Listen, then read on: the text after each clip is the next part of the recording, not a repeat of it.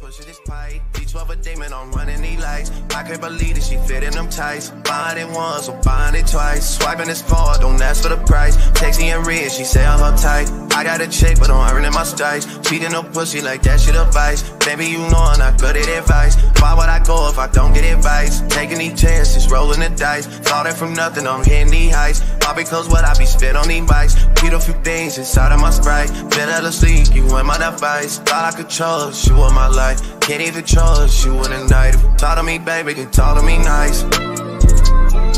You talk to me, baby, then talk to me. Talk to me, baby, then talk to me. Talk to me, baby, then talk to me nice. You talk to me, baby. You talk to me, baby.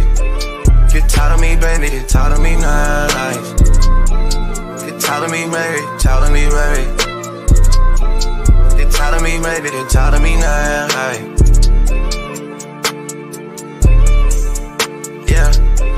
If you talk to me, baby, then come where I stay. Me and the dogs, we back in the lake. Making this money and stay out the way. Take when you text me saying okay. Taking this shit out day by day. Go by the Dunkin', I'm shooting a J. Backing up all the things that you say. You on your knees for me, yeah. Funny because I know you don't pray. Said that you down and suffer the fake. Said I'm on one, so you making me wait. Baby, you know that's that shit that I hate. Pull up on you, I'm in a C8. Holding my own, I'm making shit shake. Shit on my shoulders, I'm lifting this weight. I wanna come on, I grip on your cake. Loading, I'm down, I do what it takes. Bitch on that nigga, I'm not my mistakes. I'm in the cut and I'm slipping away. Niggas I know, they moving real fake. Funny how love can turn into hate. Funny how love can turn you away. Funny how love can turn you away. Funny how love can turn into hate. Funny how love. Funny how love can turn you away. Funny how love can turn you into Jake. Funny how love. Funny how love can turn you away. Funny how love. They talk to me, baby, they didn't talk to me nice. You talk to me, baby. Talk to me, baby. If you talk to me, baby, then talk to me nice. Talk to me, baby, then talk to me nice. Talk to me, baby. Talk to me, baby. Get talk to me, baby, then talk to me nice. Talk to me, baby. Talk to me, baby. If you talk to me, baby, then talk to me nice. Talk to me, baby. Talk to me, baby. Get talk to me, baby, then talk to me nice. Talk to me. Talk to me.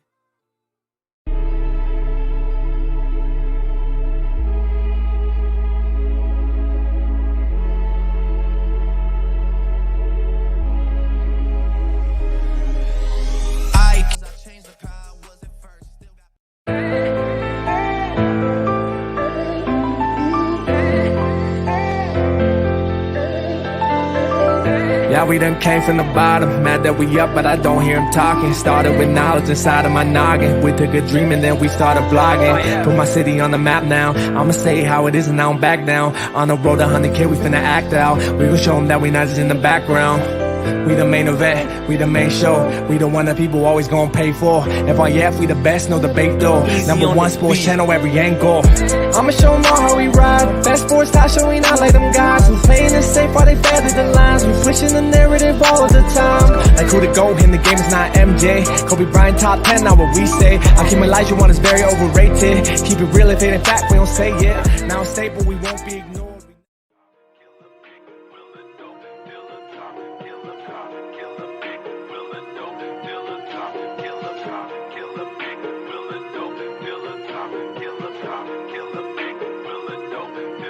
It's facts over feelings, you talk about history. Boys, you Scooby-Doo talking in mysteries. You is a puppet, the ticket, that's misery. Said that you bite it, bang, boy, know your history. It's facts over feelings, you talk about history. Boys, you Scooby-Doo talking in mysteries. You is a puppet, the ticket, that's misery. Said that you bite it, bang, boy, know your history. All in your feelings, you gotta be kidding me. Bad for respect, but you only show jealousy. Wanted some status, but you making enemies. Talk about bro workout like you burn calories. Calling a bait, cause he come with the cavalry. Caught another L, rated, took another casualty. Now you on the 2, talking like you had a strategy. Nah, that's just passion. We love the game. You already know what it is. FYF. You don't got tough skin. You might as well not even come on in. Talk to 'em. FYF, blow the whistle, man, we too official. Better check the film, we not one of them. The greatest to ever ball above the rim. They wasn't with me shooting in the gym. Cut the small conversation, debate on major levels. This the playoffs, baby, bring that pressure, we never settle. Cross and spin, getting it in, I wanna win. That teamwork got us headed to the ship again. LeBron better than MJ, cut it out. Half these fans in the stands don't know what they talking about. Half-court jumpers, crowd going wild. FYF ranked #1, you better say it loud. Intellectual talk, but fuck your feelings. Elijah 1-2 overrated, Kobe still a realist. Top 10 all time, now how they cut the line. Magic Johnson, Draymond Green, one in the same kind. Fuck your feelings, fast break, stop and pull a J. He got how many rings, nothing else to say. With the team, live streaming, play by play. This the dream, full steam on the road to 100K. FYF, blow the whistle, man, we too official. Better check the film, we not one of them. The greatest to ever ball above the rim. They wasn't with me shooting in the gym. Cut the small conversation, debate on major levels. This the playoffs, baby, bring that pressure, we never settle. Cross and spin, getting it in, I wanna win. That teamwork got us headed to the ship again. Started small, then turned into big dogs. They treat me like the GM, I just make the call. No matter who my op is, I'ma stand tall. Then pull up to the game, fresh like I just left the mall. 100K, 100K, 100K, check the score. We gon' bust the shot clock, fans running to the floor. All I hear is go this and go that. Man, your team suck, hang it up like a coat rack. I love the game, I admit it, I can't quit it. Step in front of me, man, your ankles gon' get the business. Been a legend like Moses Malone, way ahead of my time. This the greatest sports show ever, I just had to remind. FYF, FYF, blow the whistle, man, we too official. Better check the film, we not one of them. The greatest to ever ball above the rim. They wasn't with me shooting in the gym. Cut the small conversation, debate on major levels. This the playoffs, baby, bring that pressure, we never settle. Cross and spin, getting it in, I wanna win. That teamwork got us headed to the ship again.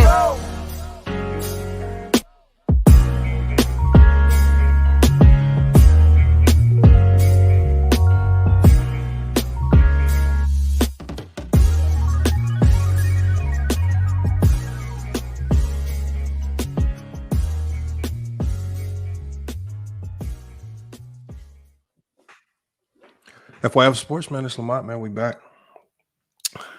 We got another show for you guys, man. Morning live stream, man. Appreciate you guys pulling up today, man. We got to talk about it, man. We got to talk about it.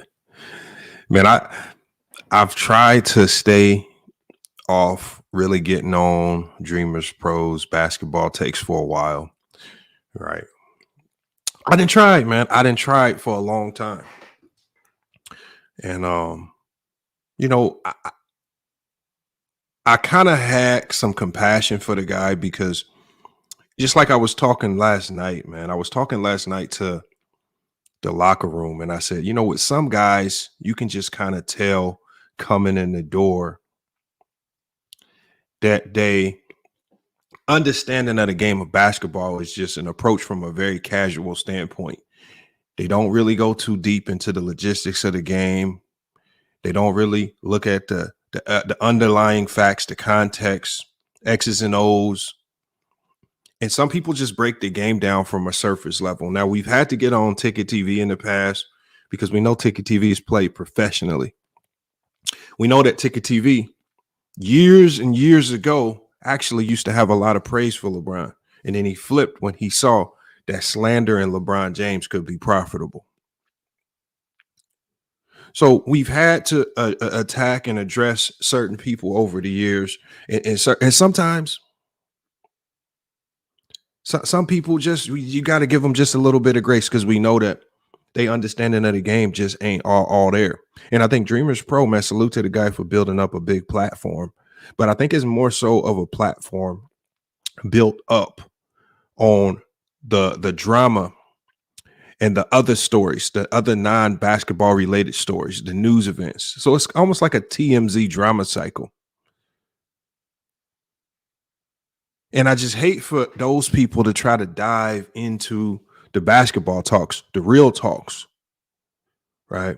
But this is also why you see certain people, especially Dreamers Pro, he doesn't necessarily jump into the basketball conversation. He's going to avoid these conversations with a Gilbert Arenas. He's going to avoid those conversations with people like the locker room or me, myself, because we're going to shy away from those elements that aren't basketball related. If it doesn't have anything to do with what's happening between the lines, I honestly necessarily don't care. All of the other stuff that is extremely difficult to verify that's happening elsewhere, that's not necessarily my problem.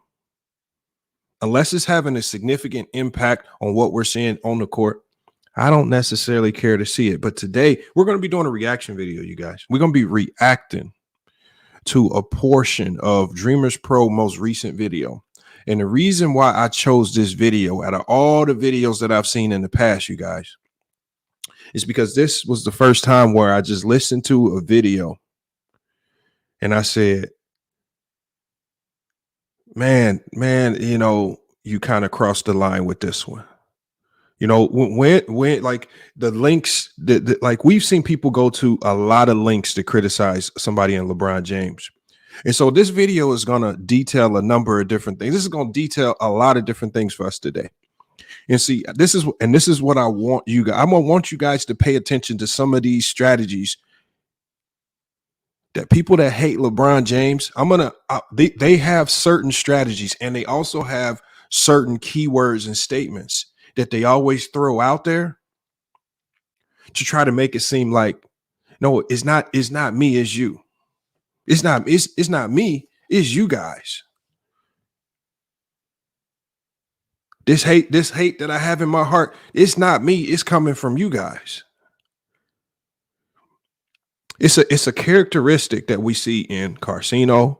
It's a characteristic that we see in Ticket's hate for LeBron. And it's a characteristic that I'm starting to see, which he's really displayed it for years now in Dreamers Pro. It's just pure hate. But I want you guys to pinpoint the characteristics, because a lot of you guys that have been here since day one, since I've been doing this since 2020, we've debated these guys. We've seen their tactics, their strategies. We've seen their little go-to quotes.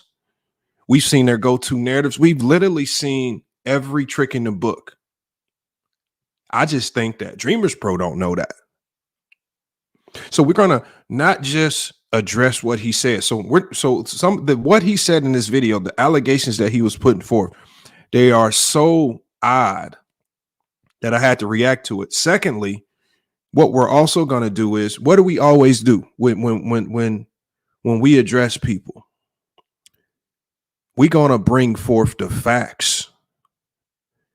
So not only are we going to address what he's saying in just the context of his take and the poor taste of his takes, then we're going to address these lowly takes on LeBron James with actual facts. Research purposes only. That's what we talk about over here. So many people, and it almost seems like the bigger people's platforms get, the less research a lot of people try to do. And then they just try to push narratives. And I'm going to tell you one of the reasons why. And we're going to hear him speak about why he doesn't really want you doing much research. Salute to you guys in the chat, man. I see you, W Conqueror, LeBron, Legacy Podcast. Salute, man. We got Jody Flame, Lakers in 5, man. Appreciate you guys pulling up today. We got Renegade in the chat, man. Right, before we get started today, let me give a shout out to the top donors of the channel. Obviously, you guys know we got the One Cool P donation challenge going, but we got to give a salute to the top donors of the channel. We got One Cool P, Hitman X, Sea Dog, Max, Tiffany, Ned. Other donors, we got John Madden, Jade Carter, Tracy Still True to King, Get Fit for Life, Jorv, The Truth Hurts. Appreciate you guys. Appreciate you guys for your unmatched support. And then we also added 2 new donors to that list.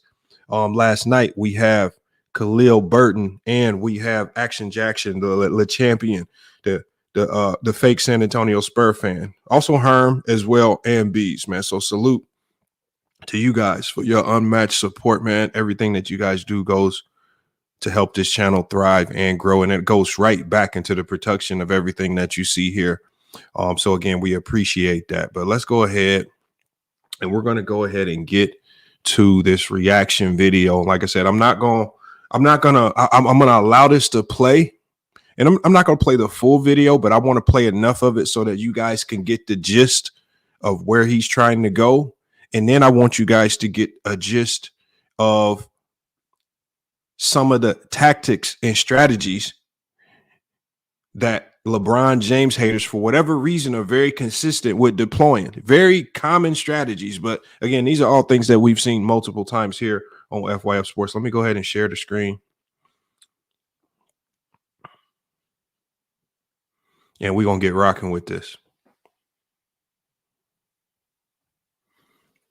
Okay, so you have it right here. This is Dreamers Pro. We're going to start it at about the 3-minute mark. This is a video that he dropped, and he's dropped a series of these videos. And it's just odd to me that he's dropped a multitude of these videos. And he has never decided to fact checked anything that he says. He just wanted to co-sign. He basically co-signed somebody that he hates because that person was decided to say something against LeBron James on that day. So if you're saying something against LeBron James on that day, you're his best friend. You're his ally. You're somebody that he's going to propagate your message. Any other time, this dude's making videos to slander and slam Stephen A. Smith. So today he's actually using a Stephen A. Smith talking point. Now, we've already labeled Stephen A. Smith as a what on this channel? As a shock jock. We made that video years ago. So we understand that the things that come out of Stephen A. Smith's mouth rarely are fact checked. He says them in a general way so they don't have to be fact checked. And then when he is fact checked and he's found to be wrong, well, he just said, well, that's my opinion. Well, I didn't know. So he falls on ignorance. That's no excuse here on FYF Sports. But we about to go ahead and get to it. But right now, you guys, what we're going to do is we just going to play. We're going to play this. And I just want you guys to just kind of hear this. And I'm going to stop it when he gets to the antics and when he gets to the slick strategies where he's really trying to stop you guys from diving into this the way you should. That's talking about LeBron. So I'm listening to it, and it's maybe about 16 minutes in. And Stephen A. Smith is going through different points throughout LeBron's career, talking about this, talking about that, talking about this, talking about that. And then he gets to the point where he's talking about, LeBron not showing up for Dwayne Wade's Hall of Fame speech. And he's talking about how what D Wade meant to him and for him to not show up. So what happens? He then starts to talk about the passing of Kobe Bryant.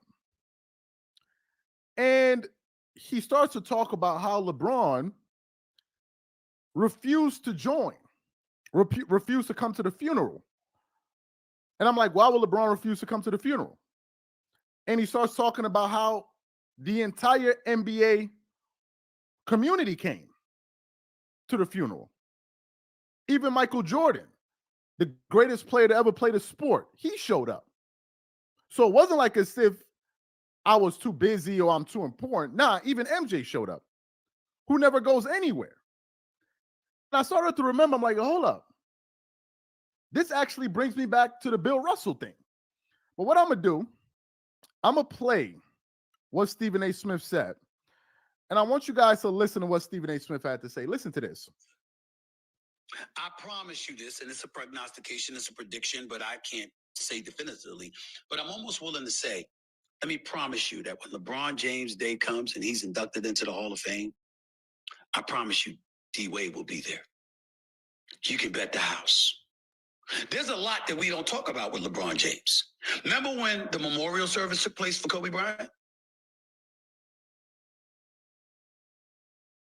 I'm quite sure he had his reasons. LeBron was devastated, loved Kobe. We get that. I can't believe I didn't see him there. Magic was there. Jordan was there. Shaq was there. Steph Curry was there. D Wade was there. The NBA community was in attendance. We didn't see LeBron James. Two of the most conspicuous, biggest moments, albeit for completely different, and in Kobe's case, absolutely tragic reasons. We didn't see the face of LeBron James, the face of the league, one of the preeminent faces in the world of sports. And every time we turn around and we ask these questions, it's like throwing shade. It's not throwing shade. It's recognizing his greatness, his significance, his impact, and wondering why. Am I wrong, Ray? Am I wrong, Michael? Am I wrong, Solange? I mean, what am I missing? What's up? I'm simply saying, I'm not asking, they're rhetorical questions. But why is it so wrong to bring these things up? Why is it so wrong if I'm sitting up there and I'm saying, yo, this quote that you said, it's not paying enough homage. I know that you raved and talked about the Miami Heat organization. So you heard what Stephen A. Smith had to say. I want to say a few quick things. I'm beginning to notice a pattern here. And if LeBron fans, if you guys are offended, let's try to get these likes up to 200 likes. If you guys are offended by me doing this live, all I got to ask you is, why are you here? Why are you here? Now, I'm going to pause it right there, y'all. This is where the trick bag gets thrown in, right?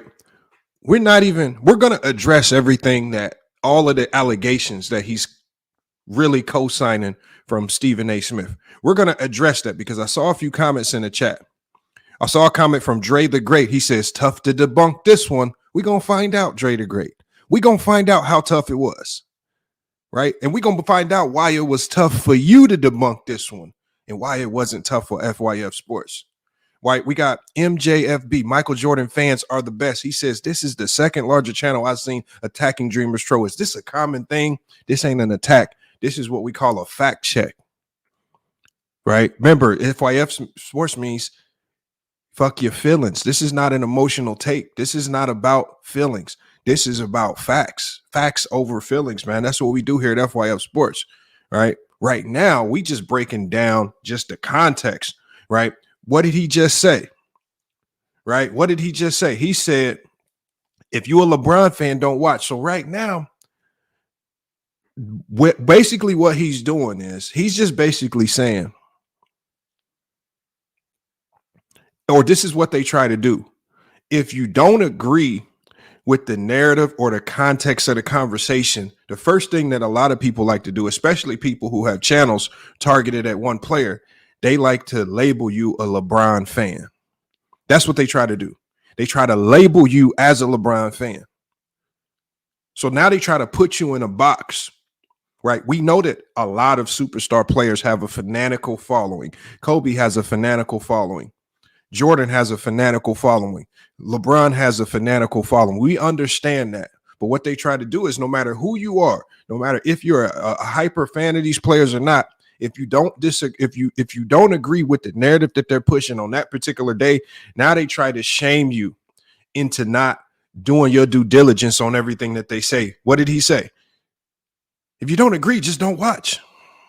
No, if you don't agree, that's more of the reason to watch. Especially if you FYF Sports. What do we say here? We pride ourselves research purposes only. So we got to do our research on everything else that you're about to say, because people will take those takes from Dreamers Pro, people like Pootie in the chat.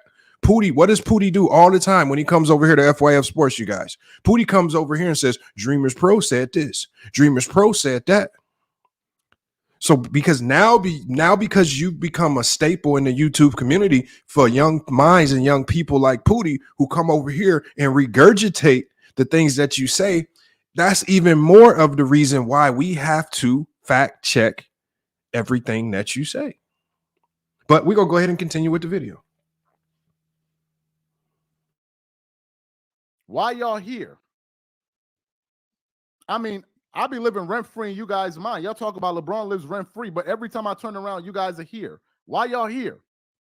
Anyway, I'm beginning to notice a pattern with LeBron. And I'm going to call it like I see it. Flat down the middle. We got people getting upset with me because I'm going at the Clippers. You're supposed to be supporting the Clippers. My job is to tell you exactly what I think in a respectful way, period. That's my job, to be honest with the audience.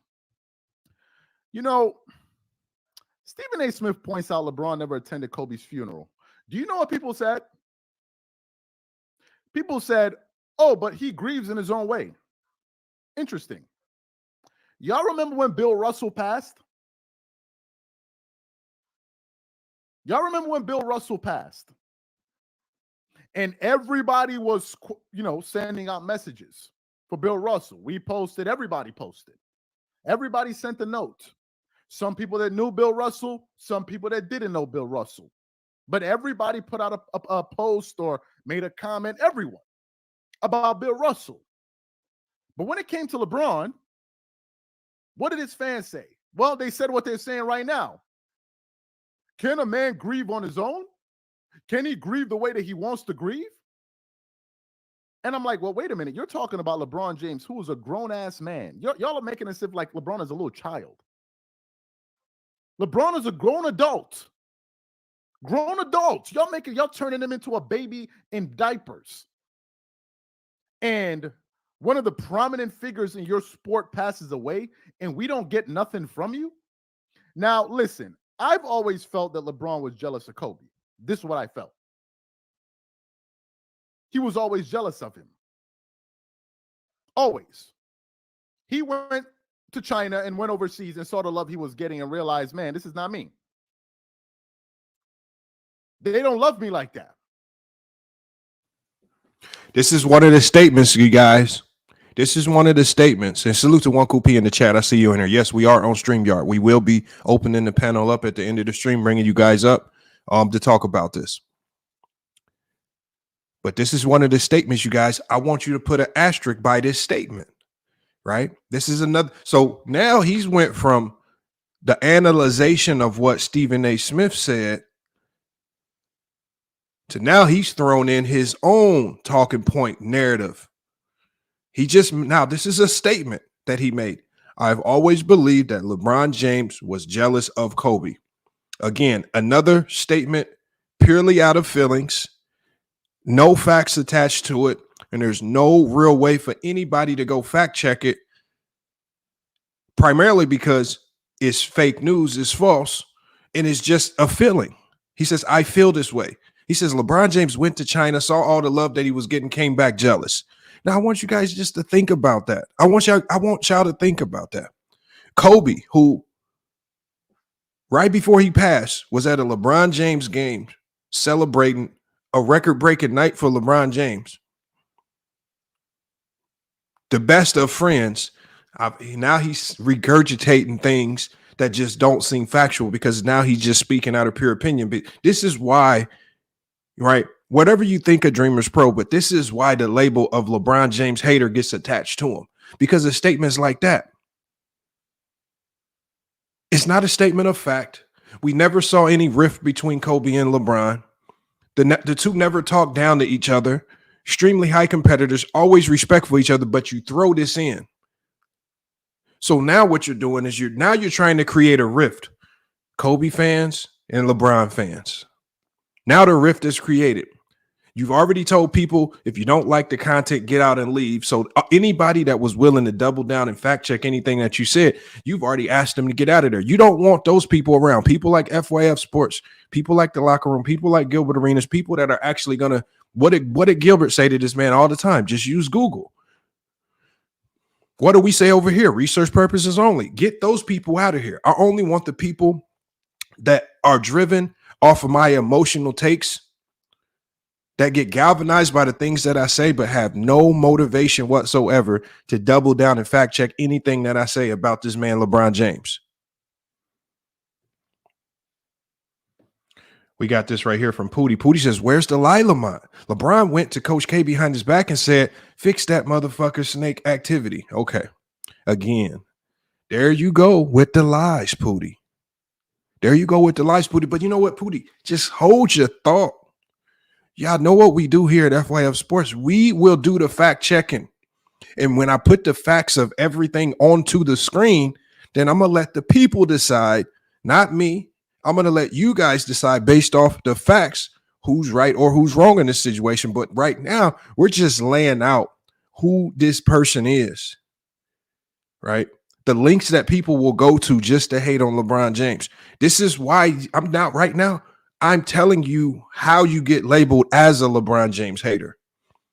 And I'm telling you why LeBron James hater then in turn try to call everybody who pushes back against their talking points LeBron James fans. Not just somebody that just cares about common sense basketball takes. If you push back against anything that he says, you're a LeBron James fan. Makes no sense. The logic behind it makes no sense. And there's a reason why he's pushing people away. There's a reason why he doesn't have the conversations with people who are true basketball minds. And you guys need to be mindful of that, right? This is why at the end of the day, you have to at least applaud people like Ticket, because he will allow his talking points to be challenged and he'll try his damnness to support it with whatever facts he can dig up. But with a guy like this, you're never going to beat somebody who gets their facts from the depths of Reddit. You're never going to beat somebody whose facts solely rely from the depths of Reddit and have no factual basis at all. We're going to get to that, though. We're going to get to that. We're going to listen to a little bit more of this, though. And it hurts your heart that you don't get that honor. Shout out to Shine. That's the line from Shine. It hurts your heart that you don't get that honor. That's the reason why every day we are turning around begging people to love you. Every day begging people for validation. Every freaking day. Kobe Bryant passes away. You are a Los Angeles Laker. You were the face of the organization at the time. All of the NBA is there. Magic Johnson, Michael Jordan, the person you will never catch. He's there. MJ, not only is MJ, you see, this is why there will never be a rift. Let's try to get these likes up to 400 likes. There will never be a rift between Jordan and Kobe fans. It will never be there. Because Jordan and Kobe fans understand that there was a real respect. Lie. That's a lie right there. We've addressed this on this channel. There's never going to be a rift between Kobe and Jordan fans because Kobe and Jordan fans both know Kobe can never be better than Jordan. Kobe can never be a better version of the man he tried to copycat. He was never going to get to 6-0. He never got 6 championships. He was never going to get the MVPs. He was never going to. His game replicated Jordan. And he was a copycat of Jordan that never lived, that could never surpass or outdo Jordan. So Kobe fans are content. Kobe fans have to concede with the fact that Kobe will always be under Jordan. So the reason why there's no significant rift with Kobe and Jordan fans is because Kobe fans know Kobe can never be Jordan. Kobe fans will never argue that he's the GOAT because he copycatted Jordan and couldn't outdo Jordan. That's why there will never be no rift. There's a common ground there, and there's nothing. There's no argument that Kobe fans can put forth. Not one. There's no angle. There's no statistical record. There's no accolades. There's no championships that Kobe fans can put forth to make a claim that Kobe's better than Jordan. And that's why there is no rift, because there's no GOAT conversation. There's no GOAT argument. You can't even have the argument. That's why there's no rift. And that's why they get along just fine. That's why Jordan fans say, you know what, Kobe fans, we accept you. Because the one thing that we know is you can never outdo me. Somebody else might have a case because they did it significantly different. But no one will ever contest. No one will ever bring forth the argument that Kobe is the GOAT over Jordan. Never will we hear that. Only the most radical of radical Kobe fans like SFM will put forth that narrative. Outside of that, Kobe fans will not make that narrative. And that's why Jordan fans get along with them so well. This is why Jordan fans get along with Magic fans and fans of the 80s so well. This is why Jordan fans get along with almost every other fan base so well, because there is no argument. And the only other fan base that even gives them pushback is fans of the 60s and 70s, the Bill Russell and the Wilt Chamberlain fans. There's a rift there. But what's happening is those fans of the 60s and 70s are now getting aged out. We don't see them as much. They're aged out now. Now it's the 90s fans. Now they dominate the narrative. But ultimately, they will get aged out and the narrative will change.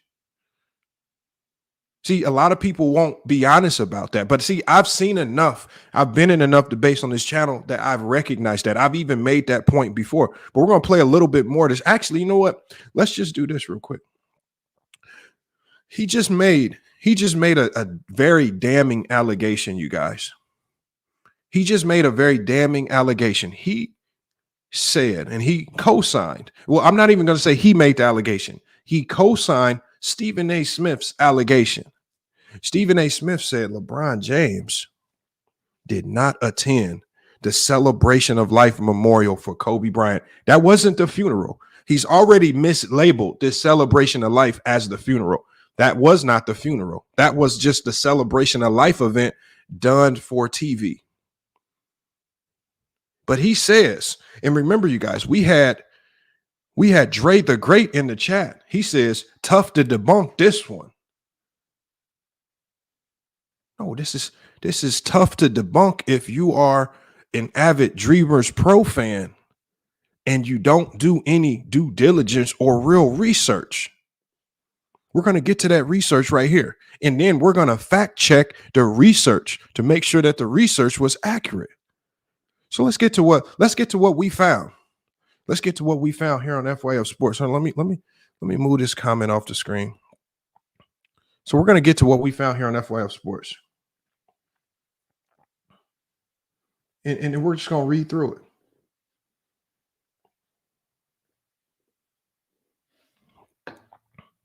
This is what we found very quickly.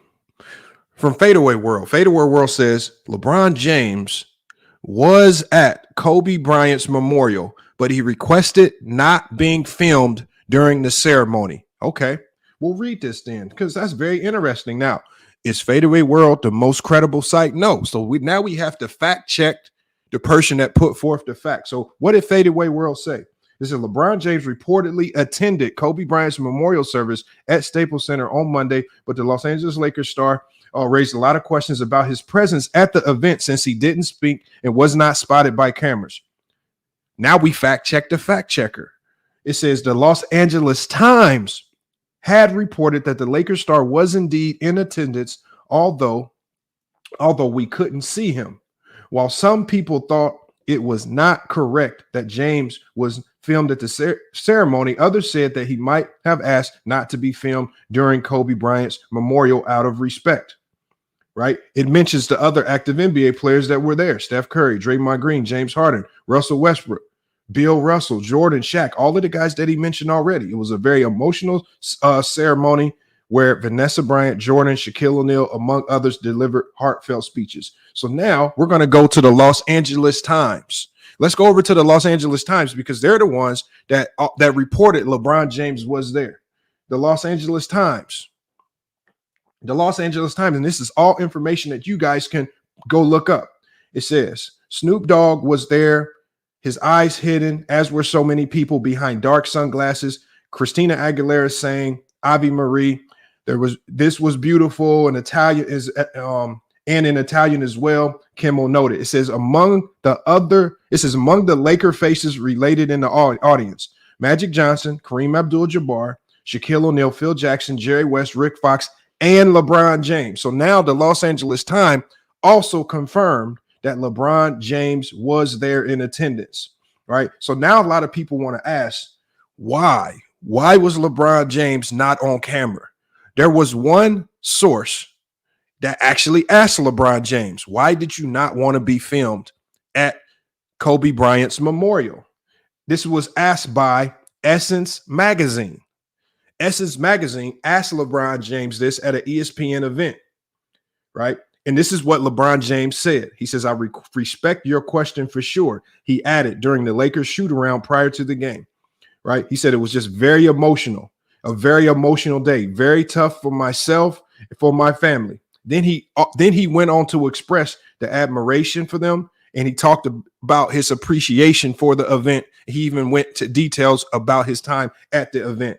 And so in Essence Magazine, they confirmed, yes, he was there, but LeBron James stated that he was an emotional wreck and did not want to be on camera at the event. He was there. He just did not want to be on camera. This has been confirmed by multiple sources: the Washington Post, the Los Angeles Times, Fadeaway World, and just multiple sources have already reported on this. Multiple credible sources. So it's not just one. So I want to ask you guys.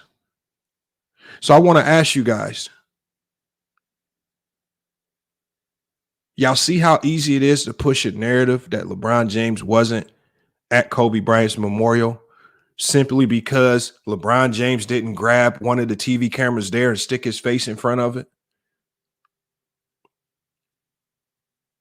Right? Because his good friend, a man that Dreamers Pro claims he was jealous of, passed away tragically. Dreamers Pro was right. People do grieve in different ways.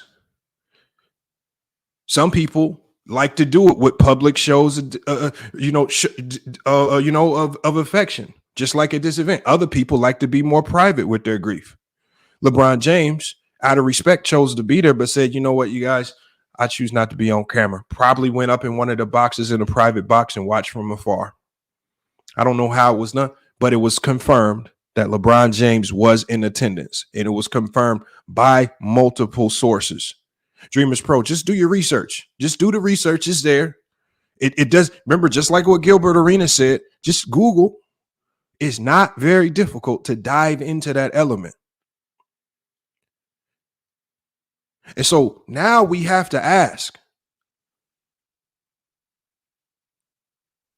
why did you choose not to do any due diligence? Why did you choose not to do simple research that was easily you could have made another Ether Stephen A. Smith video for pushing another lie. You could have easily made, because we've seen him make multiple Stephen A. Smith videos going at Stephen A. Smith for lying here about this X, Y, and Z.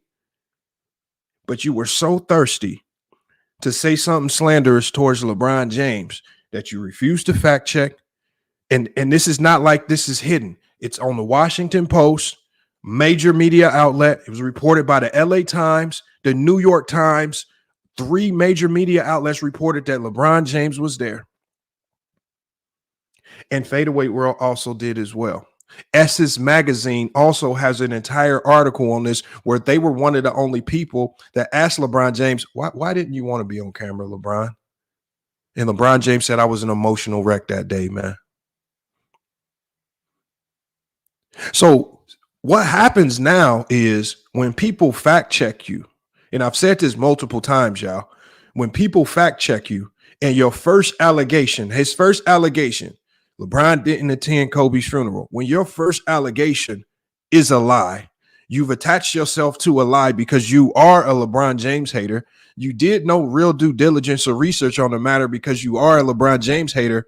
Now, everything that you say after the fact, because he's going to talk about the Bill Russell thing, he's going to talk about the D Wade thing. Now, everything else that you say lacks credibility. And so now, once you get caught up in one lie, from that point forward, unless you come back and retract that and say, you know what, guys, I made a mistake there, I lied, you will no longer be looked at as credible from anybody that's not a part of your fan base. People that are part of your fan base might try to find some way or excuse to get you up out of this jam. I don't really see how. The information is public. You doubled down on it as if you did research on it. Stephen A. Smith is the one that misquoted, lied. A guy that's cited things incorrectly multiple times. He has a history of doing it. And now you've attached yourself to his lie. And now we're going to see where your integrity is, Dreamers Pro. Are you going to retract that? Are you going to fix that? Because this man was there. People in your chat were telling you, let that man grieve his own way. You didn't want to let him grieve his own way. He didn't want to make it a showy display on camera. You mad at him for that. You're saying he was a grown man. Yes, he was a grown man that made a grown man choice. I'm there. I don't want to be on camera. Not for this one, ESPN. Not for this one, the Lakers. You know, hoop jargon is correct. He's a lazy journalist. And the funny thing is, hoop jargon, is that Dreamers Pro knows this. Go look at his channel. He's made a multitude of videos going at Stephen A. Smith's lack of investigation skills, really doing his due diligence on these basketball topics. But the moment Stephen A. Smith opens his mouth and says something about LeBron James, common sense goes out the door. Fact checking goes out the door. Let me attach myself to this statement because now I all of a sudden agree with Stephen A. Smith. We've already labeled him a shock jock. We heard Stephen A. Smith say that. It didn't really surprise us. He's a shock jock. Dreamers Pro is now in that category of just being a complete shock jock. Because when LeBron is right, he's right, and you can't admit that. But when he's wrong, you want to jump all over it. You only play on one side of the coin, but you try to put on a face and facade that you being fair.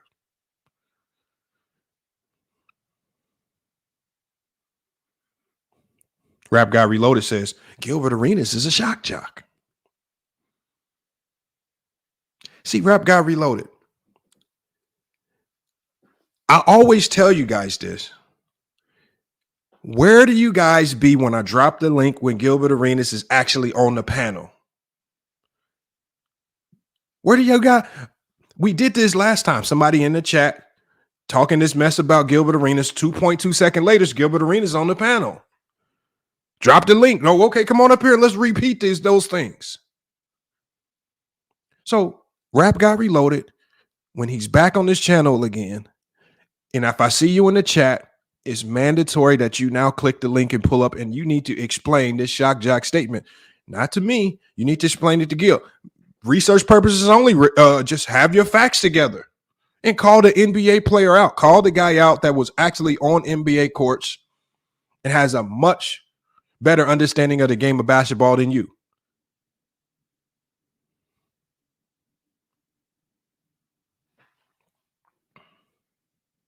Salute to H-Town Black. Cash App down. Give me your Zelle. I got you. I'm gonna drop it in the chat for you. I'm gonna drop it in the chat for you, H-Town Black. Just give me 1 second while we cook on this. We're gonna go back to this video here, you guys, because now we got some more allegations to address. So again, you guys, with the facts, LeBron James was at Kobe Bryant's Celebration of Life Memorial at Staples Center. He was there. He chose not to be on camera. This has been confirmed by the Los Angeles Times, the New York Times, and the Washington Post. Everybody here, if I gave you 5 seconds, you can go find it on your own, right on Google. It's not very hard if you think I'm lying. I've already put it on the screen. If you go to the Fade Away World article, there's a link in there straight to the LA Times. The facts are there. He was there. We'll move on to the next point. So we don't even have to beat that one down anymore. LeBron James was there. Dreamers Pro is now. So now he's in the category of being a liar. Now he's in the category of being an intentional liar. So now we have to, from this point forward, what do we have to do? Now we have to overanalyze everything that he says from this point forward, because now we know he cannot be trusted.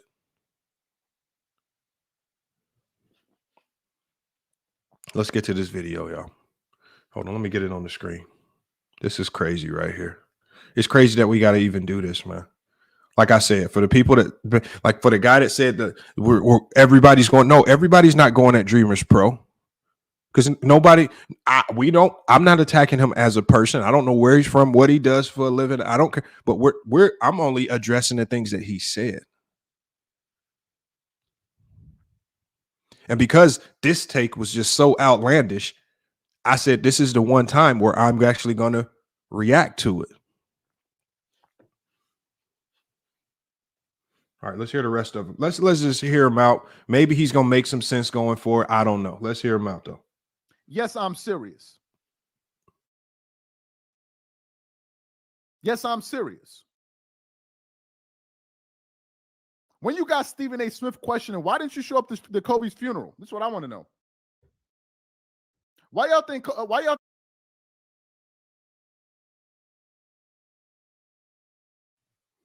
on. We got the chocolate writer says, could it be he just didn't know? It doesn't mean he's a liar. When you're a content creator and you putting out information to the world, you have to know. It's your job to know. Didn't we just watch Tasha K get sued by Cardi B for millions of dollars? This is why she's filing bankruptcy and hiding all our assets and family members and other people's names, is because Cardi B said, not only am I suing you, I'm going to sue you, I'm going to pursue it, and I'm going to win, and I'm going to ruin your life with it. Tasha K's life is now in shambles. She now has to hide every asset, every penny she makes. It's come to the point now where the lead attorney reported she's having to report she's only making $600 a month, all because of not fact checking herself. So yes, it could be that he did not know, but it's like what he said on his own channel. This is his job. Remember what he said about the Clippers, the chocolate writer. It's my job to report the news. That's what he said. If it's his job to report the news, now he's labeled himself as the media. It's his job to do his due diligence, right or wrong, agree or not. It's his job to be accurate. And again, if he was just one of those content creators, entertainer, didn't really take the facts serious, just wanted to get a few laughs off here or there, that's how most people see Carcino. Okay, we get you. That's not what he said he was. He said he was something else. That's what he said. So we're just taking him at his word. He said he's just here to report the news. Did he report? Now, I want you to ask yourself, if he's here to report the news, did he report on this accurately? Yes or no? That's all you got to do. Ask yourself that. Just in respect to the Kobe Bryant, LeBron James not going to Kobe Bryant's memorial. So now his credibility as a journalist, he's balled it up and thrown it in the garbage can. And that's why I say from this point forward, now we have to overanalyze anything that he says. Now we can't just take him at face value anymore. Now everything he says, hold on, let me look that up. You sure? That's what happened now. Hold on, let's go ahead and get to the video. I think LeBron ain't show up to Kobe Bryant's funeral. Let me know in the comments. Why do you think LeBron didn't show up to Kobe's funeral? I'm curious about that. That the entire sport was there in representation, but you weren't. Why? Ooh. Dreamers Pro says drop the link. We will drop the link. Let me get the link together. I gotta hear this one. I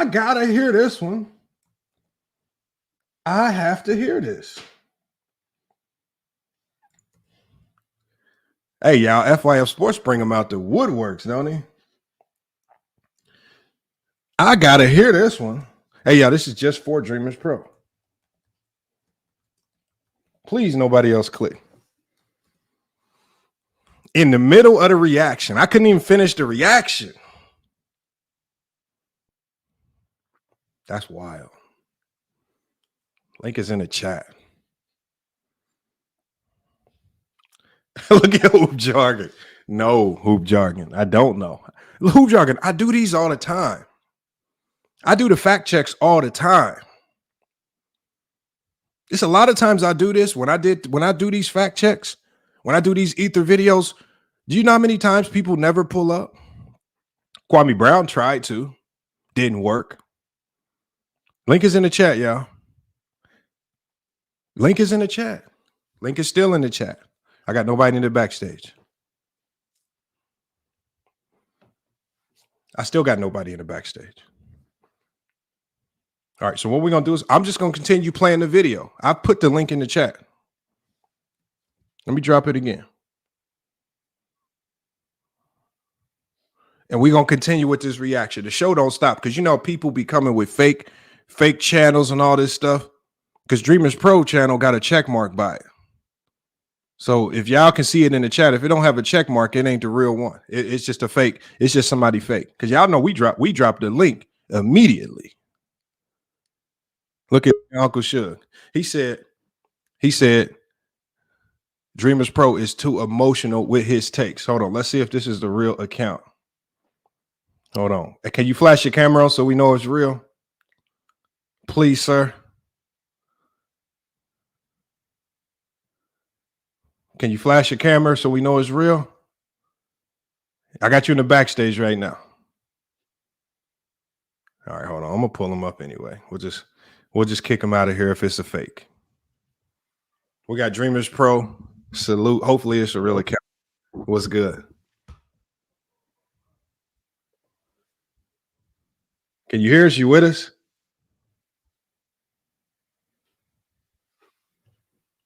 I don't know how to do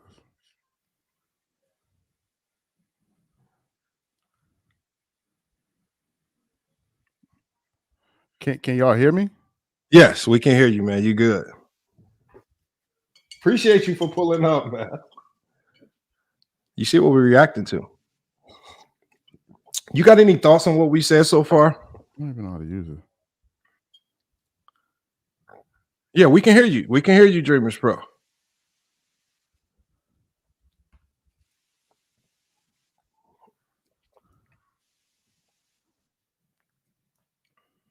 Hold on, let's see. Let me remove this.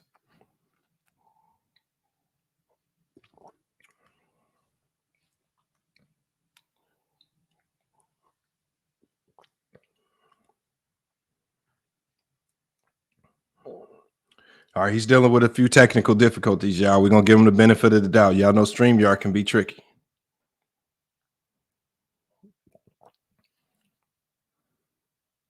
Can you hear me now? Can you hear me now? Yes, we can hear you before. Okay, yeah, I never used this app before, man. So I don't... That's all right. That's all right. We can hear you. I think the chat says you good. Okay. And hold on. Can you hear? Can you hear me?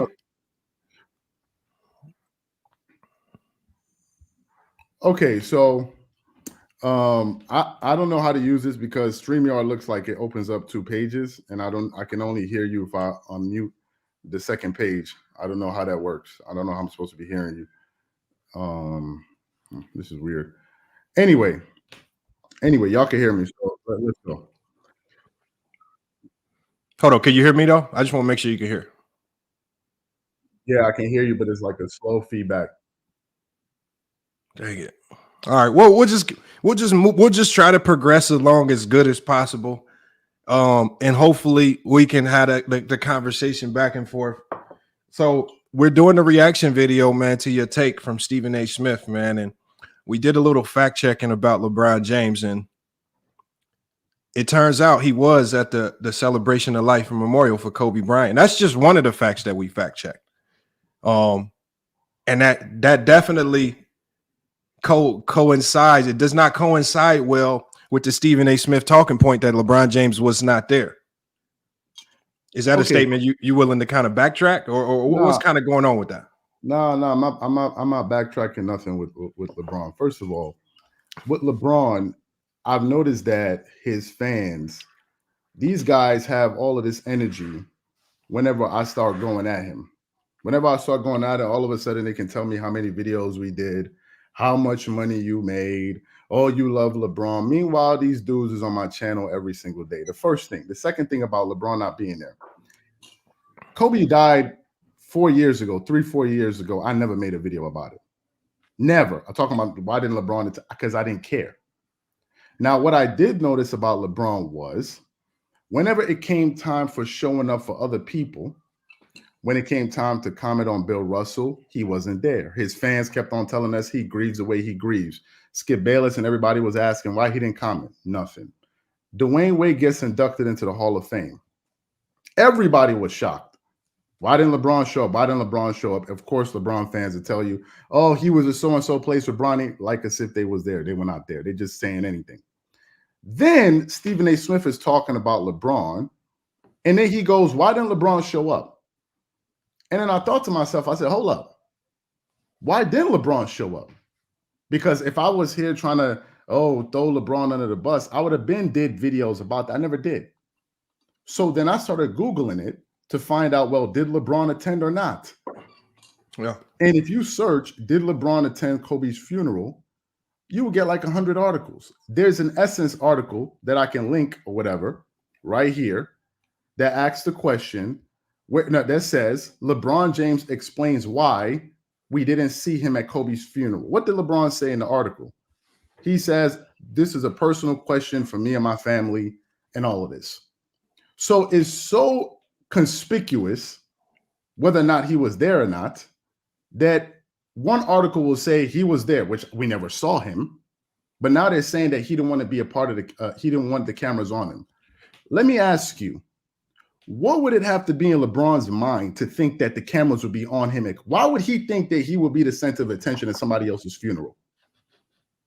Is that normal to you? Can I ask you a question? Go ahead. See, this is why I say research purposes only. And so we got to see how all of these articles connect together. We got to see what the writer of Essence, what they were asking him. They weren't asking him why he wasn't there. Remember the title of that video. They were saying, why didn't we see you on camera? Right? Because the Washington Post, New York Times, and the Los Angeles Times all reported LeBron James was in attendance. They all said he was there. Essence Magazine was one of the few publications that spoke with him and said, why didn't you want to be seen? And if you read the full article, they talk about how he says, I was an emotional wreck that day. That's what the full article says. I mean, you can take the title and you can run with the title and say, oh, he wasn't there. And you can try to push a narrative, but that narrative doesn't align with the facts. The facts of Fadeaway World said he was there. They supported that with the Los Angeles Times. He was there. He was spotted amongst the other stars coming in. The New York. I don't believe that because I never saw it. You never saw it. No, hold on. So you want me to put it on the screen? Because I always share the facts. Forget about the article. Did you see LeBron at the no, hold on. But so we didn't see. That's the cameras. Exactly. Was that so you just go off one hold on, DreamersPro. Hold on. But what I'm going off of is I'm going off of credible publications who said they saw him there. The Los Angeles Times said LeBron James was spotted. The New York Post said LeBron James was spotted there. The Washington Post said LeBron James was spotted there. If he chose to not be on camera, who are you to critique him for that particular decision? Why does he have to be on camera for you? For me, the thing is, whether or not LeBron was there or not is really irrelevant because this is not the first time LeBron is not showing up for other people. This is his track record. As we're talking about my track record of I don't do research, you will have to tell your audience what kind of track record does LeBron have as a person when it comes to showing up for other people when the attention is not about him. Because if it's going to speak volumes about me, about some articles, what does that say about a person that was your best friend or whatever that helped you achieve something in your career? Imagine you're a rapper and somebody helped you sell 1 million records and then something important is happening in their life and we don't see you. All he get is a tweet online like, yo, great job. So to me, what I'm trying, LeBron has his own questions. The only thing with me is this about this LeBron thing.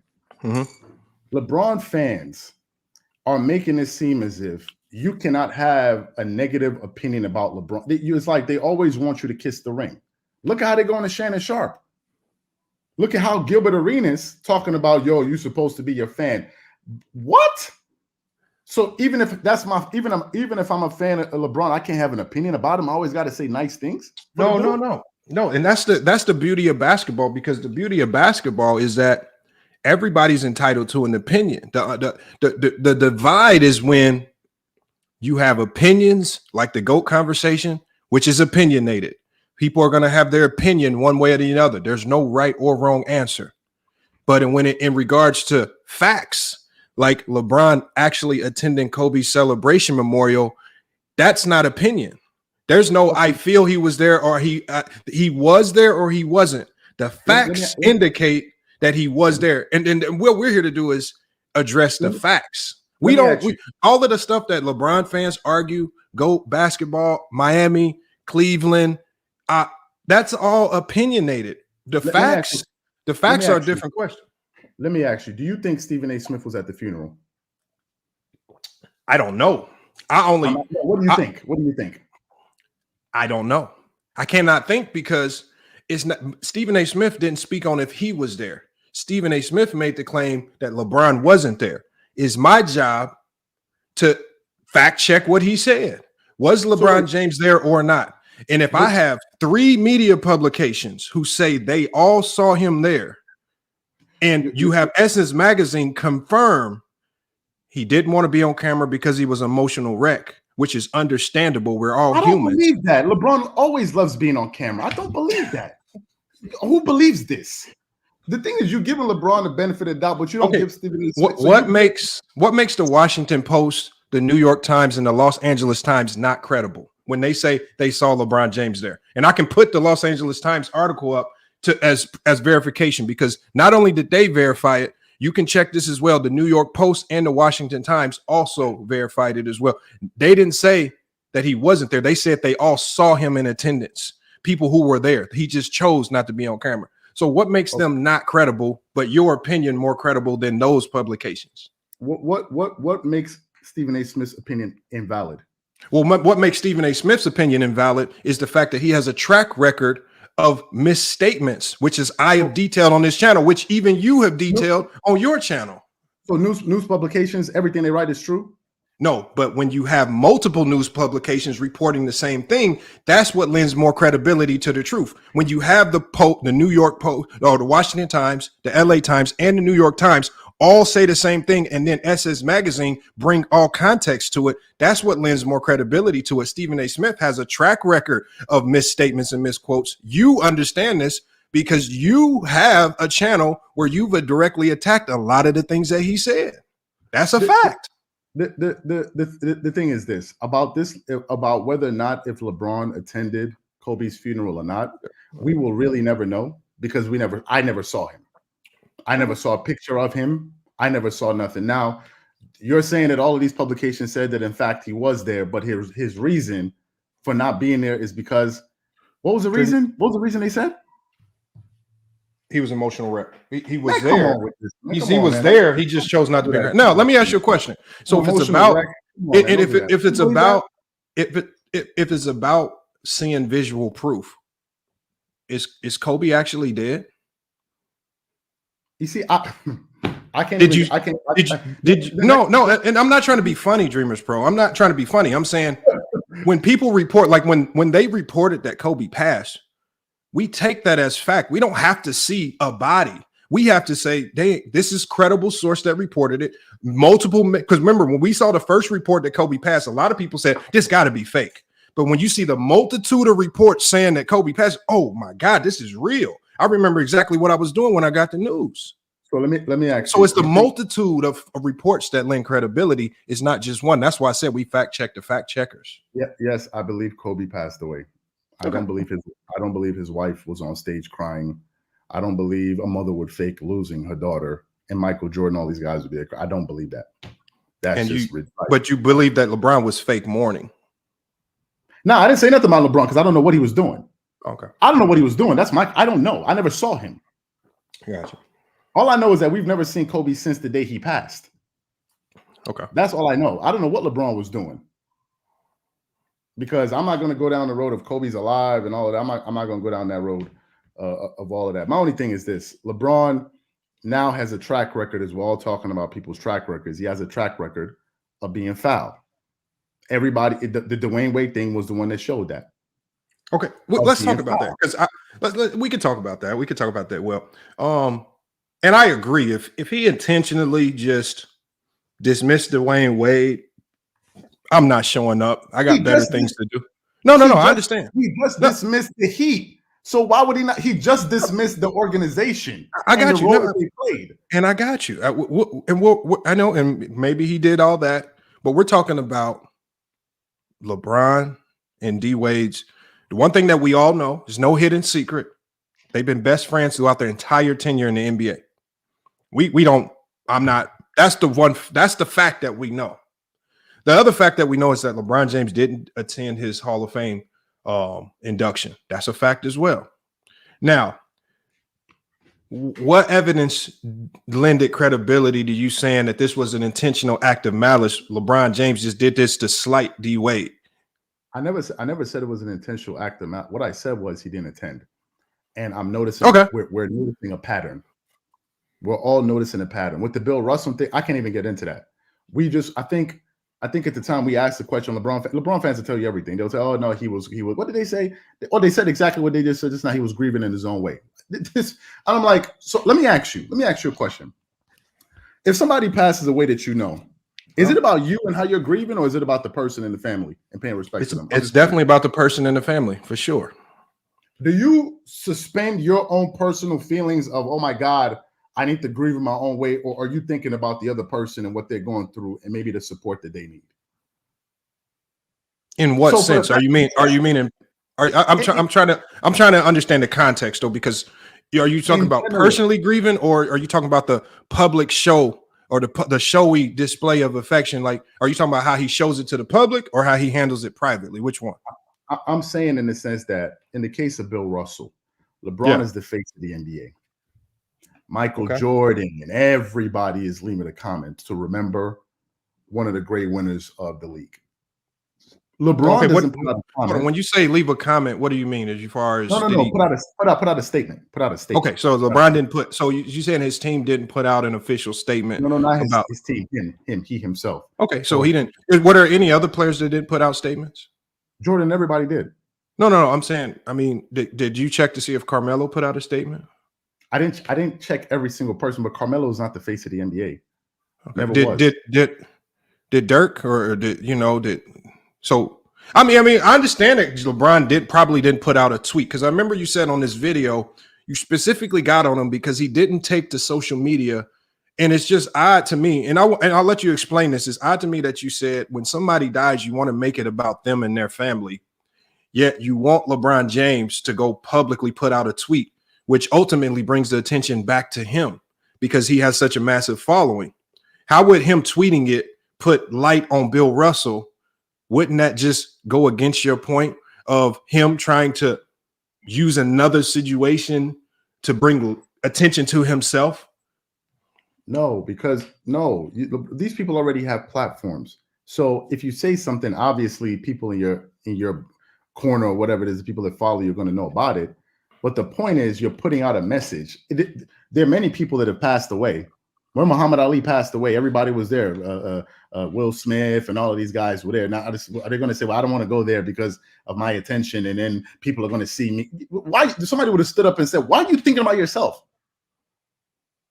So wouldn't it be safe to say that LeBron wasn't thinking about himself? Like, how do we know he didn't text Bill Russell's wife his condolences as opposed to taking to social media?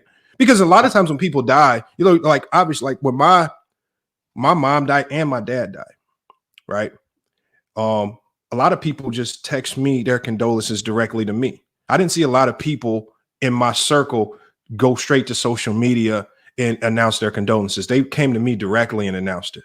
How do we know he didn't bypass the social media aspect, which is what I call a showy display of public affection, and directly reach out to the family and to give his condolences? Why does it have to be public? Why does everything that LeBron James have to be public to get validation from you? Are we talking about the same LeBron James, or are we talking about somebody else? No, I'm just asking you that what you're asking of LeBron, though. What you're asking of LeBron is you're telling us in one sense, which I respect. You're telling us in one sense, this is a guy that loves the spotlight.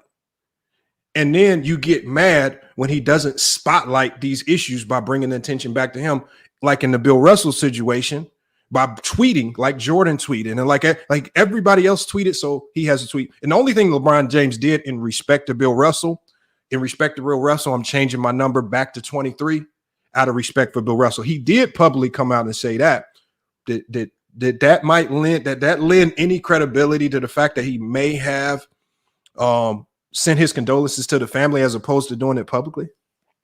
But so by this logic, then nobody should put out a statement then. Nobody. No, it's not that nobody should put out a statement. No. It's I mean, just, that way it's all clean. Just everybody send personal messages and that's it.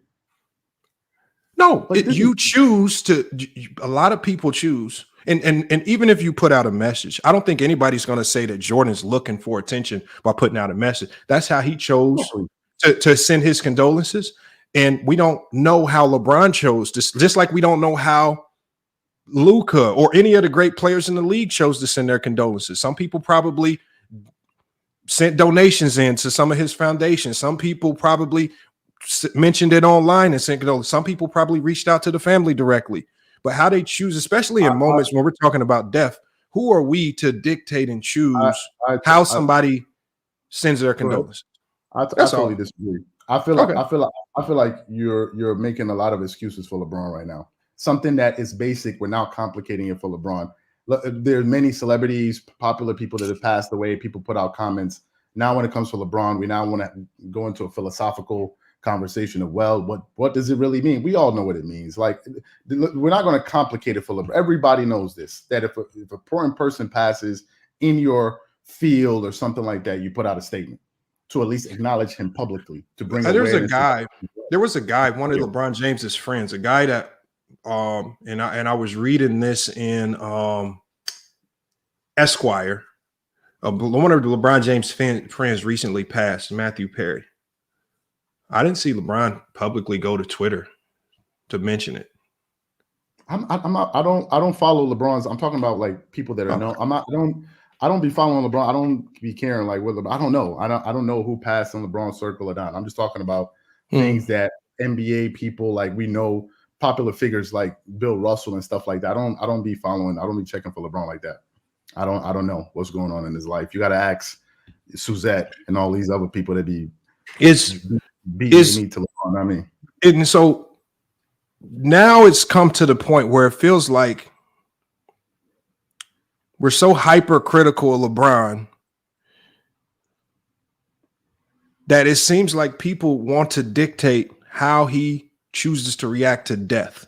There's nothing really, I mean, there's so many things you can criticize about LeBron James on the court. Why do we reach so far to other things like death and say, on top of the basketball criticisms, I'm going to add a layer of criticism on about stuff that's non-basketball like death. This is how you need to react to death. You have to do this. You have to do this. And if I don't see you here, I'm not giving you credit for I'm not going to say you're sympathetic or you sent condolences or you handled this wrong. Why the judgment on things that are non-basketball? Why does he have to do the tweets? Why does he have to show his face on ESPN when he goes to these memorials? Why is that? Oh, then I got to ask you, why does LeBron and his camp spend half of their time trying to force feed his narrative down people's throat?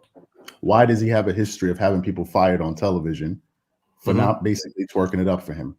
Why is it that now Shannon Sharp, just because he made some comments, all of a sudden now we want to have a coming together moment to figure out what does Shannon Sharp really mean? Why is LeBron and always concerned with asking people, give me my damn respect and all of these different things? I can ask you that same question. Why is he? So because we can address those. We can address those. We can address them each one at a time. Because I asked you a question and you kind of avoided it with questions. I'm answering your question with the question by saying you're looking at it from one angle, which is from the angle that LeBron is some type of victim when he's not. No, we're not. Things are happening for LeBron when LeBron does a lot. So this is. I've been one that when it's time to criticize LeBron, we criticize, especially if it's on the court. You're right. Oh, remember I did a video last year, really getting on LeBron body language, and things of that nature, which brought the team down. Even this year, I said LeBron needs to go off ball. There are things to criticize. I play both sides of the spectrum. I try to look at everything fairly. The things that you're talking about, everything that you mentioned is still non-basketball. Everything that we're mentioning here, everything that Stephen A. Smith talked about, everything that you mentioned, you're speaking on relationships with D Wade and LeBron, not basketball. We don't know. No, I'm saying LeBron has been accused of getting people fired. No, okay. So again, like if that's accurate, then as somebody that's in the media, then you do your due diligence. You put out the content with the evidence that supports this is what LeBron James did. This is why he's bad for the media side of basketball. But when we just say it wildly, and we know that people have made those allegations, that's their story to tell. That's not my story to tell. I don't dive into it. And I think that obviously that's just why I said, are you the drama side of sports, like the TMZ side, where you want to report the non-basketball things that don't necessarily play out between the lines and the finicky details? Because a lot of the things that you're mentioning, very finicky details, things that haven't been factually verified, things that you've heard people saying it's been passed down from 5 people and then you find it on the back pages of Reddit, but you don't really find it on credible news sources. I don't know what you're referring to by what is it about the TMZ? I'm trying to specify what you're talking about. If you're talking about this, so what I'm saying is, we know that you've went at LeBron a lot. That's not a secret, and I don't necessarily mind it. There's a lot of people that choose to go at LeBron. I don't necessarily mind it. I understand it. That makes for great content, things of that nature. And then, like I said, there's a lot of things to criticize when it comes to LeBron. What's the TMZ aspect of it? I'm trying to figure. So what I'm saying is, show me the guys that are not doing it the TMZ way.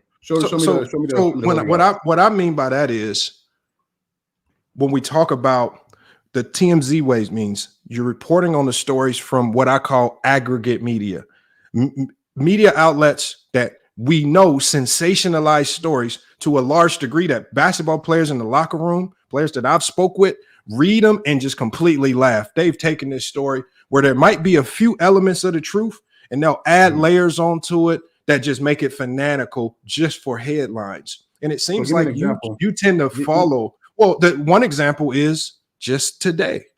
You brought that up. You can't. We got 3 examples. We got 3 examples in your one video. Give me the Bill Russell situation, the D Wade situation. This is all over sensationalized. And the reason why I say it's over sensationalized, and I'll let you respond to this, because D Wade and LeBron James still appear to be the best of friends, and I have no reason to think otherwise. Yet you're trying to convince us that there's some rift between the two because LeBron didn't go to the Hall of Fame induction. Where did you hear me convince you? You're just making this up. Where did you hear me convince you? Okay, so if LeBron James not going to D Wade's Hall of Fame induction is not that big of a deal or some type of testament towards what their friendship is, then why report on it?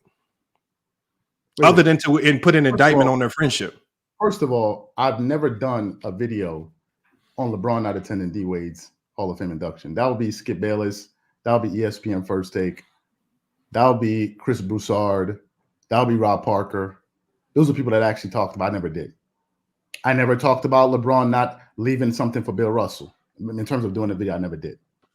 You can't pull up the video because I'm actually okay. Pull up the video. You can't find it. You just talked about it. You dropped the video yesterday. No, yesterday was the first time I discussed it. How many years ago did that happen? No, and it wasn't even the title of my video. I know, but what was so? All I'm asking is, you're talking about something historical. You don't turn into TMZ with one video. No. I'm saying no. You're right. You're right. So what I'm saying is, what was the intent? Like, if it wasn't to perpetuate the narrative that there's a rift between their friendship, I didn't make a what video. was the objective? Because we all have objectives. We all have objectives when we put media out. What was the objective of because you used 3 specific examples in your video: the funeral, right, D Wade Hall of Fame induction, and Bill Russell. So you use those 3.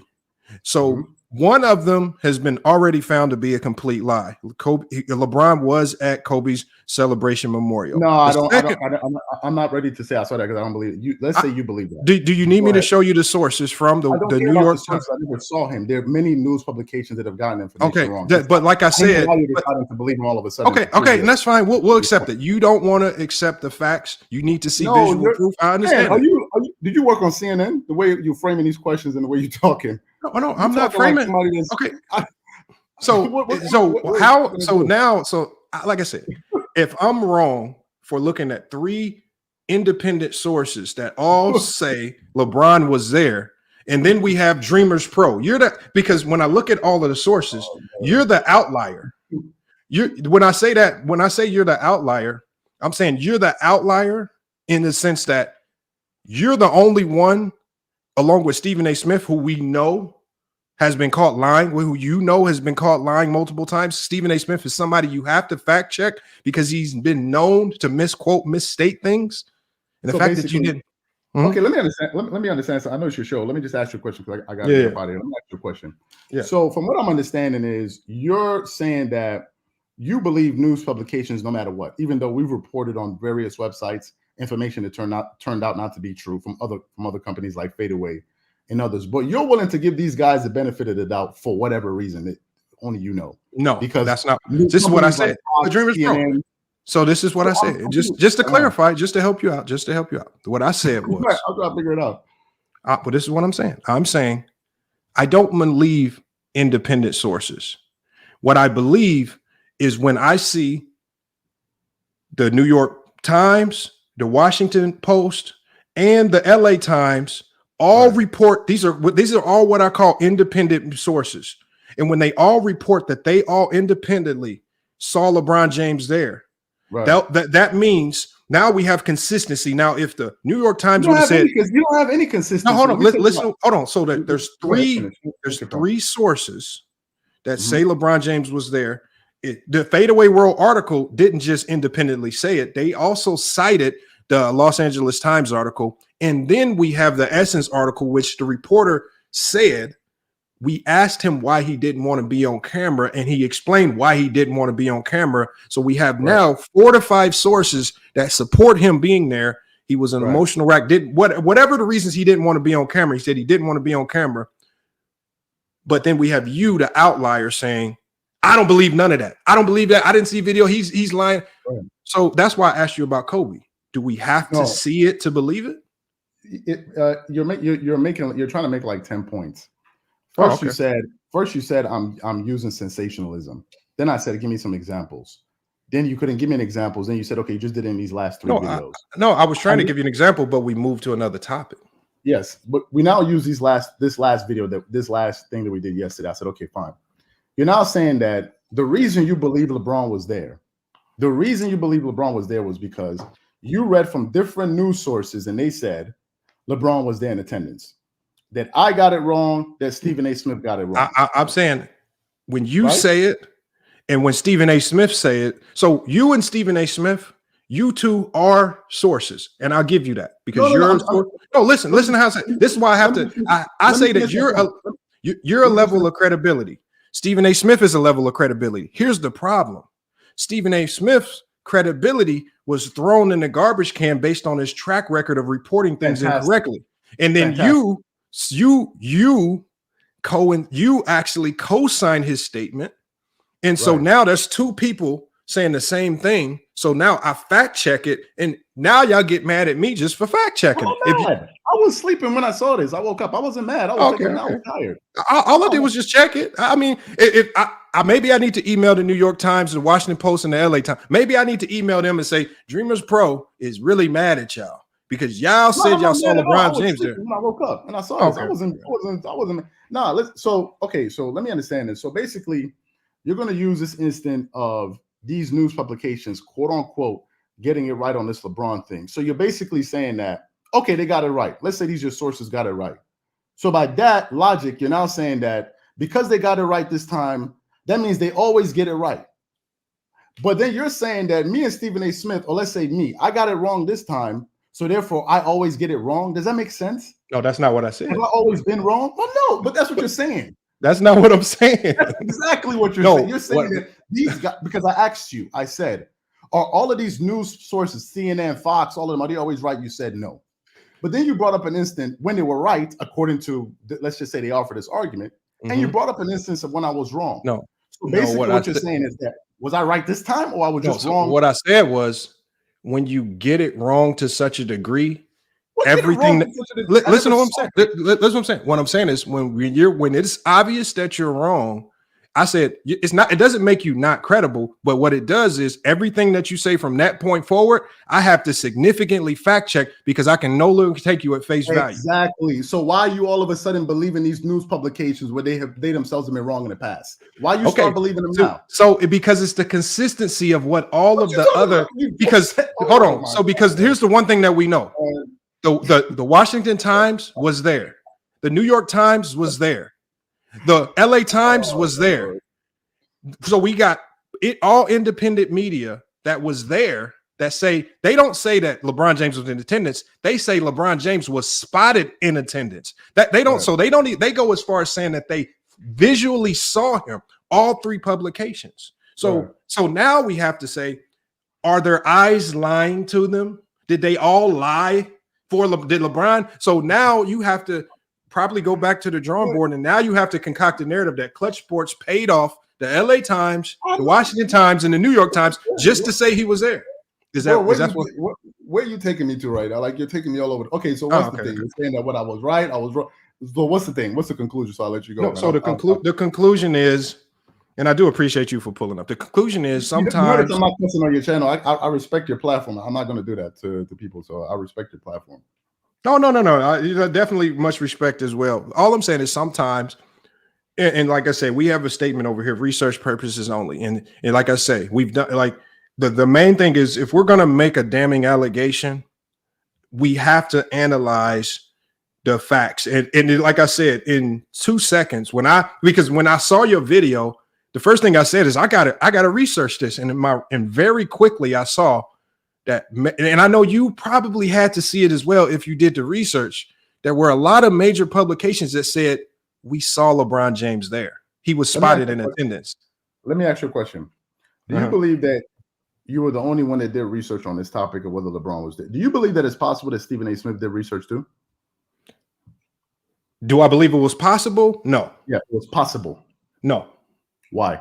Because Stephen A. Smith has a track record of not doing research, and it shows in the things that he says. This is why he gets exposed so much. This is why we did a video calling him a shock jock, because he lacks credibility, and we can tell a lot of the information that he receives comes from writers who love aggregate media headlines. They over sensationalize things, and then when he's wrong, he hide behind the veil of I didn't know.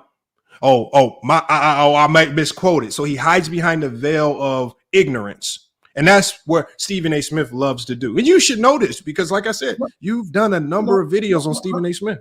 I've done videos on Stephen A. Smith, but that doesn't mean that we don't know that Stephen A. Smith did the research. We don't even, what if Stephen A. Smith, my thing is, you're saying that you checked and you saw these sources that he was there. What if Stephen A. Smith did the same check? Yeah, you read off some sources that you saw that they said he was there because you weren't there and I wasn't there. What if Stephen A. Smith said that did the same thing, but he was also there and he didn't see him? Well, we're just going off of here. This is all hearsay. So here's the thing. Just like when I went to the Fadeaway World article, there was something called a source. So they source where their information came from, and you click that. So if Stephen A. Smith makes an allegation, like, you know, I'm a doctoral student. And so when we write these papers, I have to cite sources. Did Stephen A. Smith cite his source, or did he just make a wild statement that was unsourced? I don't know. I never said. All I heard. That's not good. All I heard was he said LeBron wasn't in attendance. That's what he said. I then Googled it to figure out, was LeBron there? And I got a bunch of flim-flam articles. One person saying LeBron requested that the cameras wouldn't be. Now, how LeBron had the power to ensure that all of those cameras present, to control all the cameras. Hear what you're saying. LeBron controlled all the cameras in a room full of thousands of people, and he did it so perfectly that there was not even one photograph of him in there. Does that make any kind of sense to you? LeBron was able to. Well, is LeBron a president? Look, all I know is, That look, makes no sense. here's the one thing I know. I know that the LA Times. Forget about the LA Times. Let me ask you. Kobe No, hold Bryant on. is The one thing that I do know. You believe that? The one thing that I do know is when a celebrity doesn't want to be seen, they aren't seen. When we see all of the means that Taylor Swift goes to just to get in and out of concerts and get out in and out unseen, they go to extreme lengths. We don't know what lengths LeBron went to. We don't know. We know that players have players' interests at the Staples Center. We know that there's boxes everywhere. We know cameras weren't. We know that cameras were not everywhere. But the one thing that we do know is the LA Times reported. It says among the faces in the audience, Magic, Kareem, Shaq, Phil Jackson, Jerry West, and LeBron. This says among the faces seen. You're sounding like a LeBron apologist. No, but how am I? Hold on. So does that mean the LA Times is a LeBron apologist? No, I'm saying that you're willing to give LeBron the benefit of the doubt. No, that's not the benefit of the doubt. This is not the this is a source that says we saw LeBron there. The New York Times also said we saw him there. How am I being an apologist? Let me ask you a question. Do you think LeBron was there? I think he was there because 3 credible publications said we saw them there. No, forget about what the public. Do you believe that LeBron was there? Yes. You believe that? I have no reason to believe otherwise. I don't. Why? So what reason do you have to believe that LeBron would not be at Kobe's celebration memorial? I don't want to go down a conspiratorial road, which I'm not going to do that because then that's just messy. But what I do know, is that for 2 other occasions, when it came for serious situations in the Bill Russell and in the Dwayne Wade situation, LeBron didn't show up. He didn't make the effort. That's what I do know. So we have a track record. The same way you're mentioning Stephen A. Smith's track record is the same way we have a pattern. The same way you mentioned my track record. Everybody has a pattern. Everybody has a pattern, and so does LeBron. Do you agree with that? Does LeBron have a pattern? A pattern of being a shiesty nigga. Come on, you know what I mean, man. You know that. So you would then have to again, what you're saying, outside looking in, I can see why you would go down the conspiratorial road, right? Because from the outside looking in, LeBron wasn't there. This is what starts, and this is where, remember, for aggregate media, when they see LeBron wasn't there, this is like gold, because now they can turn him not there into a rift between Bron and Wade's relationship. And that's why I asked you, if you're going to report that he wasn't there and you're calling it shiesty, is your intent to showcase that there's a rift between their relationship and he's just a shiesty person in general? If that was my goal, I'd have did that a long time ago. I never did that. Stephen A. Smith brought it up and it came to my attention. I never done. I'm just based on what you did yesterday. So I'm assuming. What I am saying though is that you're giving LeBron a lot of concessions. No, I'm not. A lot of concessions. You're giving him a lot of benefit of the doubt. A lot. But doesn't that make sense, especially when you lack a lot of facts, you lack information on the Bill Russell situation? So again, because I can't put context to it, because the only context that we do have with Bill Russell, LeBron James, out of respect for Bill Russell, changed his number. That's the only context we have. So for us to think otherwise, to think that there was a rift between Bron and Bill Russell. You never said there was a rift. Nobody ever said this, man. All I said was, why didn't he put out a statement? That's what a lot of people say. It wasn't a me thing. It was a Skip Bayless thing. There were a bunch of people that thought that. No, it was Skip Bayless. You're talking about one. Wait. Skip Bayless. The only person who thought that was Skip Bayless. Skip Bayless initiated the narrative, and salute to No Chill Gil. Gil just popped. It wasn't no narrative. People were asking the question. Why didn't you post? It wasn't no Skip Bayless. Skip Bayless brought up the point that he didn't know it. He just put a voice to it. But anyway, I think LeBron, you give LeBron a lot of concessions. I understand that. I don't. I don't give him concessions. Believe me, I don't. Let me ask you one last question before I get up out of here.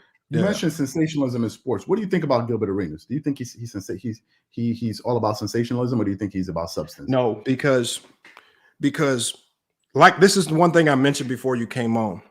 So as a basketball player myself, I can tell, even though he does add a level of entertainment to the things that he says, you can always no, I know, but the entertainment for him is what makes people think what he's saying is sensationalized. But when you really diagram and you take the emotions out of some of the things that he says, there's a logic to it that actually makes sense. So again, if Gilbert Arenas says, I'm confused. Gilbert Arenas said that Gilbert Arenas was the same one that said there's no logic to it. Gilbert Arenas said, and I message him sometimes. So whenever I do videos about him, I always tell him. So I'm not like shocking him when a video comes out.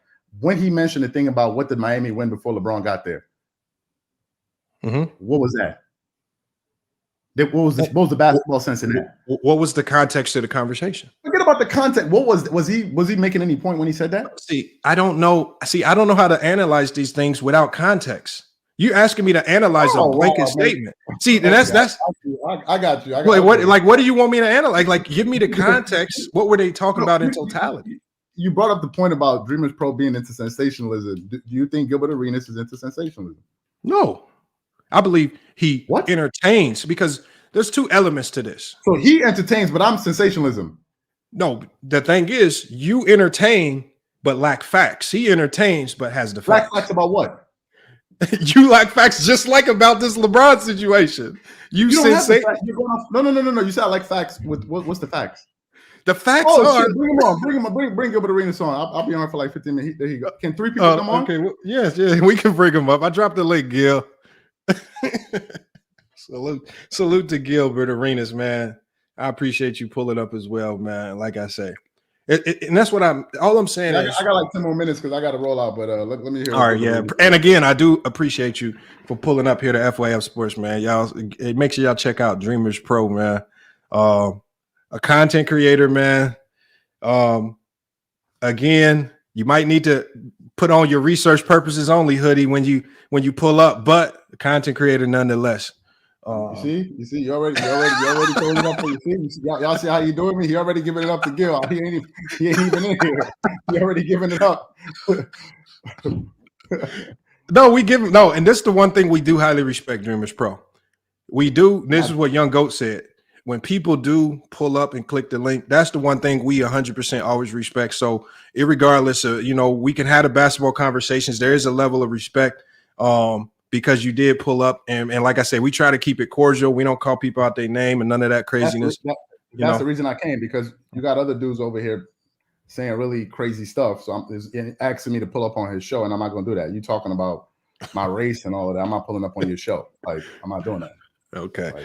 Hold on. I dropped the link for Gil. I don't see Gil in the backstage. I'll give him a few more minutes to pull up, man, because I know Gil would love to pull up and address this. Yeah, I don't see him yet, y'all.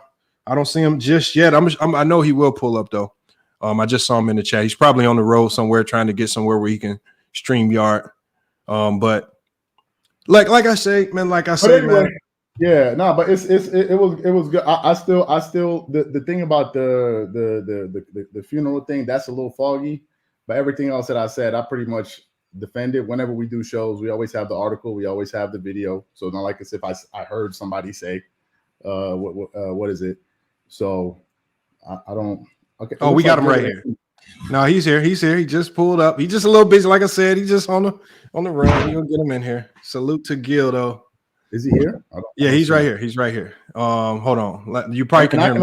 And I can only be on for like 10 more minutes. But okay, that's fine. Yeah, we won't keep you too long. But salute Gil, man. What's good? No, Gil, is he there? Yeah, he's right here. He's right here. Okay, hold on. He's got to take himself off mute. There he is, right there. Salute, my guy. Yo, what's up? Can you hear me? Yeah, we can hear you. On. Can you hear me? Yeah, we can. Yes, sir. We hear you. So, yeah. How did you know we was live, man? I'm trying to figure it out. How you knew we was live? Hey, man, my people got that. They sent me the link. How you knew we was live? They sent me the link. I'm like, how did he know? How did he know we was on here? Okay, so I just heard your question, right? About why did I make the statements about Miami? Yes. Because I played in the NBA during the same time frame. So I know who Miami was and who they are. So when someone says Heat culture, you make a statement and saying LeBron James wouldn't have won a championship without this Pat Riley's Heat culture. And the question was, what Heat culture? What the fuck was Heat culture? When Pat Riley got the Heat, 8 years, what did he actually do? 6 years, first round loss, 5 years, first round loss, 2 years, didn't make the playoffs, and he quit and went upstairs. And then he hired Stan Van Gundy. Stan Van Gundy, he brings in Shaq, which is a generational talent. They didn't win because he was bumping heads with Dwayne Wade, right, on who team this was, even though he says, Dwayne Wade is your team. They didn't win. They brung in Jay Will, they brung in Gary Payton, they brung in Antoine Walker. Now, the problem with the Heat culture is your first team that you really had, they was the wildest team in the NBA. They partied every night. They drunk. They did not listen to shit that Stan Van Gundy had going on. What year you talk? What year is this? This will be 2005, 2006. They partied so much that they built a barbershop and a basketball court inside the strip club because they was there so much. This is a true story. They were so good. If you look at the team, 15 players, 12 of them was NBA lottery picks when they were drafted. So they was the most talented team overall. They won the championship. Where was the Heat culture then? You just let the best players do whatever the fuck they wanted to do. There was no discipline. They end up making the first round the following year, end up winning 17 games the next year. Pat Riley ran the fuck back upstairs again. Then he hired a rookie coach, Dwayne Wade. What do they do them next year? First round. And then LeBron James comes. A generational talent. So what is the Heat culture if your only championships are when you trade for generational talent? So what you do is this. You take these phenomenons, right? You win, and then you take those rings, and then you slave the players who don't have talent and say, this is our culture. You're not doing that to LeBron James. You're not doing that to Dwayne Wade, Chris Bosh, Shaquille O'Neal. There's no Heat culture there. What you do is when they leave, you say, hey, this is what I have here. You guys shut the fuck up. You do this, you do this, you do this, you do this. And that is the Heat culture. So there's no Heat culture when LeBron James is there. He is the culture. When Shaquille O'Neal was there, he is the culture. And his culture was fucking partying every night. Okay, Gil, let me ask you. To build a championship culture, it takes years. I think we all agree with that. Because Mark Jackson, he started coaching the Warriors in 2011. And then it was only like in 2015 or something like that they won their first championship. So it takes years. You got draft players and all of that. But what we know is that Miami has they run a very, very tight ship. Pat Riley, I never met Pat Riley. I'm sure you did. I don't know. But Pat Riley, from what I've read and heard people say, is a no-nonsense type of person. He's the one that's at the head of the whatever. I heard when they wanted to fire Eric Spoelstra, he was like, hell no. At other teams, if a star wants a player gone, they're gone. But Pat Riley said, no, Eric Spoelstra got to stay. The thing is, Miami, those guys had already tasted championship glory before LeBron got there. And since LeBron left and D-Wade left, the team is still going to the finals. With no real talent. So they must have something that they do, right? Even Andre Iguodala said that the Heat have a crazy culture down there, the way they work you out and their food and all of that stuff. But that's what I'm saying. The Heat culture is That's what I'm saying. A culture means whoever comes there, you are abiding by the rules of what's going on, right? That's what a culture is, right? So if I say this culture we have here, or we're vegans, that is our culture. We're vegans, we eat right. And then LeBron James and Chris Bosh comes there and they like, nah, we eat steak and we're going to do whatever the fuck we're going to do. And you're like, I bet. Long as we win championships. And then when they win championships and they leave and he say, all right, we're back vegan again. Which one is the culture? Obviously, LeBron James is, I mean, he's a top five, in my opinion, top five player of all. So obviously you lose a player like that, you're going to lose a lot. D Wade is injured. Obviously, we know the loss of what LeBron means. I'm just saying that you're the first person I'm hearing say that the Heat don't have a culture, because I've heard so many people, JJ Redick, Andre Iguodala. JJ Redick didn't play there. Iguodala played there, but he didn't play there with LeBron James or Shaquille O'Neal. When you think about their championship, when you think about Pat Riley, his greatness, and everybody gives their top five players of ever, right? Did you notice he has three of them? And those three are his champions. He's never won a championship without a generational talent. And those generational talents did whatever the fuck they wanted to, which means you do not have culture because you bend it.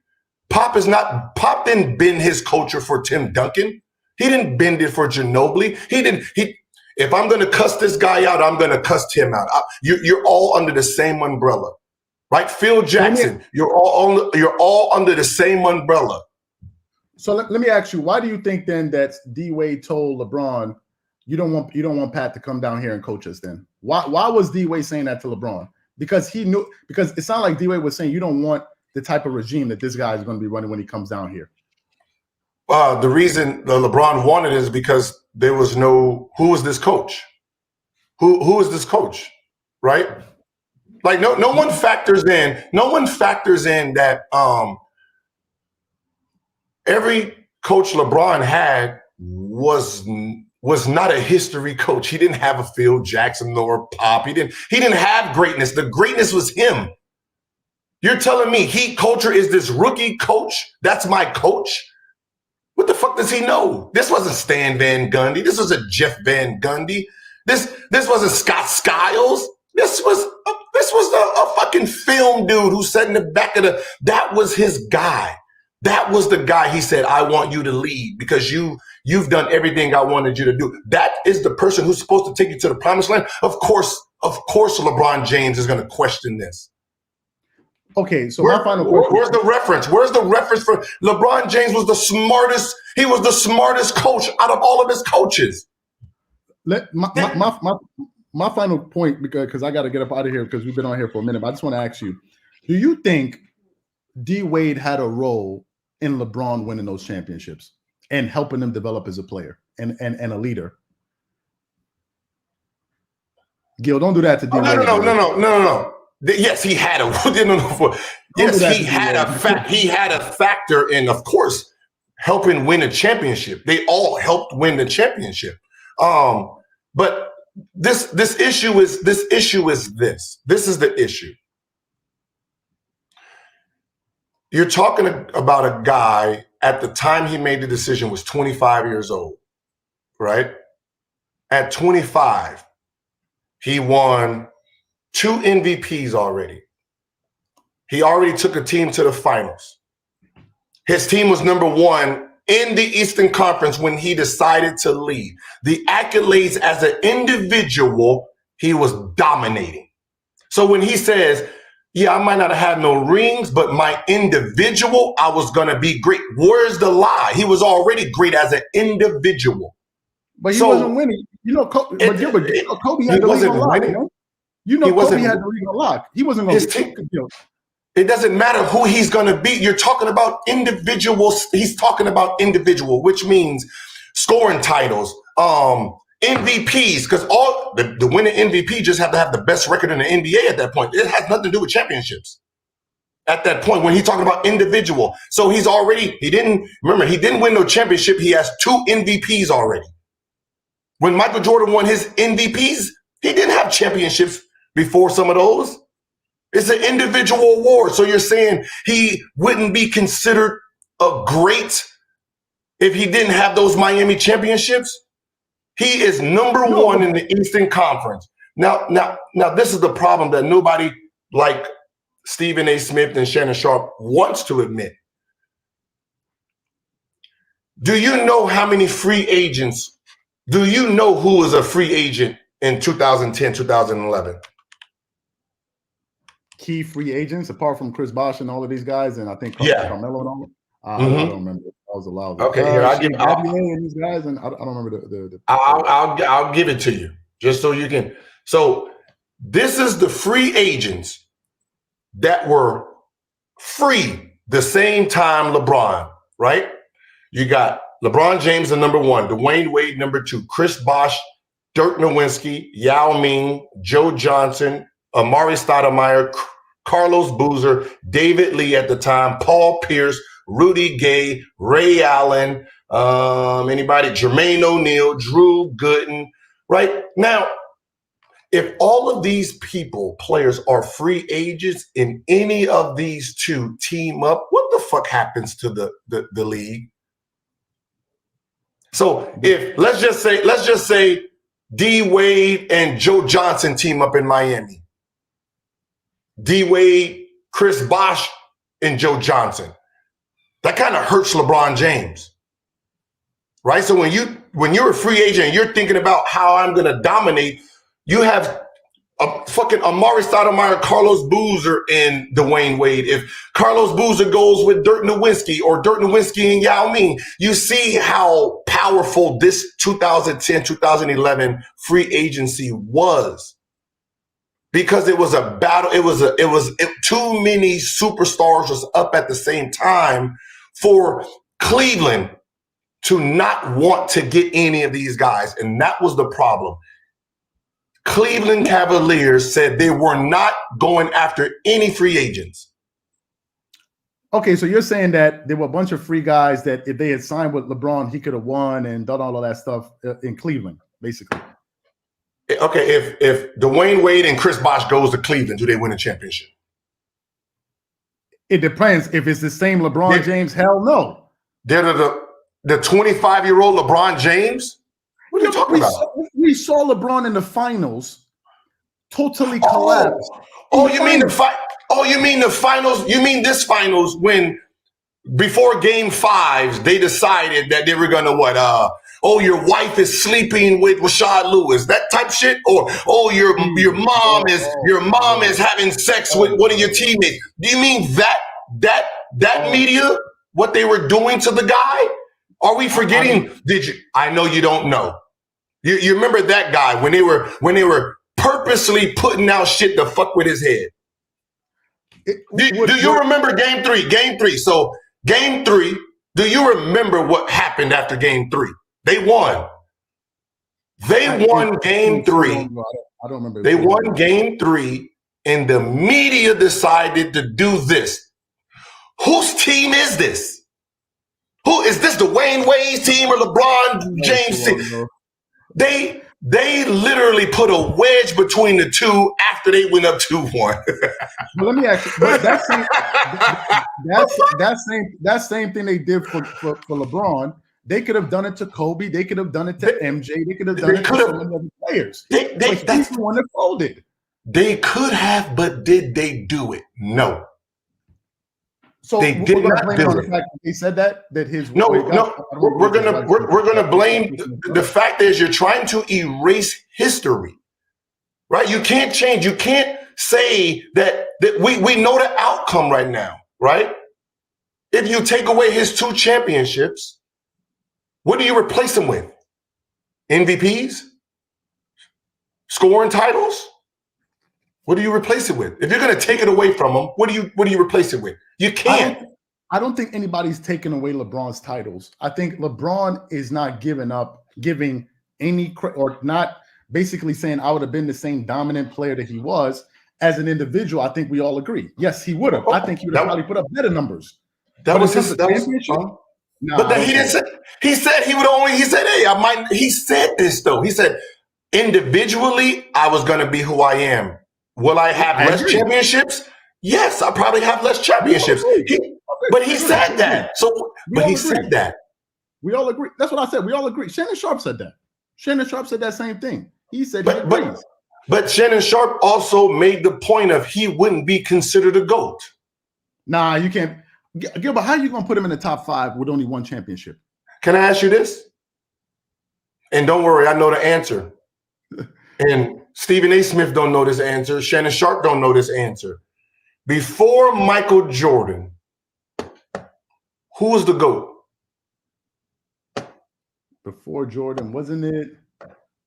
No. Wasn't it, no matter what name you say, no. There was no GOAT. Yeah, I don't think. Yeah, I'm trying to remember. There was none. There was no GOAT. There was no greatest of all time.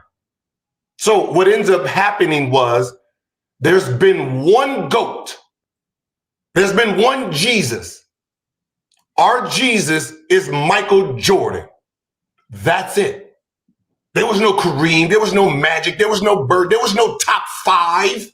I've heard a lot of people say Will Chamberlain and Kareem though. Kareem, Cap. Show me a list before Michael Jordan. Show me the list of the greatest players of all time.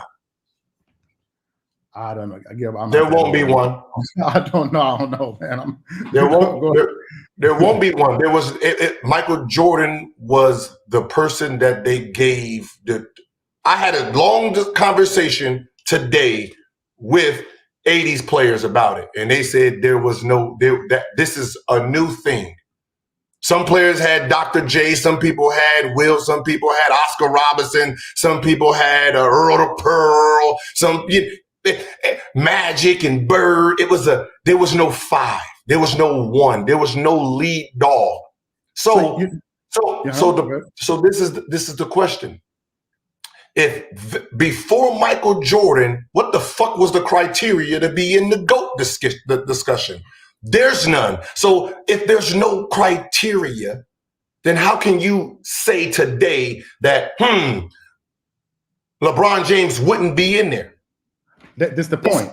But LeBron came after Jordan, so Jordan was the standard. He was the standard. Okay, so got Kobe.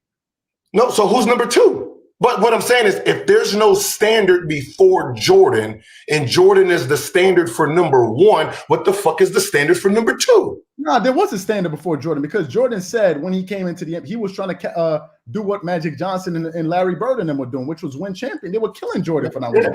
They was winning championship, but that was no standard for greatness. That was no standard for. There was no standard for who's the number 1 player ever. There was no standard. They didn't have nothing yet. That's why when he won his first championship, they said he's the greatest player of all time. They gave him that after 1. Look, here's an article. Here's an article. Let me read the title to you. Let me just read the title to you. It says, Michael Jordan, the best there ever was. Michael Jordan, the best that ever was. This article was printed in 1989. How many championships did he win by then? None. Okay. The article, the best there ever was. He was considered the best ever before a championship. So the problem is this. We have to, when he got the first championship and they crowned him God, you cannot now use 5 championships to dictate who's number 2 when the God got it after 1. I think the reason they did that for MJ is because MJ was just so much better than anything they had ever seen.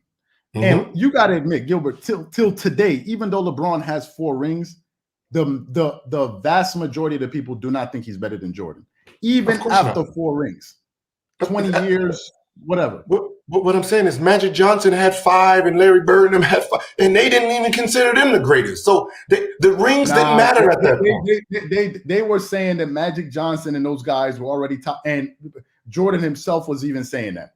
They were top, yes. but they wasn't the GOATs. But that's the problem. So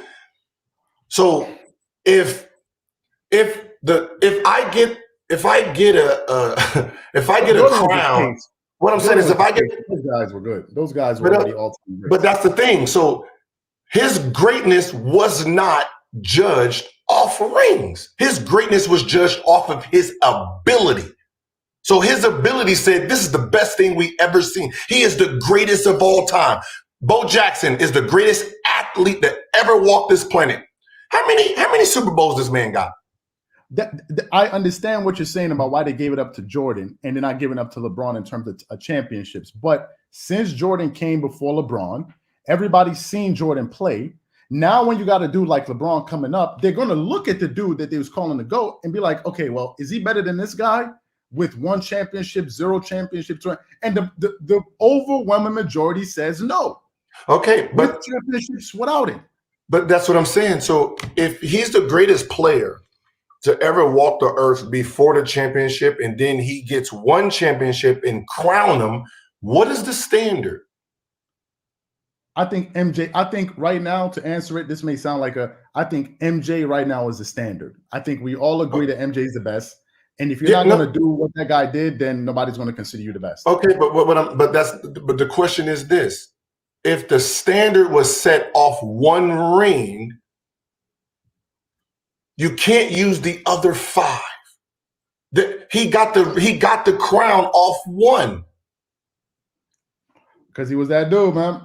Okay, so yes, but that's what I'm saying. No one's disagreeing that. But the problem is now is you're trying to use the totality of everything he did after that to say, all right, this is the pinnacle, which in theory is pointless because he's like Jesus. You're not replacing Jesus, okay? If you're a Christian, there's no second Jesus, okay? It's just one. Michael Jordan is just it. Now, the problem is this. If 1 ring set the standard, then how can you actually say LeBron James wouldn't be put in this category once he won 1? Because number 2, what is number 2? What is the standard for number 2? Who is the definite number 2 before LeBron? I think it's Kareem. I don't know how we can't have Kareem up there. And I for damn sure think Kobe's better than LeBron any day, any night. At what? Gilbert, you know damn well Kobe Bryant is better than LeBron. You know for a fact Kobe is better than LeBron. You know that. At what exactly? What's Kobe better than LeBron? At what? First of all, Kobe's a way better offensive player. Can't even discuss it. Kobe's a way better defensive player. We can't even talk about it. He's way more clutch. Kobe had like 7 game winners in 1 season. He's way mentally tougher than LeBron James. And he won with less help for those back-to-back rings. I mean, those rings that he played against Paul Pierce, Kevin Garnett, and he played in a tougher conference and still got the 7 champions. The East was weak when LeBron was playing in it. Okay. Even LeBron was saying Kobe was better than him. Okay, because a lot of people like to use this clutch shit, right, as a staple of an argument, and I'm a clutch player. Right before Michael Jordan became clutch, who was considered clutch then? Larry Bird. So Larry Bird was considered clutch. That was the pinnacle of a player.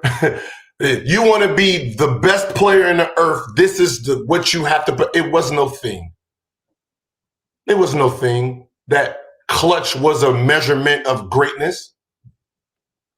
The guy who Mr. Clutch, how many championships Mr. Clutch win? The guy who's named Mr. Clutch. Jerry West. One?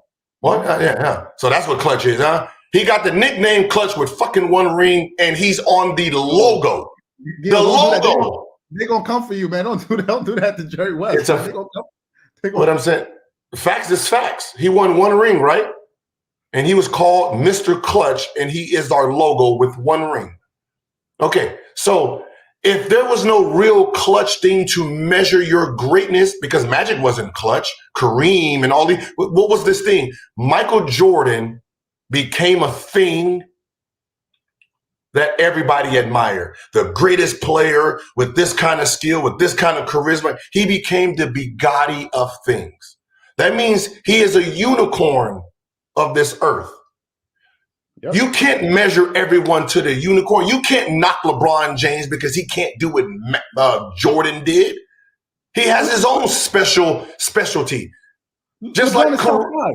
He's top 5. But what I'm saying is you can't knock somebody for not having something that means everybody falls short to Michael Jordan. And that's the thing. That's what it is, man. But no, who said MJ wasn't the GOAT? Who do you think? The problem isn't MJ not the GOAT. The problem is you're trying to diminish LeBron James when we already know you're not gonna replace Michael Jordan for LeBron James. So just say LeBron James is our number 2 and stop using a bunch of shit that's made up in real time. In real time with new analytics to try to keep him from getting close to Michael Jordan. No one's getting close to Michael Jordan. Damn, y'all heard that? Did y'all hear what Gilbert Arenas say? He said nobody's getting close to Say that again one more time for the people in the back, Gilbert. Nobody's getting close to Michael Jordan. Them LeBron fans gonna come for you too. No, I'm a LeBron, I'm a LeBron fan. I'm a Michael Jordan fan. I'm LeBron. I'm a Kobe fan. I got my type 5, but I'm not gonna let people beat up players to take away players. Just say, listen, hey, this is my bottom bitch right here. Woo! Yeah. Right? No one's replacing her, but this is guaranteed number 2. Like, who is number 2? What is the standard for number 2? Kareem Abdul. If Kareem Abdul-Jabbar is number 2 of all time, right? Which he wasn't number 1 before Jordan came, which is weird. Before Jordan stepped on the scene, he wasn't considered number 1, but now everybody wants to consider him number 2. We're saying now that LeBron James isn't all-time better than Kareem Abdul-Jabbar. He ain't better than Kobe. How can he be better than Kareem? At what? Again, hitting game-winning shots and doing all of this. And it's funny how you say he's not a better scorer. This is the problem with the statement. No, Gil, he not a better scorer than Kobe. Don't do that to Kobe. Gil. Yes, that is true. But it makes fuckers giggle the fact that the second a guy whose scoring was second in his opinion, he was a pass-first guy, shoot-second guy, has the all-time scoring record. That makes you giggle. Right? LeBron is not a pass-first guy. LeBron led so many teams in shots that he's been on. I think he's led almost every team he's been on in shots. And assists.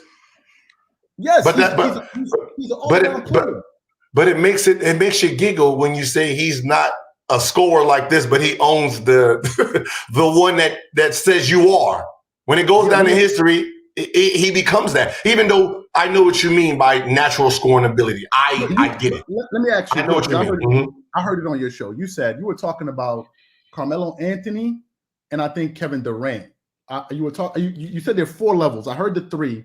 You said a 4th one, which I forgot, which is something I never thought about. You said, I forgot the 4th one. Posting up is 4, ISO is 5.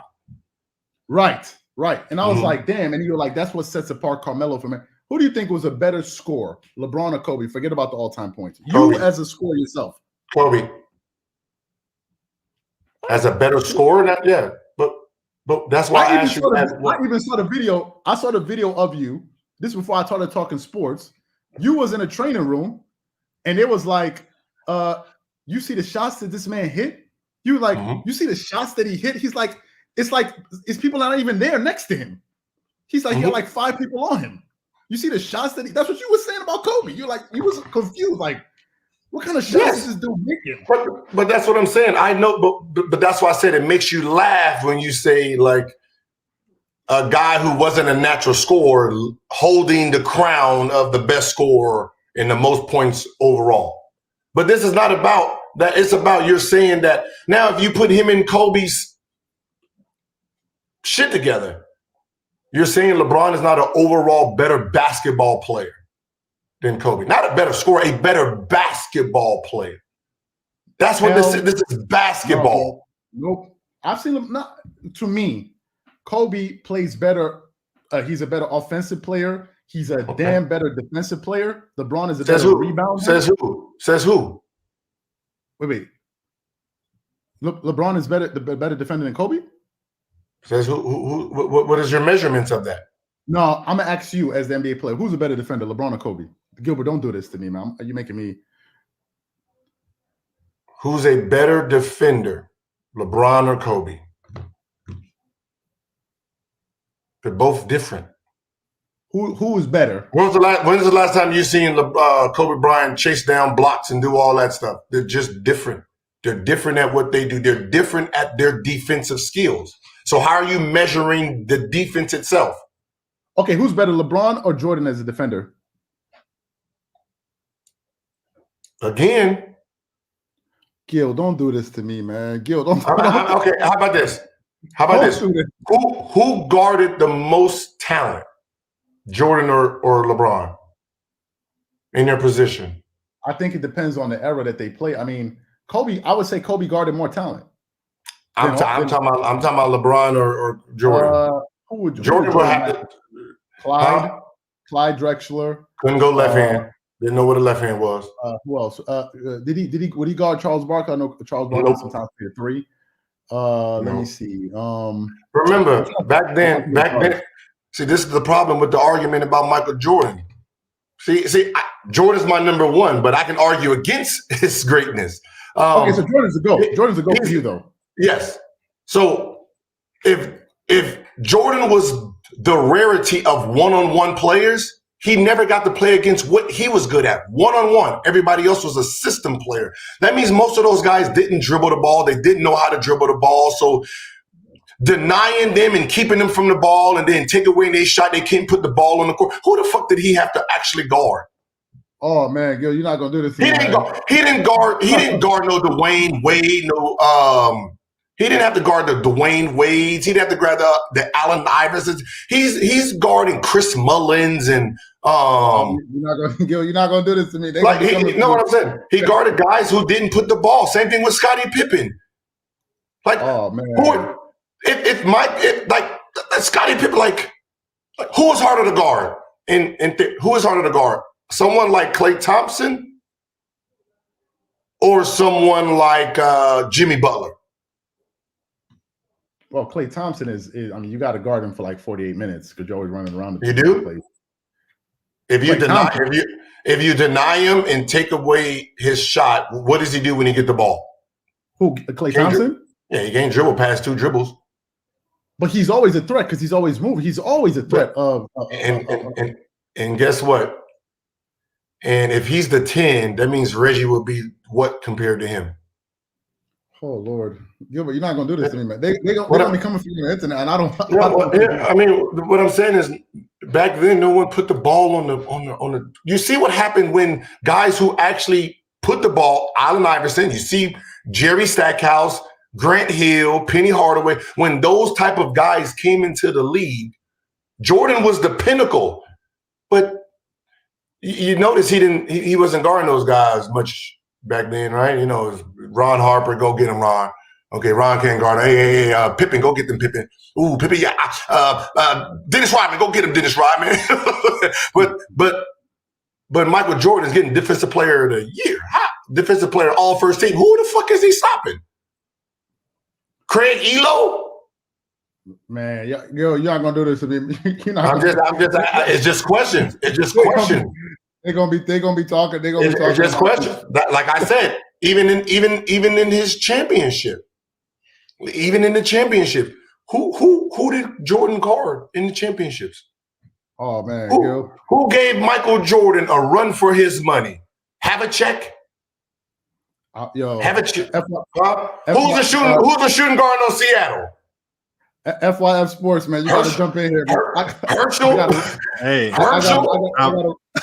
I gotta roll Herschel, out. What I'm saying is, it's there's because the things have changed.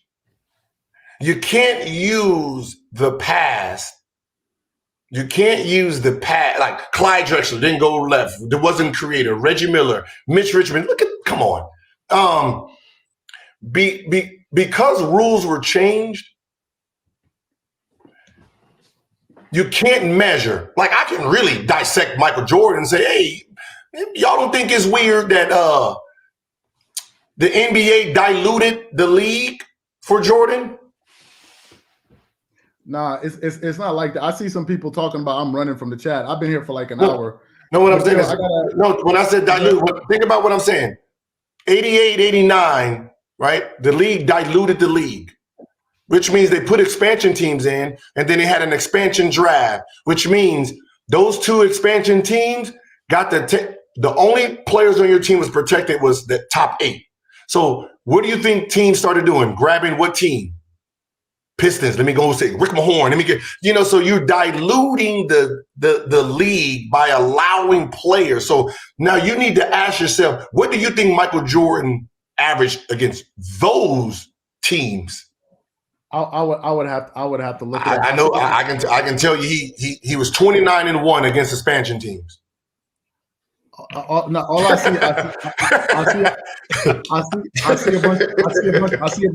a bunch of dweebs in the comment section saying crazy stuff. But Gil, man, it was a pleasure being on here. FYF Sports, thank you for having me on here. I'm gonna catch you. I've been on here for like an hour, man. Hey, I appreciate you pulling up, man. I'll catch you on the next one. All right, I got you. Keep doing your thing. That's why it's sports talk. And tell your subscribers not to be mad if you shout out one of my sponsors, man. It's not a big deal. All right, yeah, they weird, man. They like I think I'm supposed to hate you by fast forwarding part of your sponsor. Like, no, man, let the man get off. People are weird, man. I appreciate that. Catch y'all later, man. Have a good one. Salute, my guy, man. Oh man, that was perfect timing, man. I appreciate you pulling up, man. No problem. No problem, man. It's just weird that you're using a standard that wasn't a standard. Like there was no standard for what was considered greatness. Like when he retired with 3 rings, he was the best. When he got 1 ring, he was the best player in the world ever. 2 best, 3 best, right? Like now you're just adding extra things to make it really impossible when it was really impossible anyway. You know what I mean? And that's the only thing I don't like about it. It's like, that's what I said with Clyde Drexler all day today, a bunch of those 80s guys, and tell me what the league was like then. Who was the GOAT? And he was like, we didn't have one. We didn't have a GOAT. There was no GOAT. Everyone had their favorite players who they thought was the best player. He said because the league technically was only 10 years in, so there was no GOAT. It was. Why do you think that though? Why do you think people? Because I've said something along the same lines, and I see you guys in the backstage. I'm gonna bring you guys up. This is what my thought is. Jordan became the GOAT. Obviously, we understand that he became the GOAT, but then as his career unfolded, people started to identify the barometers in Jordan's career, and then they tried to look at LeBron and say, okay, what are the things that LeBron can accomplish that Jordan did? And then they started making those things the barometer to be the GOAT. So they said, okay, LeBron lost his first final, so he never can be 6-0 in the finals. So 6-0 is now the new barometer. Or they say, well, Jordan's made a ton of game winners that just look better than LeBron, so we know he's never going to look better on camera. So this is so I feel like they just run to barometers that they know LeBron can never be, as opposed to what you said was just look at what makes LeBron great and his unique talents, like you said, the Dreamers Pro. And then look at Jordan's unique talents and then try to compare the two to best, which that's what makes it an impossible debate, because then it's just about what you like over what the other guy does, and it's just subjective. So it's never really a right or wrong answer. That's why I like what you said was put it on an equal playing field. Don't try to start comparing things that aren't necessarily fair, man. That was wild. It's weird, like, and that's what I think when I brought up Bo Jackson. Like Bo Jackson is considered this greatest thing that ever walked the planet. He has no rings, but he's the greatest. He has no championship, but we all know who the fucking greatest athlete of all time is, and no one ever questions it. There's no statue or ring that can tell you he is not. What he did, who he was the standard of an athlete.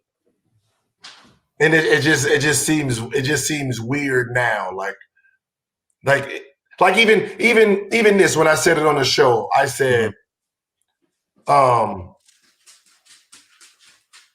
Westbrook doesn't hold the most triple doubles in history. Yeah, if we started, from 73 on, okay, yeah. But Wilt Chamberlain averaged 14.5 blocks for his career. Points, rebounds, and blocks, that is all triple doubles. So when they did his numbers, he would have about 800 triple doubles. But back then, they did not consider blocks a stat. Yep. Which he would have had 78 quadruple doubles. Damn. And Bill Russell will be second in triple doubles with blocks because he averaged 8.8 in his career. So those two guys are not even a part of history. So when you say these things, you need to know the context of the history itself to say, hey, yeah, okay, since we've been keeping stats, Russell Westbrook is the doom. Boy, man. That was a wild one right there, man. That was a wild one. I got a few people in the backstage, man. Okay, I gotta go. I know you got to do your show. I know you got to get to your show, man. Again, I appreciate you for pulling up, man. I put your link in the chat, man. Make sure y'all check Gilbert Arenas out. No Chill Gil and Gil's Arena, man. But that was epic right there, man. I appreciate you, man. I appreciate you. I'll be in touch, man. Salute to Gilbert Arenas, man. Y'all pulling up, man. Crazy. The show, man, went from a reaction to a live debate between Gil and Dreamers Pro, man.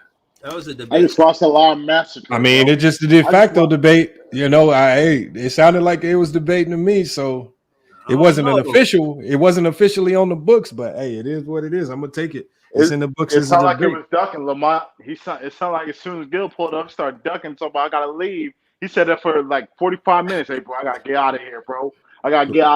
It's like 45 minutes later, bro. He's getting straight cooked. Hey, my issue with the Avion's been waiting in the backstage. Go ahead, Cook Avion. Yo, my thing is just like to comment on a debate or the quote unquote debate.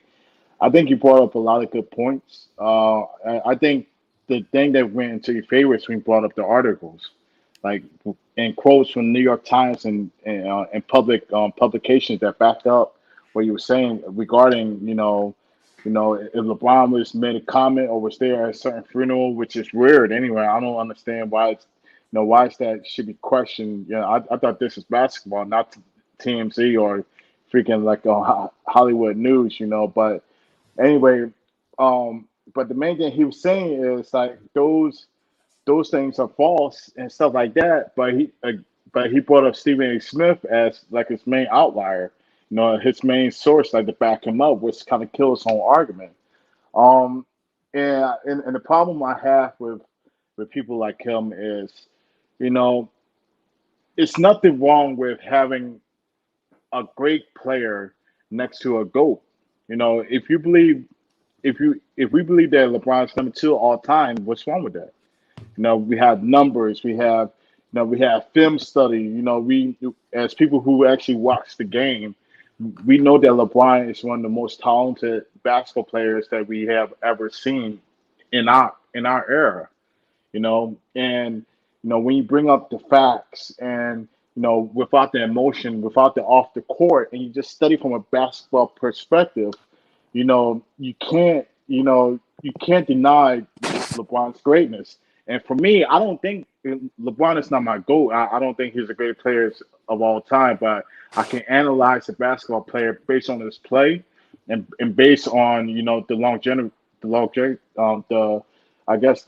long overdue of his impact on the game. And as soon as Gil came up and started bringing up facts, and one thing I like he brought up is who was the GOAT before Michael Jordan.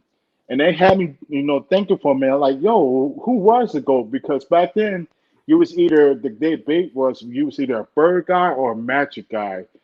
and it wasn't that clear number one. And soon as Michael Jordan won that first championship, I believe against LA or Portland, people put him as the GOAT. I mean, the NBA was lifting Jordan up during the '80s, the late '80s, when he was getting smacked around by the Pistons. So it was always that narrative there. But if you're gonna put Jordan as the standard, then then how can we critique LeBron if we put him as the new standard? Because there was no standard before Jordan. That's true, man. That is true, man.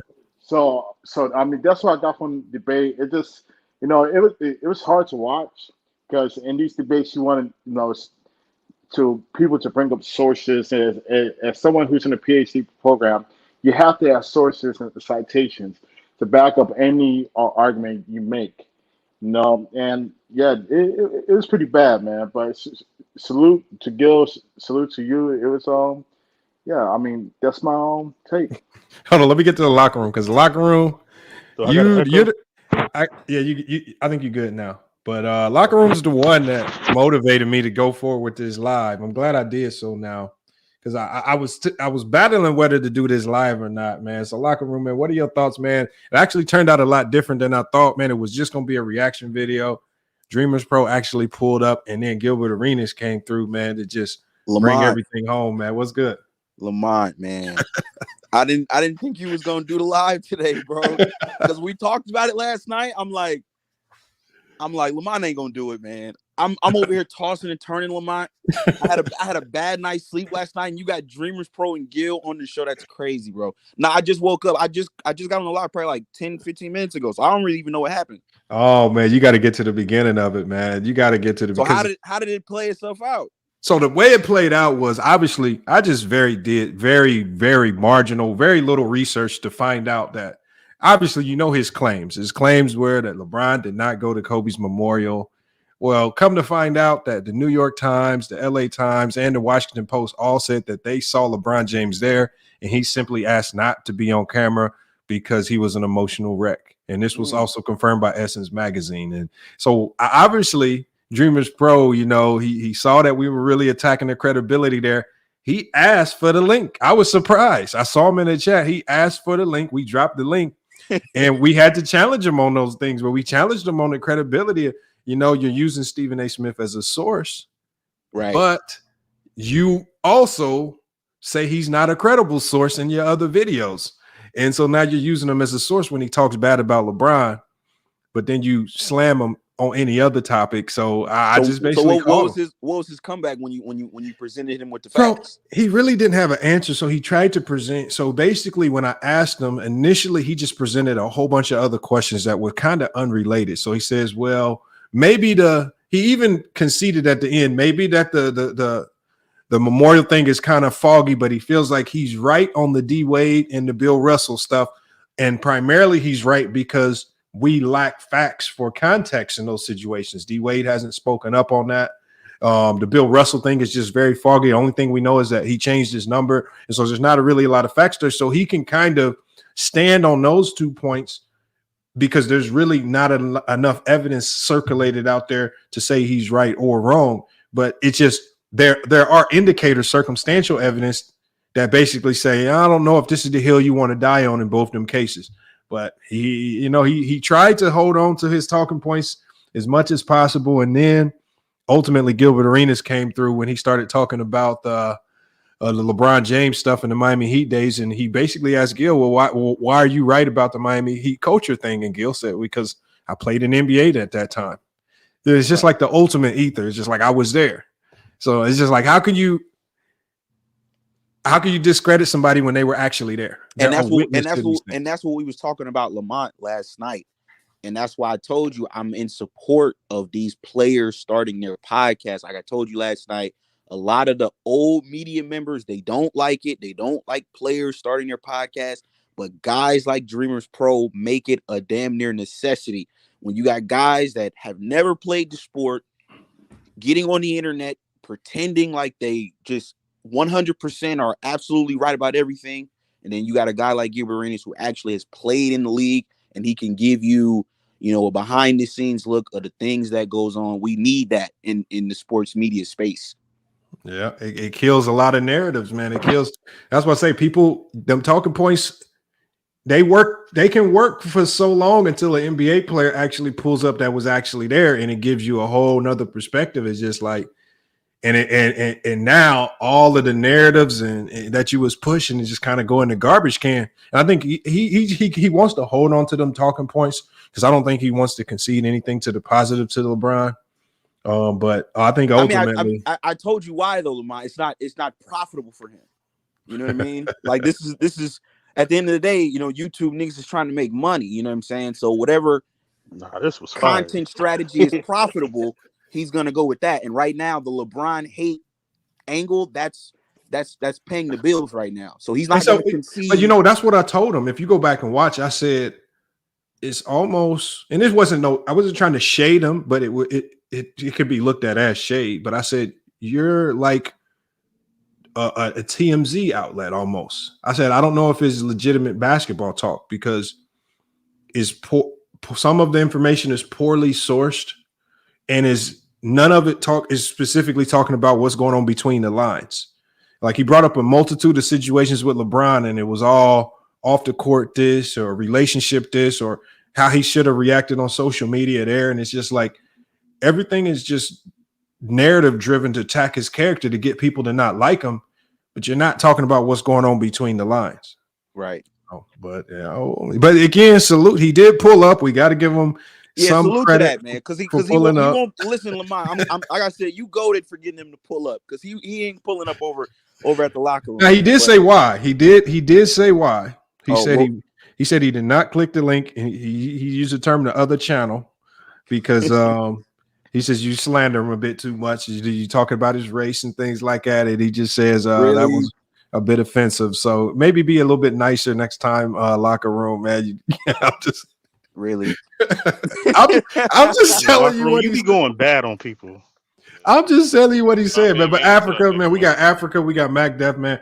Everybody, man, it's open panel, man. Go ahead and cook, man. Y'all saw the debates, man. Y'all saw the all you gotta do is curse out locker room, man. Let me get in there. Hey, hold on, one mic before I get mad, yo. Oh, somebody got an echo. What's the echo? Is that rebranding with an echo? Nah, that wasn't me. The only thing I think Dreamers Pro is messing up on is that he actually gives his feelings and opinions and stands on that. As a YouTuber, blogger, journalist, or whatever, you can report. He could have reported on what Stephen A. said, but as soon as you say, I feel that LeBron didn't do this because, or I feel, as soon as you give your own opinion and feelings to it, that's what makes you uncredible, and you got to have sources to back that up. And that's where he's messing up at. And it sounds like he's just emotional over it, and that's why he got fried today. Facts. Yeah, I mean, I tried to stick to the facts as much as possible. That was wild, man. But I just think, man, when you got so many facts in front of you, man, you might as well just concede to it instead of pushing against it. I think the one thing that made him look bad when you're pushing against all the credible sites that say they saw LeBron there, that's just you. I think is more so wanting to be right. I asked him, I said, do you want to retract that statement? He says, no, I'm not retracting anything. So he's standing on the bad take. LA Times, Washington Post, because Michael Wilbon. Oh, that's crazy. Lamont. So Lamont, he basically telling these you players gonna be beefing with each other. He basically saying, Lamont, that he got more info and knowledge of the situation in Nigeria than the people that are actually here in the United States. Imagine that. If those same sources would have came out in the other way, he probably would have cited those same sources as saying LeBron wasn't there. So that shit was crazy. Shout out to Lamont, man. Look. Let me say this. Somebody got an echo. Let me fix that. that. That's Africa. I think that's young Africa. That's not me. No, that's me. That's me. Hold on. That's me. All right, I'll mute you. Let me say this, man. Shout out to 100K. Shout out to Lamont. You're doing it big now, Lamont. You Hollywood Lamont now, man. I see you, man. You got a lot of these brothers pulling up, man. Shout out to Lamont, man. You're doing it big. Look. See, this is amazing, right? Because I really like the basketball talk of the part, right? So other brothers cooked on the other parts. I liked towards the end when they started going one-on-one on the basketball talk, right? And it was interesting because this platform right here, FYF Sports, it really do put you in the spotlight, in the pan, as many people say. When you make a lot of claims on whatever platform you have, when you pull up to FYF Sports, you gotta back that up. And Gil did an amazing job, because one of the major questions he had, because Dreamers Pro came up and had a lot of the consensus points of view, right? Kobe, better defender. Kobe, better offensive player. Kobe this, Kobe that. A lot of statements, not a lot of facts. And so he had an amazing question, This Gilbert nigga Arenas. talking at Times New Roman. What metric are you going by, and how do you measure who is better at what? Why is Kobe a better defender? On what level and on what attributes does he have that makes him better? And when he asked him that man switched up and started asking questions and had no answers, bro. That was amazing. I know brothers heard that. That was amazing. And so this panel, right? And what Gilbert Arenas said amazingly is what a lot of brothers have said in many, many debates on FYF Sports. We've heard these things before, but when it comes from a guy like Gilbert Arenas, it hits a little different because he has firsthand experience of what he's talking about. So that was amazing, man. I'm gonna keep it short. What I would have said to Gilbert as far as errors go, because he's like, who did Jordan guard, or did LeBron didn't LeBron guard better players? It's almost Yes, he like did. I would have said to Gilbert Arenas, okay, you were a scoring point guard. I think you would have been way better. Do you think you would have been better in this era, or were you? Because I believe you were handicapped by the era that you played and the style you played. If you couldn't run, 1-4 flat, and you actually had to be a pure point guard and pass the ball, I don't think you would have been a great scorer or as better in that era if you would have played in another era where they would have allowed you to do what you wanted to do. So I think players in eras can be handicapped, can be handcuffed a little bit. And I wanted to ask him that. You feel me? Because so John Starks was handicapped, McDuff. I mean, yeah, you either have the skills or you don't, bro. You either have the skills or you don't. John Starks was handicapped, McDuff. Hey, Lamont, can you bring up Pootie with the cane outfit on? Not in a disrespectful way, but in that era, mix-ups weren't really a thing in the NBA. Like even now, centers mix people up. So when you're talking about if an era handicapped, it was no rule against mixing people up when Clyde Drexler played. It just he didn't have the skills or the know-how to even do that. Talk about it. I don't mean by players. I mean, do I get echo? Yeah, it's still an echo. Somebody with an echo, man. I'm not sure who has it. It's hard to identify, but yeah, somebody has one. But go ahead and cook. What I would say with errors, there's different rules and everything. Like they changed the rules for Shaq, right? And they implemented a zone and to try to stop him guard, so somebody could front while somebody's in the back of him guarding him from the post. Okay, if that was implemented into the 90s for the big men of the centers in the 90s, do you think that would be considered a big man error, or would they just be horrible? Do you think they would still be as great with those with different rules, with different coaching? I don't know. We can't say that, but we can honestly. Got it or you don't. Yo, I don't know, because people would say Steve Nash didn't really get off. He wasn't doing that in the 90s. People don't forget, Steve Nash was drafted in 96. We didn't really look at Steve Nash until 10 years later. We knew he was a good player and everything, but he didn't really get into conversations as top 5 until like 10 years later, when the rule changes, when the hand checking was gone. Hold on, hold on one second. You can look at different players. That's all I'm saying. No, you're right. Let me hear from because I want to hear from Boycott Activity, and I want to hear from Herm and then also rebranding because I got a lot of people trying to get in. But go ahead, Boycott Activity. I want to get your thoughts on this, man. I'm gonna be real quick because I kind of do my own thing on YouTube. Yeah. So pretty much my issue was I think it's sick behavior to really question personal activities of a athlete when you're talking about did he support his friend in a funeral and all that stuff. And I bring this up because it happened to me shortly after Kobe passed. We were all mourning because we grew up with the guy, and I was still being questioned about LeBron shortly after Kobe passed. I had to tell the guy, bro, like, yo, Kobe just passed and you're still arguing about who's the GOAT and who's not. And that's sick behavior. You know what I'm saying? So these personal TMZ attacks, bro, it's established now. I'm not saying every one of them, that a lot of these guys, it is a personal hatred towards LeBron, and none of it, to me, not none of it, but a lot of it shouldn't be taken with any validity, and it's just an emotional grief towards LeBron. That's all I really got to say. It's an emotional grief. Damn. Okay. I appreciate the time, though, guys. Yes, sir, man. Appreciate you pulling out. We got rebranding. What's good, man? Hey, you can hear me? Yes, sir. Nah, I think that was a classic. A lot of us have been waiting on that matchup to happen because we knew that Dreamers Pro, like, he can't go toe to toe, like, when people are talking with him. And whoever unmuted, mute up, fine, fuck you up. But we got to take care of it. All right, my bad. So I think it's just weird, like, where he was trying to, you got to publicly mourn. Like, what is that doing for anybody? Like, I think it's more of an ego thing where you feel like someone needs to mourn publicly.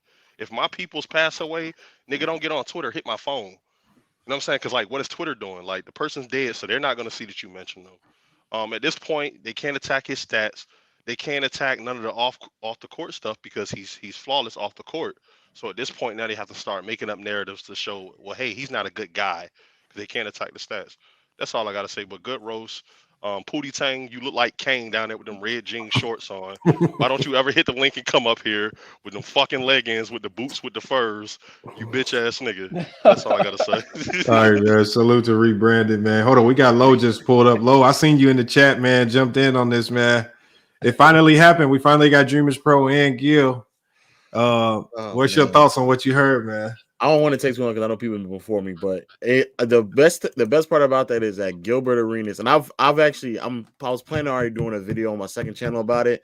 Mm-hmm. Gilbert Arenas is undeniably exposing a lot of that BS that's being told in the 90s.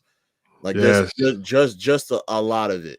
And the fact that Dreamers Pro wasn't able to put 2 to 2 together about how, like, the conversation of, like, what it means to be the GOAT was all subjective and all based off of really talent before we got to this point is amazing. And even when I go back and I rewatch a lot of things, it's amazing to me how much narrative was actually driven in the 90s, not only from the GOAT debate to what basketball, how it's supposed to be played, the position and what the position is supposed to do. Because before, like, the 80s and 90s, a lot of that stuff was just up for an individual personal interpretation, or based off personnel, or based off of your own, like, what you may need on a team-to-team basis, or how you just view the game of basketball, or just talent. A lot of stuff before we got to the 80s and 90s, when narratives were really pushed, it was really about talent. And we had these conversations when they were having the conversations. Now, all of a sudden, it's all just narrative-driven. And it's so odd to me that people like to push that about today's game, but it was really in the 90s had way more of it than people want to acknowledge. Like, way more. That's wild. And what'd you think? I don't know if you caught the beginning of it, because this wasn't planned. Obviously, I was just doing a reaction to something he said about LeBron not showing up to Kobe's memorial. Yeah, I saw it. But that's the other part. Like, half of these conversations end up turning either to how can I sustain Jordan's greatness, while damn near the other half is how can I belittle everyone else who comes close to trying to compete with him. And right now it's been LeBron for the better part of like a decade now. And so it's just narratives and stories being made up about like why LeBron just can't be as good as he is. But the nasty work to claim that LeBron would not have shown to Kobe's. Come on, what are we doing right now? That's wrong, man. Just, and then to even think that was true, or to also even think that is like a credible argument to have in any discussion about how talented a player is or what they may have accomplished. But again, just trying to attempt to tear a man down for literally no reason at all. Man, big fan Breezy, man. You've been quiet, man. What you got on this? Make sure y'all check him out, man. A Nets channel. A lot of content over there, but big fan Breezy, what's good, man? Well, I ain't gonna lie, man. I was just waiting, you know what I'm saying? Relaxing, being patient. Shout out to the whole panel. This content is fire, but you already know that. I didn't think it was much of a debate, to keep it real with you. And I think it's disingenuous to try to paint these narratives instead of talking about basketball when you don't really know what's happened, especially if you ain't got no reliable source. That being said, he got cooked. He deserved to get cooked. You know what I'm saying? Because he was talking spicy, and really, he ain't had no reliable source. He got in a situation where the night before, he didn't know this was going to happen. He woke up, seen it, wasn't really ready for it. And you see what happened. So again, I really pulled up to see what up with Gil, because last time I met Gil on your page, the first time I spoke to an NBA player on a podcast on FYF Sports, which was Gil. Shout to FYF Sports. Asked him about Cam Thomas. Hey, all of these contrasts about Cam Thomas and Kobe Bryant. I just wanted to know how he felt about it from his perspective. I ain't really going to speak much. I just wanted to listen to see what he was going to say. But case in point is, your boy Dreamers Pro got cooked. I really wanted to see Locker Room and Dreamers Pro go at it. And yeah, shout to Young Africa. Shout to the whole panel. Know what I'm saying? Shout to Low. Shout to FYF Sports. I mean, I'm just enjoying the show. He probably wouldn't have stayed on if Locker Room kicked him up. I gotta teach that nigga Dreamers Pro some shit, man. I gotta teach that nigga something. Somebody need to teach him something, man. Herb, you gotta teach him how to turn the debate sloppy when you getting cooked, man. Herb know how to make it messy when he getting cooked. Herb just turned it into a whole mess. But Lamar, here's the thing though. I rarely get cooked when the camera's on, when the lights on. When you Herb, no, you right, Herb. But when you getting cooked, Herb, when Herb know how to make a whole panel go left when he getting cooked. He just, I don't know, have he got statements pre-written down? It's like, if I get in trouble, I'm gonna say this. Yeah, he this make a dirty fight. Yeah, he make a dirty fight. Yeah. Herm good at that. We know that. Oh man, Herm, salute to Herm, no man. Oh, but Herm, what would you say to what Gil said about when Penny Hardaway came into the NBA, when these guards, when Allen Iverson came into the NBA, when these guards that could go off the dribble were starting to get cooking? He was guarding them. It didn't look the same. He was guarding them though. He was guarding them though. And you gotta realize though, you know, end of the day, Gilbert got a point, because old guards in the 90s, like for 92 on up, they did change the game, especially that 96 class, because you had the Marburys, the Iversons, the Nashes, the Ray Allens of the world. That class alone really changed the aspect of the 90s basketball. But it really slick started with Penny and Grant Hill, and it went from there. This man said, who did he guard? He said, Clyde Drexler. He stopped and then said Charles Barkley after that. and that's when I was like, bro, you don't even like people like that. You don't even know. They don't even know. They don't even know. And what makes it worse is that there's actual arguments, but he knows for a fact the argument for why Jordan is a better defender isn't based off of who he defended. But if you were to ask why Kobe's a better defender, it is based off of who he's defended. Mm-hmm. So now all of a sudden, when he got to the whole Kobe and LeBron, who's a better defender? Oh, Gil already knew he was about to pivot to that. So if you're gonna pivot to that, so then who did Michael guard? But Kobe is better defender though. Even if you want to believe, even if you want to believe that, which I don't believe so, but even if the premise though is, how do I just figure out ways to tear down LeBron? And when it came to tearing down LeBron as a defender, you're going to tear him down when you compare him to Kobe to, oh, look at how talented Kobe had, the players he had to defend. But then if we hold that same ideology to who did Jordan defend, the list is so short that he's going to pivot to Charles Barkley with the second name. Lamont. I like how Gil. Yeah, he traveled on that. I like how Gil handled it to the point where Gil was like, they both are great in their own unique way when it comes to defense. So which is the actual answer. Answer. That's the actual answer. So Dreamers Pro should have conceded, because LeBron, at his peak especially, at his peak and really in Miami, He was one of the best defenders in the league, even on ball, off ball, chase, wherever you want to label. Are you serious? Are you serious, Herm? He was one. He was in Miami. That's a fact. What you mean? That's a fact. I mean, I gotta be real.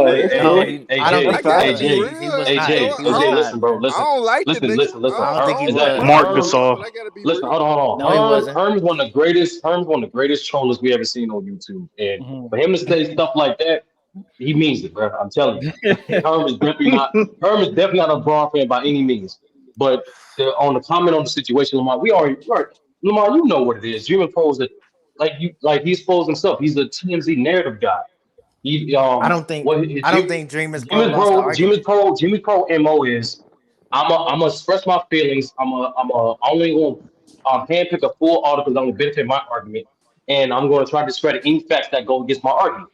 And that's his MO, and that's fine. There's a certain sector of people in sports for that. But when you put him against a guy that actually knows what he's talking about, a little expert on Gil, you see the level of exposure. You see the level of incompetence that he couldn't stick with. And in my opinion, it don't matter who you have for your opinion. Everybody has their own opinion, but at least don't be lazy. Don't be too emotional. Have some discipline. Have some manner. If you going, hold on. Let me just Dreamers Pro. Hold on, y'all. Hold on. Look, Dreamers Pro. I'm cool with everybody. Look. What my specialization is Dreamers Pro is look. Remember when Big Fan Breezy and Locker Room had their little contention? We brought them together. They debate. And again, this is neutral ground. So there's no enemies. We got people like Ticket TV come over here. Carcino has always been welcome. He will never pull up though, but this ain't we don't friend zone. There ain't no special. If I'm your friend, you can't be friend. No, it's just this is a neutral ground. It's neutral ground. So Jimmy Pro, they not friends. Hold on, they're not friends, but they might be related. I don't know. Lamont has been protecting locker room from the real killers in the base. But it is what it is, though. It is what it is. But like the only thing that Gil has been saying that he has. Lamont. Hold on, locker room. What did you do? What did you do to Dreamers Pro to where if anybody associated with you, he don't want nothing to do with him, man? He was talking about Africa bad. Man, listen, he was talking that shit about the Lakers and LeBron all last year, and I was subscribed to his channel. I've told this story on numerous occasions. I set back Lamont the whole year, bro. When we got to the Western Conference Finals, the dude was giving everybody on the Lakers credit other than LeBron James, AD, Austin Reeves, who you named. He was not giving LeBron no credit. I said, nah, bro. This nigga got to be held accountable for all the shit he was talking this whole season. So I made a video on him, and I left it at that. Lamont, they ate his ass up in the comments. I didn't reply to no comment. I tried to keep it as classy as I possibly could, Lamont. He the one replied back talking about, oh, I'm biting ass and all this different shit. So then that's when I had to get on his ass. I had to get on his top. Hold on. Dreamers Pro. Hold on. Now, Dreamers Pro. Hold on, locker room. Hold on 1 second. Hold on. You got some dudes up here. Now, hold on, Lamont, respect. I'm just kicking shit, locker room. Hold on, y'all. Let me say one thing. They have zero credibility, Lamont. Hold on. Let me say one thing. No, you're right, locker room. Let me say one thing. Now, Dreamers Pro. Come on, man. There are a few now on this channel. There is only one way to make us biased towards one person, and I don't think, and only one person ever in FYF history has actually executed this, and that was One Cool P. If you want me to be biased and kick somebody out, it's $1,000 cash app. It's only been done one time in FYF Sports history. I don't think Locker Room would be mad at me if I kicked him out. But if you really want me to take sides, you can buy my allegiance, and it's cost $1,000. But like I said, but again, it only happened once. I don't expect it to happen often, man. Salute to One Cool P, one of the top supporters of the channel, man. And the guy, look, ask One Cool P. The guy that got, we ain't seen him again. One Cool P used to be the queen pen. DreamersPro got money like that, Lamar? No, I'm just joking. One Cool P got that queen pen money, man. Hey, Lamont, I just got to say one quick thing, man. I see Herm and we got Zimbabwe on the panel talking crazy. No. I'm not. Hold troll, Lamont, though, nigga. Lamont, we're not doing this Man, today. Hey, Lamont. Hey, Lamont. now, why you acting like that, Lamont? Why Lamont, we're not doing this, bro. Lamont, we're not doing this, bro. I told Herm, Herm, it's no shade, Herm, because Herm, you know I fuck with you. It's no shade, but you in Zimbabwe, like I said, bro, don't do that. Don't be up here talking crazy. You trying to use your 13K. You trying to use your 13K like you got y'all gotta get the show back. Like you got stabbed. Herm, you gonna let locker room and that nigga. Herm, you gonna let Doc. Hold on, locker room. Herm, you gonna let locker room get his first W over you, bro? Nah, He don't want to debate though. He biased. The locker room. He don't want to debate. Lamont, you might debate you, bro. It's a very questionable panel, Lamont. Lamont got the locker room and witness protection out here. Lamont, it's a very questionable panel, bro. It's a very questionable panel. Lamont, because I'm gonna call you out, Lamont. Lamont, your old co-host or something, Lamont. That's your old co-host. Hold on, Herm.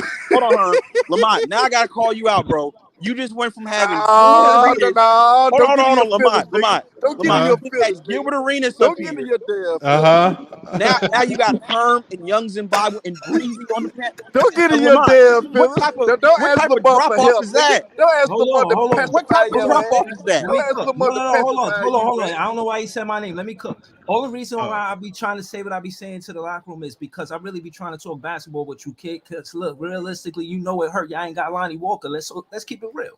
The fact is that Lonnie Walker better than Austin Reeves. So let's keep it real. Now, he been saying that though. Locker room agree. But what I'm saying is at the end of the day, I'm just trying to talk basketball, bro. Ain't nothing else. So again, when I'm talking basketball, I mean, if anything, it's not a debate. You feel what I'm saying? So like when I see you on different pages, it's smoke there, right? And then on my page, you know, I'm just chilling on some big fan breezy shit. But here, when I come here to only kick up dust. I'm here for a debate.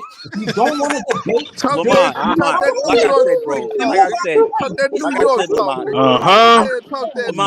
like I said, Lonnie Walker better than Austin Reeves. You want to take it there? Lamont. I'm not doing this today. Hold on, let me let locker room respond. You're not gonna put me in another trick bag today, Lamont. You got me. Stop crying for him, Lamont.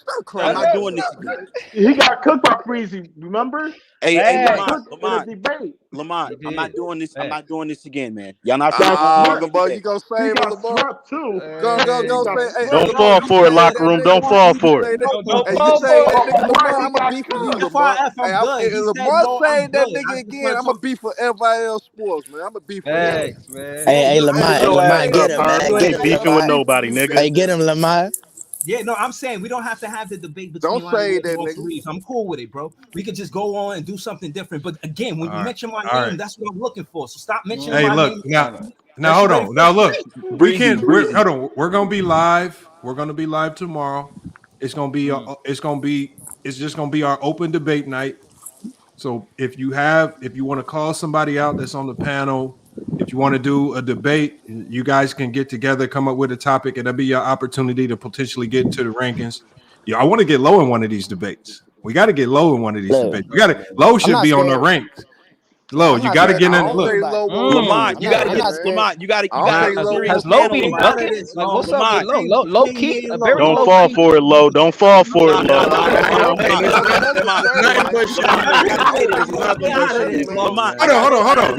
Hold on, Low. But Low, from what I'm hearing, I didn't even notice.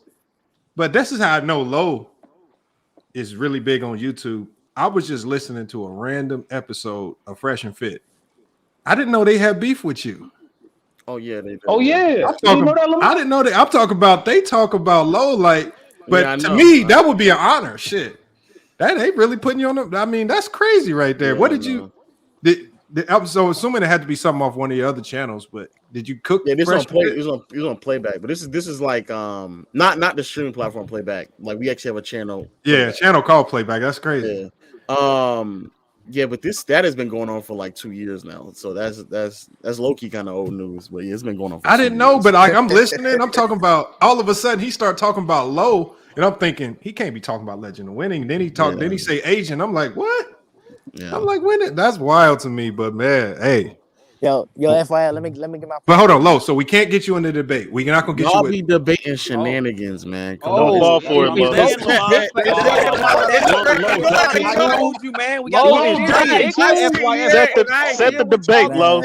I be sitting here hearing what y'all saying, and it's like, bro, what are we talking? But Lo, the beauty of it is They be there was speaking a man facts, on man. this channel who said that Michael Jordan was defending Charles Barkley like 30 minutes ago.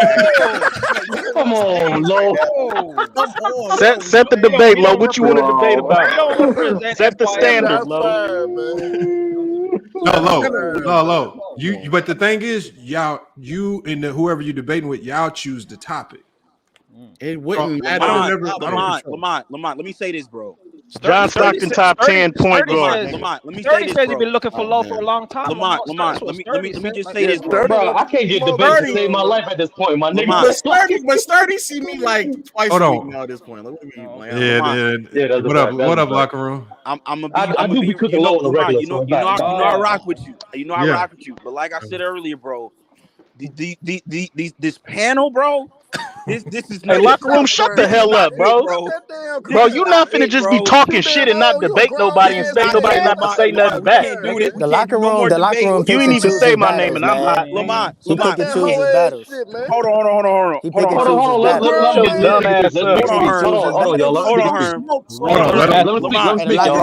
Hold on, y'all. You pick and choose your battles. You in a debate show and don't want no smoke. What are you talking about? Lamont. Here's all I'm gonna say, bro. We can't have niggas on the panel debating basketball and their own shows got canceled. That doesn't even make sense. They have no credibility. You're talking to Herm in Africa. You talking about Herm? I mean, combined, what are we talking? 500 subscribers? Gassing the bathroom. Hey, Lo, did you know anything about tickets? Because Ticket TV he gave Herm and Africa a show, but Locker Room says that Ticket TV canceled their shows because look at him.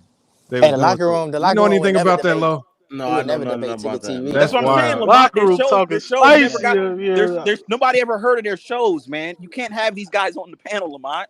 Hey, that shot's fired, Herm. I wouldn't take that over a text message. I ain't worried about no like Herm, right? His brother's like Herm. That's crying to the month for help because he getting checked by the young African and getting checked by myself. Exactly, man, look, end of the day, how can I get checked nigga, by if you? you know basketball, nigga, debate, nigga. If your punk ass scared, just say so, nigga. Herm, don't do that. Hold on, Herm. Don't do that, Herm. You just called me. I'ma do it, nigga. No, Herm, don't be disrespectful now, Herm. Herm, pick a topic. Herm, pick a topic. No, I don't pick a topic. You just called me 2 days ago, Herm. Don't be disrespectful on Lamont channel, bro. Don't do that. I don't know if I should pause on that. What's going on? But you crying, right now, and you a grown ass man. You too damn old to be crying to Lamont because some niggas coming at you talking about they want to debate you. If you niggas talk a lot of shit, but that's after I'm gone. Credibility to debate.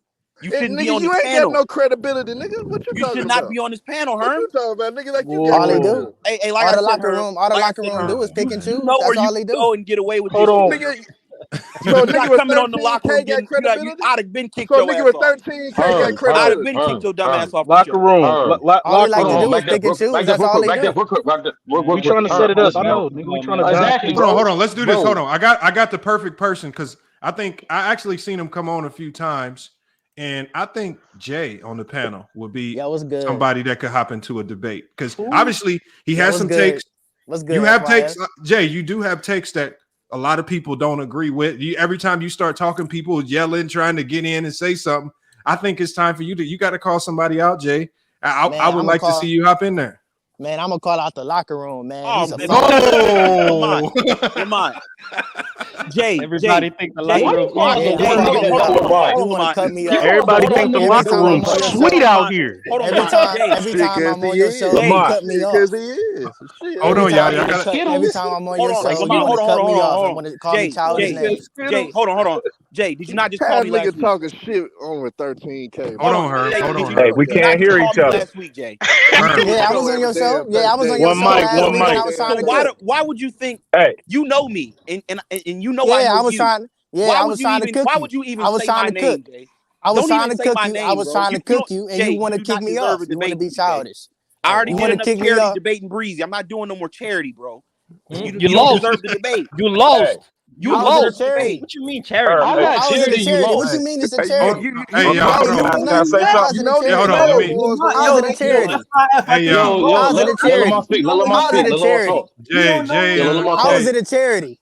hold on, How y'all. is it a charity? Charity, you can pick any topic in the world. Hold How on, is y'all. it a Hold on. charity? Yo, Let me you mute don't him. know I gotta where mute you him. at, bro. This is a debate show. Hold on, I gotta mute him. Hold on. I'm trying to look, y'all, because we don't got that much time left. I want to get to the guy that just pulled up KS app. What's good, Lamont, man? can I say something? Yes, sir. Hop Mom, in. Go stay ahead. safe in the locker room. This is crazy, but go ahead. No. I'm trying to get to everybody before we shut it down. That's why. Go ahead, Okay, Cook. Seth, Go ahead. can I say something? Yes, sir. Hey, this is what I want to say. All right, Lamont, this is what I want to say. Let's keep the main thing the main thing. I was on the locker room show last night. And I was there when the locker room was talking about the Dreamers Pro because of his things about LeBron that Dreamers Pro said. I was there when you pulled up. So let's keep the main thing the main thing. Okay. I saw your information come out last night that you was going to do a reaction. Mm-hmm. So when I came on this morning, you broke it down perfect. You, like I've always told people, when you do a show and you're talking sports, make sure you have your facts before you start going out there blurting things out. Have your meats with the potatoes. So basically what you did was you fact checked the three main points that Dreamers Pro was trying to make about, LeBron not being at the funeral, him not, tweeting about Bill Russell, and him not being at D Wade's Hall of Fame speech. You checked him on that, so he was cloudy on that. But the thing about the D Wade Hall of Fame thing, that was the same time Bronny was going through his medical emergency. So he was attending, his son's bedside. So you checked him. So when Gil came on, Gil actually just flamed him because then he started turning around trying to be an interviewer to Gilbert. Gilbert, let me ask you this. Gilbert, let me ask you this. Talk about it. Let's just keep the main thing, because everything else that you're talking about, that could be for another show. But you provide great content as well as the locker room. So I appreciate you bringing me on. Hey, hold on, bro. I Hold on, like bro. this. Let me say this. Let me say this. Now, Lamont, this is a guy I feel like he's a little bit more qualified. The guy, the low guy, he's qualified. Lamont is qualified. The rest of these guys, Lamont, they cannot be on a serious panel, man. We got to just be realistic, Lamont. How is this nigga asking for charity? He ain't even run. This coming from a dude, Lamont. This coming from a dude that never won a single debate. I do want to follow up with what he said about the Bronny situation. Nigga that you probably want to last a minute with. Because what I didn't do is I wasn't able to follow up with the rest of the reaction because I had more information.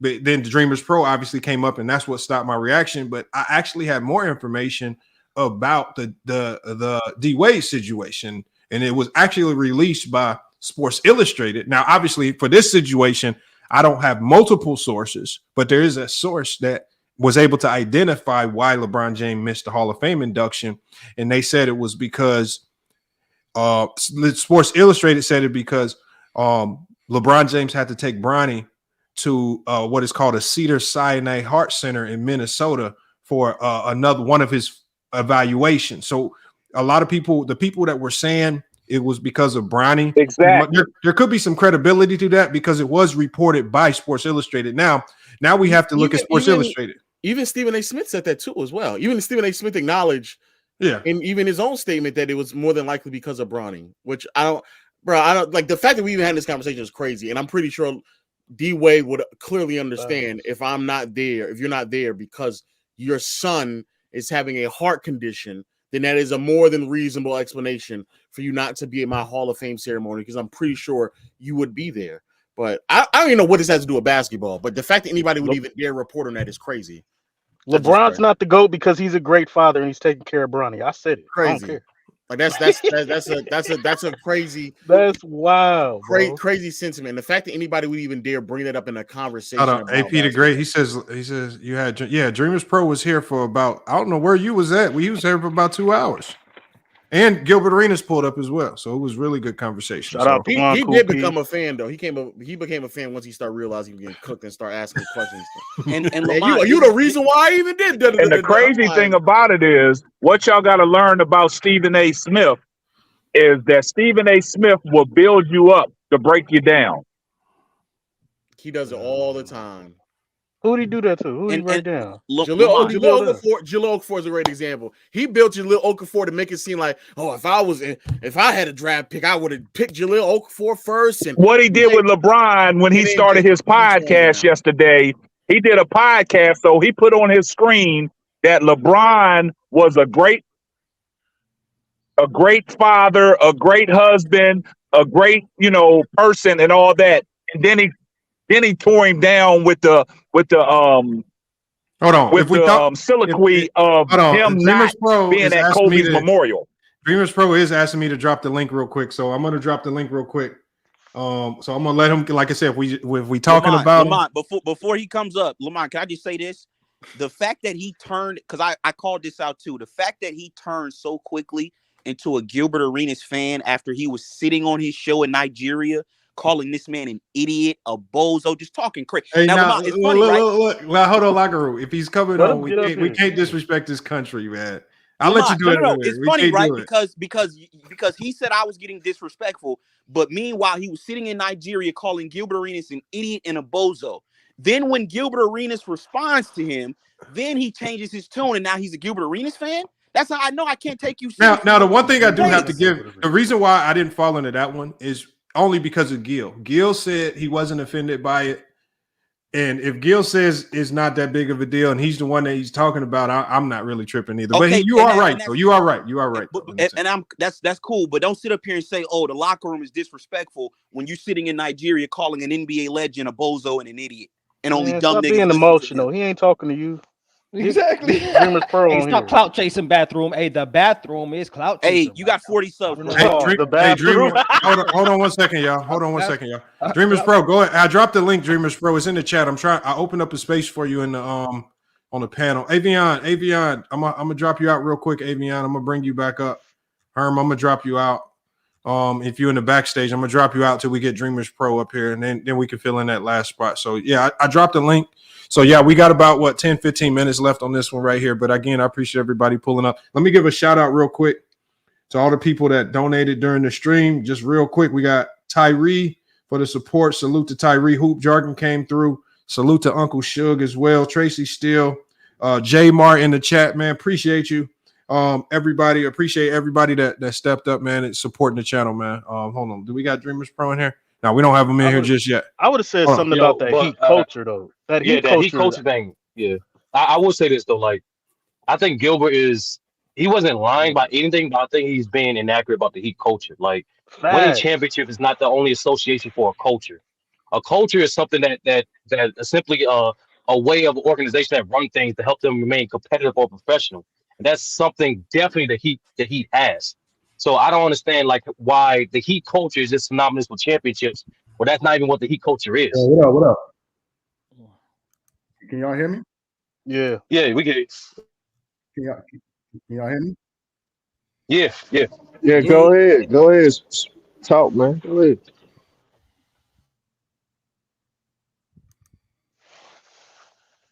Hello? Hold on, Dreamers Pro, are you there? Yes. Yeah, we can hear you. We can hear you. Somebody talking. I'm trying to figure out how to mute it. I don't know who. No one's talking. All right. You can hear me now, right? Yeah, we hear you. Locker room quiet. Right, so first off, when I came on your show, as I told you, yes, sir, I was asleep. And then yeah, I can y'all hear me? Can y'all hear me? Damn, you was sleeping on your you heard it when you was asleep. That Jay-Z and he stopped. I was asleep and I woke up and I saw that you was doing a live about it. So when I came on, if you notice, I was trying to figure out what was happening. And we was addressing some of the points that you brought up. Mm-hmm. So as I was listening to your show, if you notice, I ain't even talk crazy. I didn't start coming up on your show cussing and none of that, because we was talking about a particular thing for like 45 minutes. Yes, sir. 45 minutes. And I gave you the respect. I was like, because this is your platform. I didn't come up here talking crazy, nothing like that. Then Gilbert Arenas comes on, because I mentioned him like an hour into the show. Then he comes on, which was not the reason I came on your show. I came on your show to talk to you. And then now I'm like, yo, I already had something to do before I even came on the show. And Gilbert is just coming on. I'm not going to be on here for like an hour extra talking with Gilbert Arenas because I was doing something anyway. So I wasn't trying to be debating with Gilbert Arenas because that's not the reason I came on in the first place. I wasn't coming up here to fight with Gilbert Arenas. I already chat with him, and I told it I'm gonna keep it respectful. Now, if some of these dudes is talking about, oh, you ran because I'm not here cussing back and forth, that's on them. I believe black men can have a conversation without being disrespectful as hell. Some of these niggas, that's what they love to do. You was just in Nigeria being disrespectful. Now when he's on the phone, you're not disrespectful? Yo, why you got this lame nigga talking when I'm talking? All right, hold on, locker room. Nigeria calling Gilbert. Hold on, locker room. Why you I got this lame nigga talking when I'm talking? I muted him. Locker room. I'm gonna let you cook as soon as he's done. We gotta let him get his. I don't know why you letting bum ass niggas come on your platform and be talking. Why you associate me with this lame ass nigga? I don't want to talk to this nigga. This nigga's a bum. He's broke. He's a bum, and he's broke. I never seen his face. This nigga stalking me on LinkedIn. This nigga be stalking me on LinkedIn. I don't know him. That's my daughter. That's my daughter. I don't know why you got this nigga talking when I'm talking. That's my daughter. As far as Low, I've always watched Low on his channel. I watched him on the Player's Choice. I thought he did a great job on his show. I never had one negative thing to say about Low, ever. I come on here, Low, talking about I'm getting cooked because I came to this dude's show to talk about something he was talking about. But that's not negative. Come on, and I gotta leave. I know, but Dreamers Pro, we don't like what's going on? But Dreamers Pro, there's been multiple times. What? I don't know what to tell you, bro. That's not negative. That's just a fact. You were getting cooked. What you want me to say? You weren't getting cooked. Somebody's talking. I can't hear. Hold on. Yo, Lo, let me ask you a question. Can somebody mute themselves? Hold on. Go ahead and ask your question. Go ahead. No, that's Low. That's Low. That's talking. Yeah, that's Low talking. FYF. Yeah. Low. Let me ask you a question. Where you know me from to be having this type of opinion on me? I don't have to know you. I saw the stream. You're getting. So let me ask you the second thing. What did he cook me on specifically, He asked you who was he defending. I'm asking you, what did he cook me on specifically? I'm saying it right now. He asked you who was Jordan defending to try to prove a point about your argument about who could be a better defender. Your answer to that was Clyde Drexler, and then the second one was Charles Barkley, who's a power forward. Right. So you didn't have an answer. Low. First of all, what you do is you are like a basketball historian. Don't nobody give a fuck about that, bro. First of all, I came on the show. Now that's crazy. To this dude about something else. I did not know I was going to be getting into a debate about who the Jordan guard in the 90s. I didn't come on the show for that. So you're saying you can't name another two guard in the 80s? It wasn't that I can't name nothing. That's not what I came on the show for. I'll ask you the question. I'll ask you the question again. All, why you in the I'll ask you a question again. You couldn't name another. This is what these niggas be doing online. I'll ask you the question again. You couldn't name another two guard throughout the 80s. Of course I could, but nigga, that's not why I was there. What is you talking about? So why would you name Charles Barkley then? And first off, why are you even in this conversation? This ain't about you. You asked him. I joined the panel. I just joined the panel. Nobody gives a fuck about what you think, nigga. It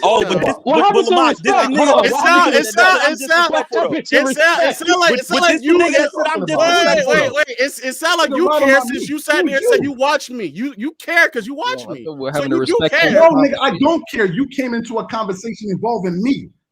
Nobody's looking for you. Nobody was checking for you. Nobody was asking you nothing. I already made it clear I would not disrespect Gilbert Arenas like a man because I don't want to get into some bum shit like this lame nigga. This has nothing to do with disrespecting. You said Charles Barkley as a second option that he was defending. That had nothing to do with Gilbert Arenas being disrespectful or not.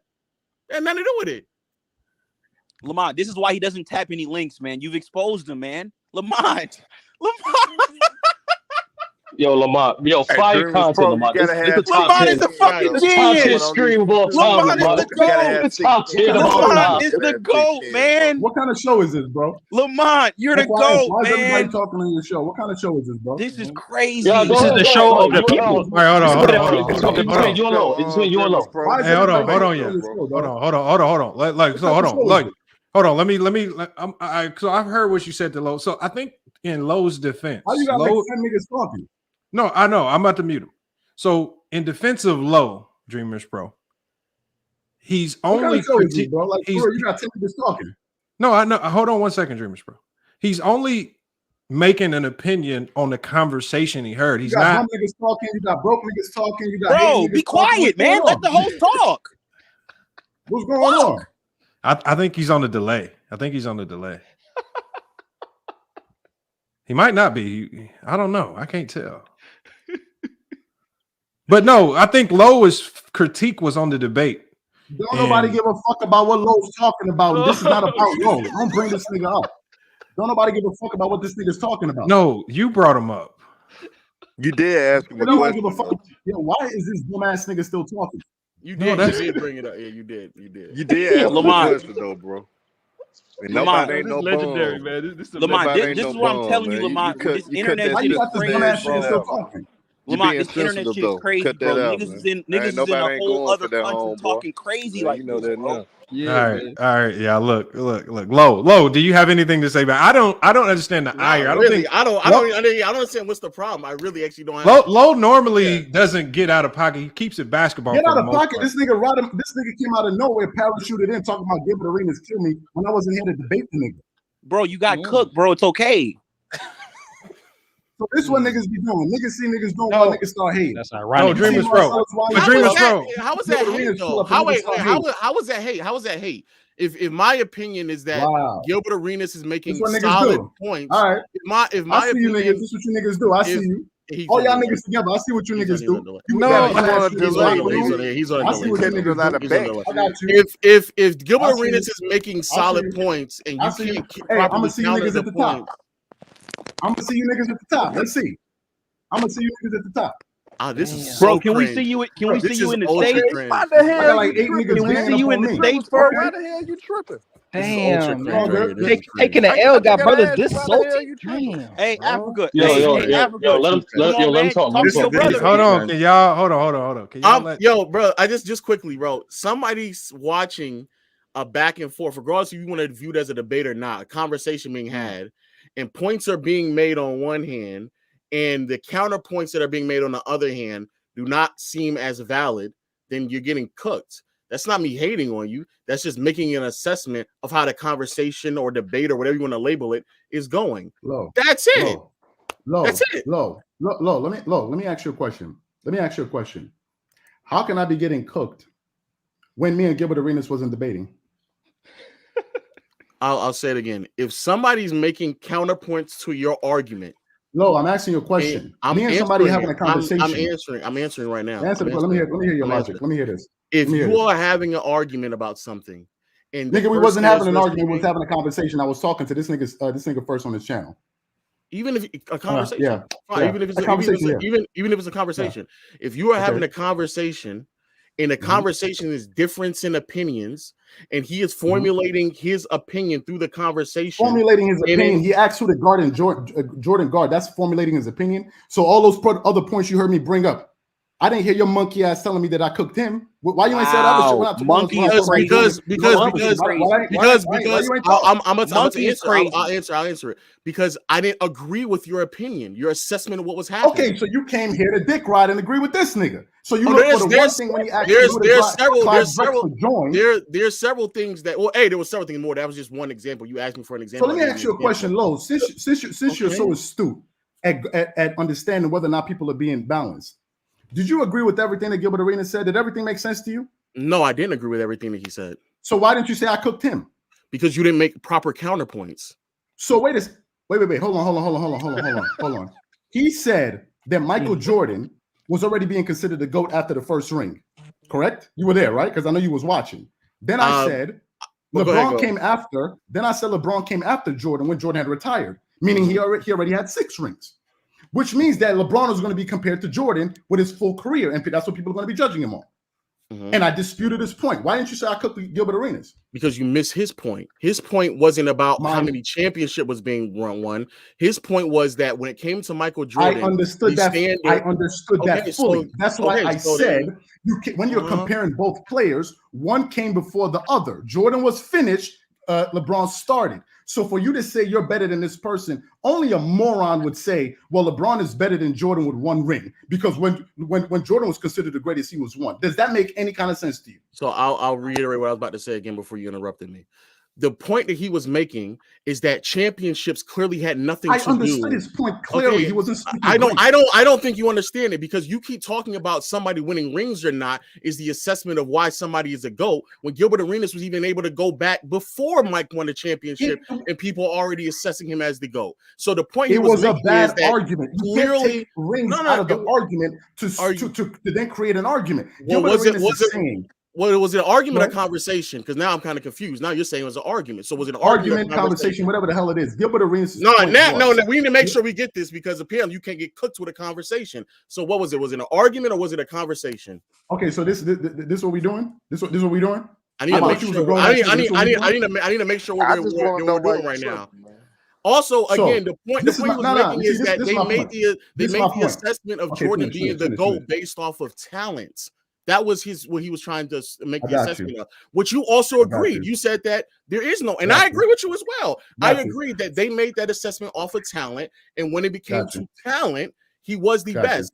And if you actually looked at what I said in the comment section, I then followed that up by saying, so would that not be accessible to LeBron as well? Because I agreed with what you said. So ironically enough, there actually was something that I agreed with you on, and I actually left a comment about that as well. So there actually was. But you agree with me, but Gilbert cooked me. Gilbert makes a point. He cooked me. I made a point. You agree with me. Anyway, this is my only point that I want to say.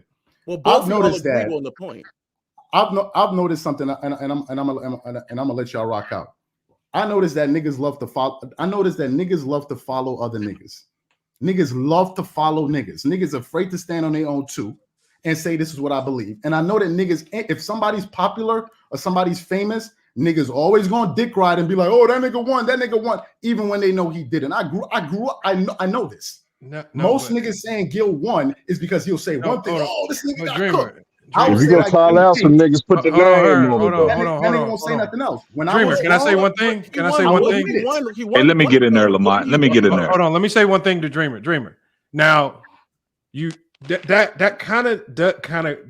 you do make a good point, because what you said does happen. But the last time Gilbert, but the last time Gilbert was here, it was a panel full of people that wanted to cook Gil as an NBA player.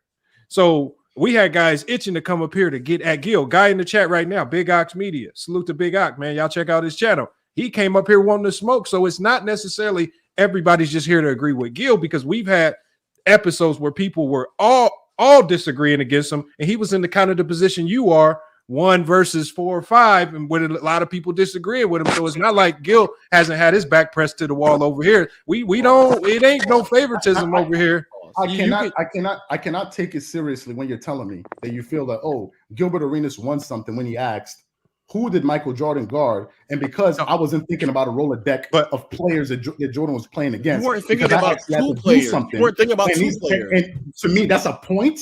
I was actually on my way out of the house. You weren't asking. You can't name another 2 guard for like 10 minutes. And I'm just saying that if you notice, I wasn't trying to come back. Let me get in there, Lamont. You couldn't remember John Stark. This is a bunch of excuses. This is just a bunch of excuses for why you can't remember another. I mean, everybody gets cooked though. Everybody gets cooked in YouTube. So why you make a big argument. What I'm trying to figure out, and I'm not going to talk again. What I'm trying to figure out is this, and I'm not going to talk again. Lo, I never knew you from nowhere. All I did was see you on YouTube. I watched your arguments on Player's Choice, and I was like, man, this dude is pretty good. I never had a comment. I'm not a hater. I don't be sitting there watching niggas like that. I never knew that you were sitting in the cut talking about me. Have I ever said anything about you any day, anywhere? No. You as a fellow content creator, to you to come up on the internet and start dick riding some NBA player just so you can feel like, oh, look, that nigga got cooked. Son, it looks mad soft. So he should dick ride you. That nigga disagree with Gil most of the time. He disagree with Gil most of the time. And Herm, he doesn't actually know that. I have a whole video disagreeing with Gilbert Arenas in his take. The whole Miami Heat situation that he said it, I disagree with it as well. I can't take nobody serious when somebody makes a point. You say you got basically, again, that's what niggas do in high school. Come on, where we at? Me saying that somebody got cooked was off of way more than just one point. You asking for an example. You can say a person made a good point. You got cooked because he asked who was Jordan Garden. No, that was one of many examples. That was you asked me for an example. I gave you an example. If you want me to give me more examples, I can do that as well. But I gave you an example because you asked for one. But again, for Gilbert Arenas, I have whole videos disagreeing with Gilbert Arenas. Whole video. No. Hey, here's the point. Here's the point, guys. Here's the point. My thing is this. I try to be as respectful as I can. When I said those personal things about Gilbert Arenas, I apologized on my show. I said I should not have gone that far. You had lame niggas in the back talking about, oh, you got cooked because a black dude apologized to another black dude for crossing the line. That make me soft? That means I got cooked? No, nobody said no. Here's the point. Here's the point, guys. Here's the point. Low. Check this out. Check this out, Low. Check this out. Check this out. Check this out. Here's the point. But see, this is the problem that YouTube and the media has. Everybody has an opinion and everybody has valid points. But what people do is they will minimize people's opinions and their points to validate their points. We got to stop that. It ain't about people getting cooked on a debate. Everybody has points that they make.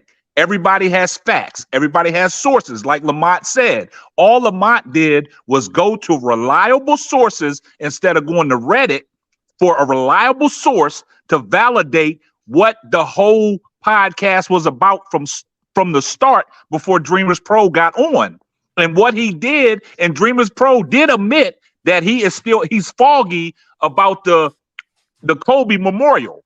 And Lamont pointed that out, and Dreamers Pro said, okay, I'm foggy about that, but the other ones I stand on. You can't knock a man for standing on his points and belittling what his points are to validate your points. It's not about that though. No, and you know what, y'all? We over on this channel. On this channel, we don't call it getting cooked. You are right. We actually call it getting max ether. So yeah, there is another terminology. No, all I'm saying is even to the gentleman that just spoke, I forgot the name of it's Simply Ball Dropping Podcast, Dreamers Pro. Simply Ball Dropping Podcast. When he did the review video on Gilbert Arenas, you can ask him. I watched the full video. I thought he gave a fair assessment. And I wrote, thank you for the feedback. Appreciate the feedback. I don't you did. This, you got to be disgusting and this nigga. I'm not into that, man. We black men, like we too old for this shit to be. No. But Dreamers Pro. Come on, like we got to do better. When Low gives his opinion on what happened, why is that considered hate though? That's just what I'm kind of confused. No, Low is on here talking about son, you got cooked, and I'm on my way out the house. You're on your way out the house. Well, I mean that is their assessment of the conversation. That's Lamont, did I not say I got to be out of here in 10 minutes? Didn't I say that? You did say that. That's fine. I stayed on for like an extra 20+ minutes. What does that have to do with you being cooked, though? What does that have to do with cooked? You got cooked. But to come to Lowe's, it's not that big of a deal. Being cooked, I thought you was a serious. Not a negative. You over 30 years old. You acting like a dude. I'm not dealing with you. But to come to Lowe's defense, Lowe did some videos on Gilbert Arenas. I've done videos about Gilbert Arenas. Yeah, debunking some of Gilbert Arenas' views, and like everybody takes that. But 90% of the time. He disagrees with that nigga 90% of the time. He acting like a fucking 15-year-old. Yo, you got cooked, nigga. Where we at? We in high Dreamers school? Pro. Low key, they ain't no real excuse for not remembering any other two guard in the 90s. It up to be like, yo, this nigga got cooked when I did. Oh, you think I'm saying it because there's people in the chat? Low. Low, he can because end the somebody asked stream. you a question. He can end the stream today. He can end it right now, and I'll tell you got cooked. I'll upload a video and I'll say you got cooked. I'm not the person to say he's doing it because there's people in the chat. I'll go to another platform, get more people, and say that you got cooked. Nigga, you got cooked. Low. The amount of people in the chat has nothing to do with it. Low. Gilbert Arenas asked me who was Michael Jordan guarding, right? Right? That was the question, correct? Okay. Correct? Yes or no? Right? Okay. Do you remember that part? Because that's the part you've been hype over. That's what you said, right? Not hype. You asked me which one, and I. That's the question he asked, right? That's the question he asked, right? Yes. Good. I'm on my way out my house. I'm supposed to sit down and go through my whole Rolodex to answer this nigga's question. And because I didn't answer this nigga's question, I got cooked. That makes sense to you? Dreamers Pro. Yeah, yes. I can answer it. Yes. Dreamers then Pro. You a lame nigga then. Dreamers Pro. I can be on my deathbed and give you a better answer. Nigga, you can be at the fucking cafeteria. You still a lame nigga for thinking that. Oh well, we're just different opinion, then that's it. Oh, then I guess we are. That's just. But what I'm trying to figure out is why you commenting on this conversation when this ain't got shit to do with you. Because he asked me when I got on the panel. He asked me about it. Yeah, the host asked everybody. He asked me about it when I got here. FYS, man, I thought we was on some respectable shit. I didn't know you had niggas. I didn't even know you was with this bum ass nigga. About what we just saw. The locker room, that dumb lame ass nigga talking that crazy shit. I've never seen this nigga's face nowhere. Lamont, can I get in here? I've never seen this nigga's face. Can I get in here real quick, Lamont? Get in. Go ahead. Hold on. Go ahead. Lamont. Go ahead, locker room. Go ahead. This is a content creator's, a sports content creator's worst nightmare, right? See, when you're able to just sit in Africa and just talk crazy about people. Nigga, hold on. Let me ask you. We let you go, sir. We let you go. No. Let me ask you a question. Lamont, let him go, bro. Let me ask you a question. Hold on. What's your name? First of all, what's your name? What's your name? What's your name, son? I've been listening to you. What's your name? I want to know your name. You talking wild crazy. What's your name? 20 minutes. I don't know your name, son. My name is Charles Debancy. Nigga, what's your name? Can you put him on mute, please, so I can get this? Nah, nigga, we're not putting me on mute. What's your name? Lamont. Can I please answer the question, dog? You talk wild crazy. Hold on. His name is Reggie. It's Reggie. Can I say first and last name? What's your name? Because this nigga been in my LinkedIn account. What's your name?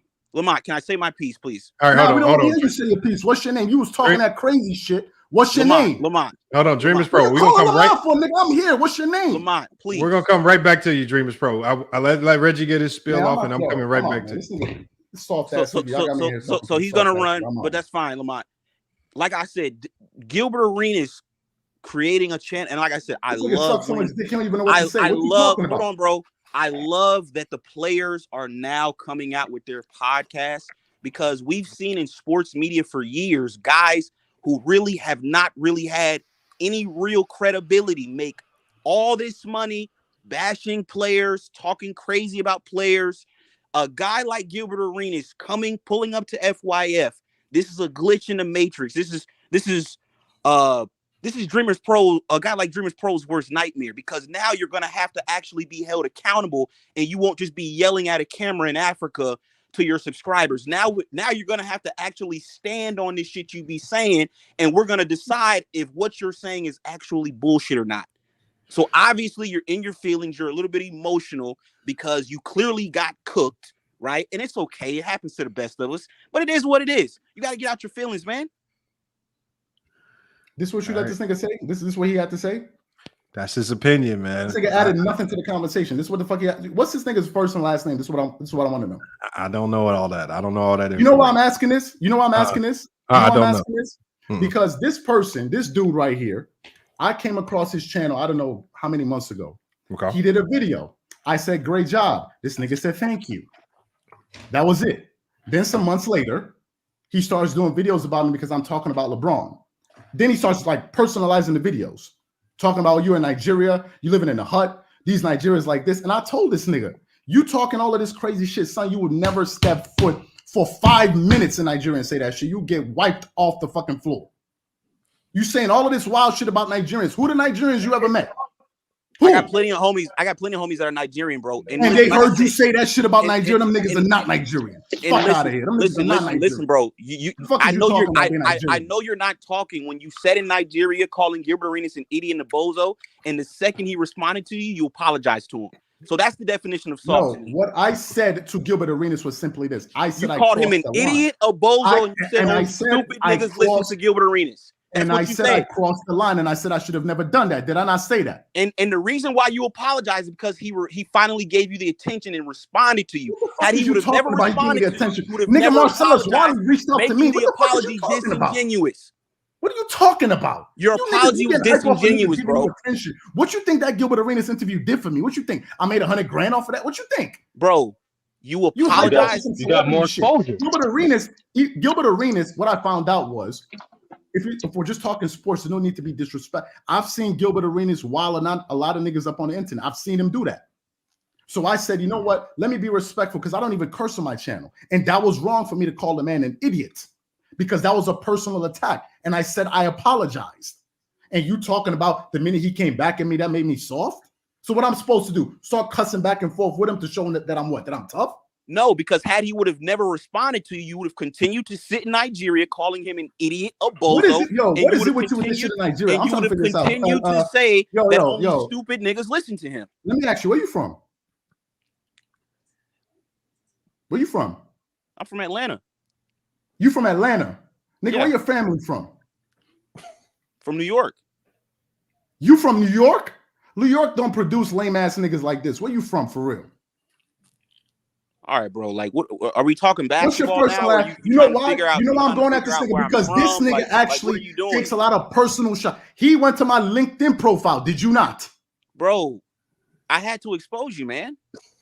What the fuck did you expose? Did you go to my LinkedIn account? Because people were telling me that you were a hotel receptionist. I had to verify the information. They said, yeah, because my phone was building a 5-star hotel in Nigeria, you clown. What we doing? Hotel receptionist. I was doing that to learn the business. This is too much. That was my uncle's hotel, and my dad has a 5-star hotel. Bro. Dreamers Pro. What you talking about? Hold on. Dreamers Pro. You're not on my level, nigga. What you talking about? Get the fuck out of here. What you talking about? I was a receptionist. Nigga, I got a fucking hotel. What the fuck are you talking about? Dreamers Pro. I don't give a fuck about you. You said you want to Dreamers Pro. One of my you up to it. Somebody that came in my comments told me you were from Nigeria, bro. It's not like I went and researched you and did all that. People, nigga, I said it on the channel. Somebody saw me say it. Okay, and that's how I got the information. Nobody's stalking. Where the fuck you think I'm from? Some fucking tree? What the fuck you think this is? Nigeria? What? We got broke, nigga. I'm trying to figure it out. What you feel about Nigeria? What's the thing about Nigeria? What's on your chest about Nigeria? Bro, this is too much. This is crazy. Lamont, you gotta take control now. This is crazy. All right, yeah. Hold on. You just said on the panel and called a nigga shit about Nigeria, nigga. You're not qualified for that. You just said on the panel and called a nigga a monkey. You talking about Nigeria, nigga? You just said on the panel and called a nigga a monkey. This is cringe, boy. Did you not just say that? What the fuck is you talking about? Like, don't ever talk about Nigeria, nigga. Did you not just call a nigga a monkey? Yes or no? Nigga. Did you call a nigga a monkey? Hold on. Oh, he left, man. He left. What the hell, man? Lamont. This is stream of the year. Top 5 stream. Nah, Lamont, you goated, man. Lamont, you goated for this one, bro. I'm not gonna lie to you, Lamont. I don't know. For this one. I don't know how this stuff be happening over here, man. That is crazy, man. Locker room, you a professional troll. I give you that professional troll. Damn, Low. Why you starting beefs with everybody, Low? Like that's not cool, Low. You can't be.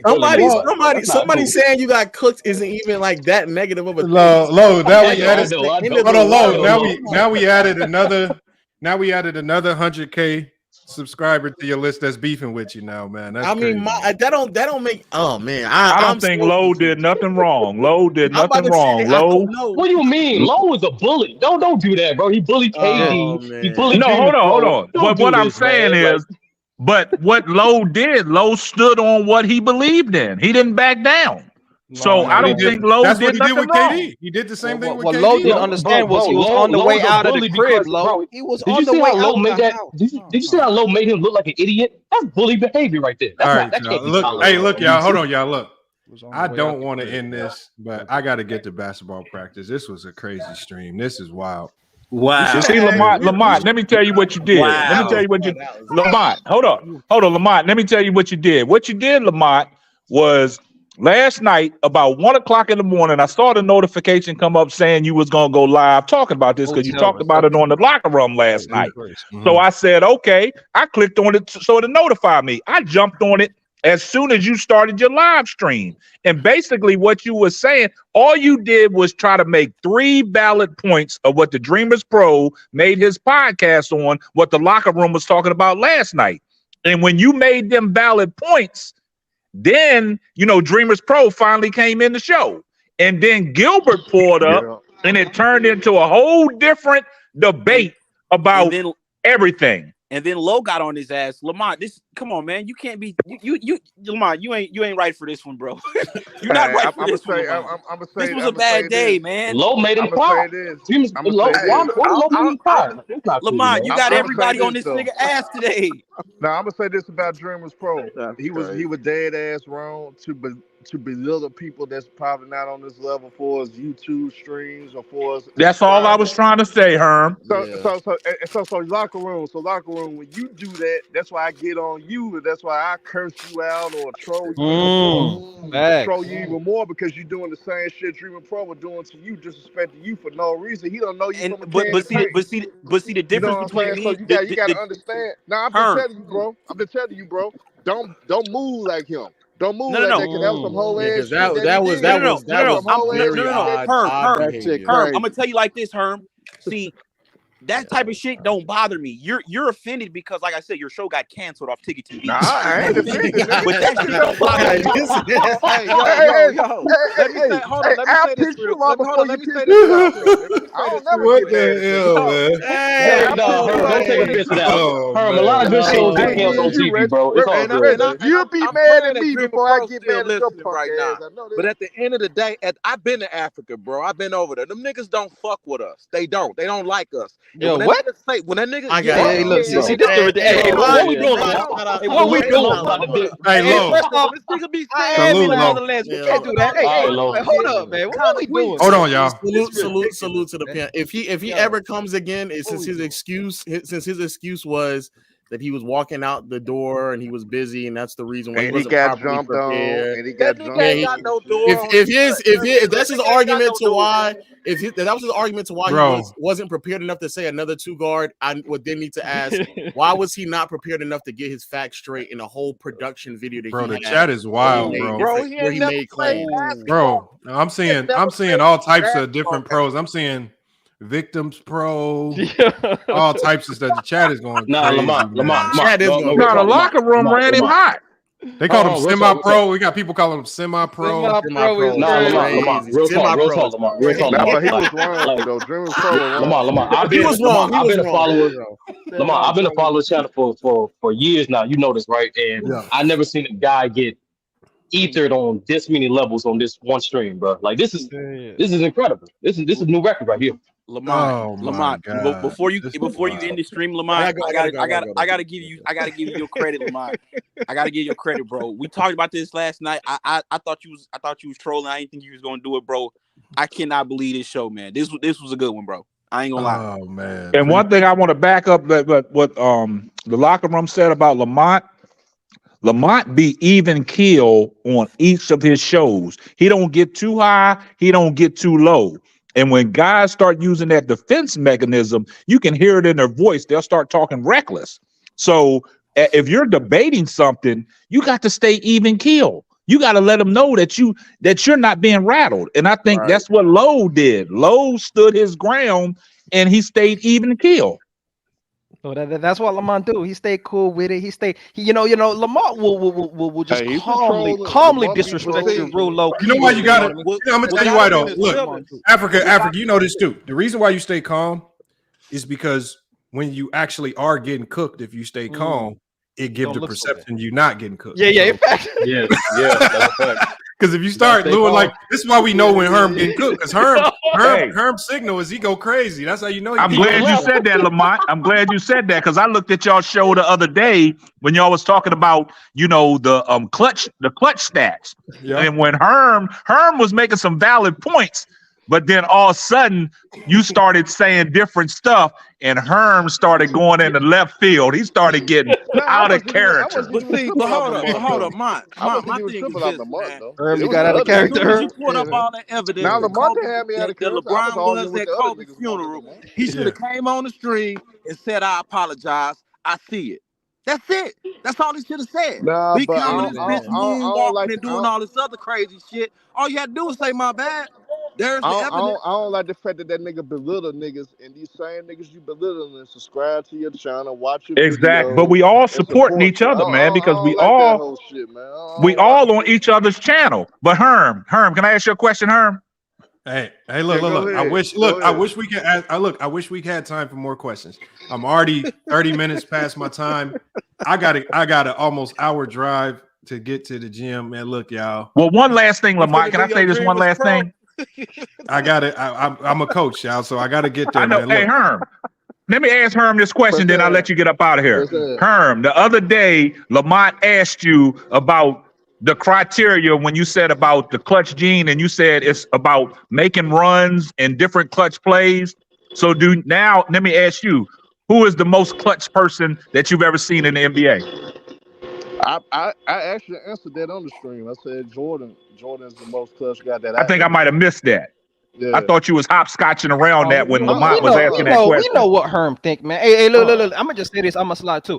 We know Herm think Jordan the GOAT and he the most clutch player all time. But I'm gonna say this: individuals don't represent the continent of Africa, right? So Dreamers Pro didn't do the greatest job today, Lamont, of representing the mother. You know what I mean? So no individual leave Dreamers Pro alone, man. No individual represents billions of people in the continent. So let's not do that, right? He don't represent Nigeria. He don't represent, just like I don't represent the whole continent either. But we can't do that and talk about the motherland don't like people in America. Man, Dreamers Pro over there on his channel doing his thing. A lot of love, y'all. Yeah, I appreciate that, young Africa, because I got love for Africa because of young Africa, man. I did have love, but besides young Africa, hey, I'm gonna go ahead and drop y'all down. I gotta end the show, y'all. My apologies. Salute to Africa, the locker room, man. Make sure y'all check out the locker room's channel, man. Like I said, it's Simply Ball Dropping. Yes, sir. Hold on, Simply Ball Dropping podcast, and make sure next time I get your the link to your channel because I like to drop y'all links in the chat. But next time you pull up, I got you. But I'm gonna drop you down. Salute to the locker room as well. And Big Fan Breezy, another content creator, man. All content creators, Big Fan Breezy, his Nest channel, the locker room. Make sure you check out all the channels we mentioned. If you missed one of the channel names, just rewind the stream back, get the chain down. Make sure you search them up on YouTube and just give them a follow to support, man. But again, we are well past our time, man. This stream just turned from a reaction to Gil, from Gil to Glow to the locker room, man. I don't know how this be happening up here, man, on FYF Sports, but it happened. We probably gonna break this video up into probably 3 different videos. That way you guys don't have to navigate through all of this and try to find the content. But man, what a stream it was. Make sure y'all also go check out Bang Sports and Entertainment, man. Another guy that just not only covers basketball, man, but the man covers music. He does all types of streams, man. So make sure y'all check out Bang as well. Join his memberships, man, to support as well. But locker room, Low, salute to Gil, man. I don't know what to say about this show, man. It is what it is. But and then the last person, none of this happens today without Dreamers Pro, man. Like he came in and turned it into an epic episode. I don't know if he was just acting for the cameras at the end there, just really trying to show out. But at the end of the day, man, salute to Dreamers Pro, because when we do these reaction videos, when we start talking about people, when we addressing their takes, it's not a lot of people that actually pull up and really confront the allegations that we putting forth, man. No matter what you think of his response or anything that he said, he did pull up. And so, if you leave with anything, you have to give him a little bit of a support for actually pulling up, man, addressing these things, no matter how we feel about his response to it. But again, so salute to Dreamers Pro and all the other content creators that pulled up. But look, it's FYF Sports, man. Man, another great podcast episode. Salute to the last 2 people that hit the cash up as well, Ricky Fontaine. And I forgot the other guy. I'll get to it on the next stream. We got to do a follow-up stream to this probably tomorrow, but it's FYF Sports, man. Another great podcast. We're going to be back with more sports news. Until then, man, it's FYF Sports, and we out.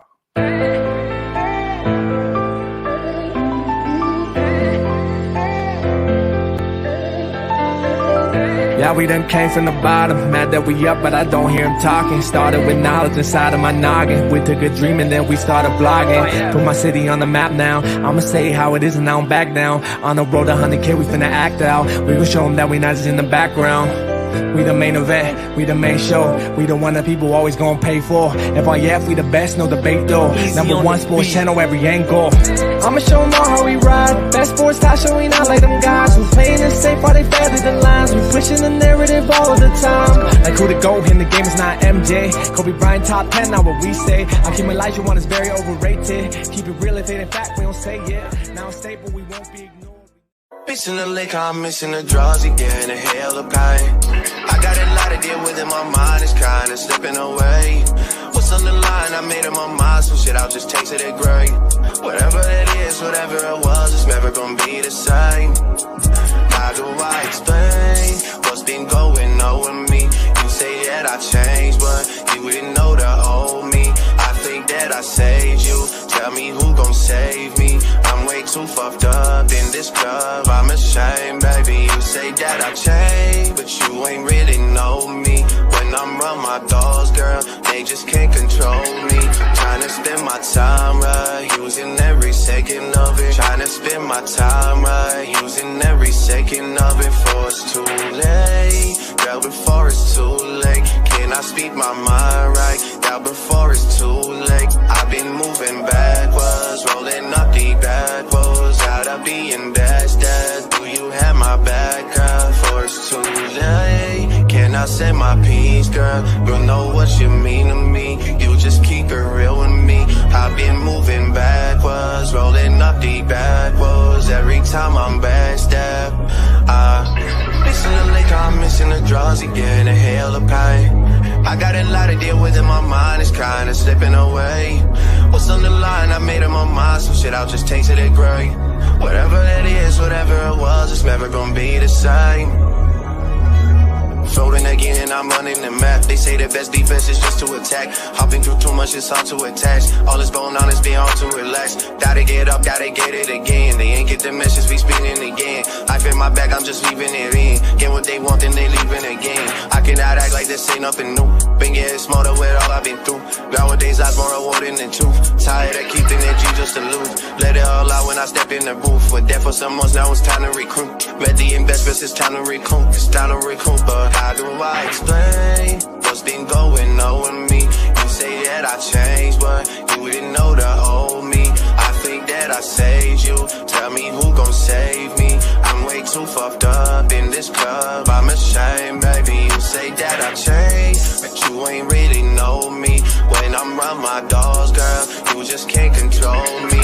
Trying to spend my time right, using every second of it. Trying to spend my time right, using every second of it. Before it's too late, girl, before it's too late. Can I speak my mind right? Now before it's too late. I've been moving backwards, rolling up the backwards. Every time I'm backstep,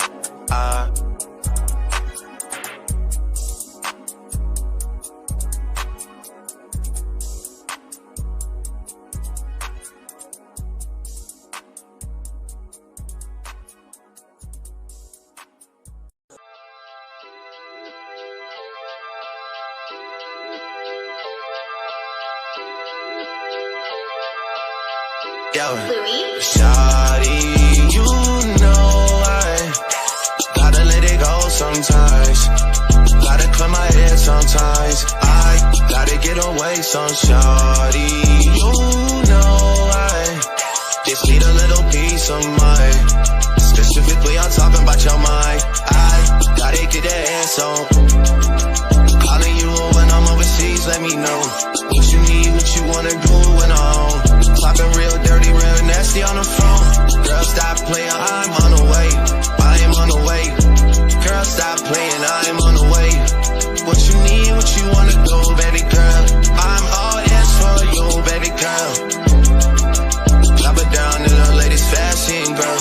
All the shit I did, that's past tense, girl. Do it up before you, what's your passion, girl? Got the lyrics in my songs, and your cash in, girl. Leave that boy alone, he everlasting, girl.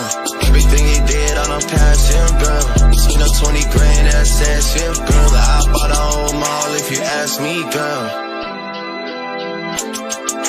Bought a whole mall if you ask me, girl. Got the lyrics in my songs, he on cash in, girl. Leave that boy alone, we everlasting, girl. Everything he did, I don't pass him, girl. Seen a 20 grand.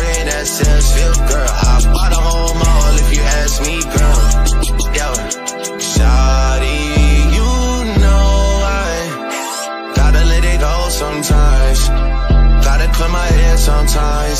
I gotta get away some shawty. You know I just need a little peace of mind. Specifically, I'm talking about your mind. I gotta get that ass on.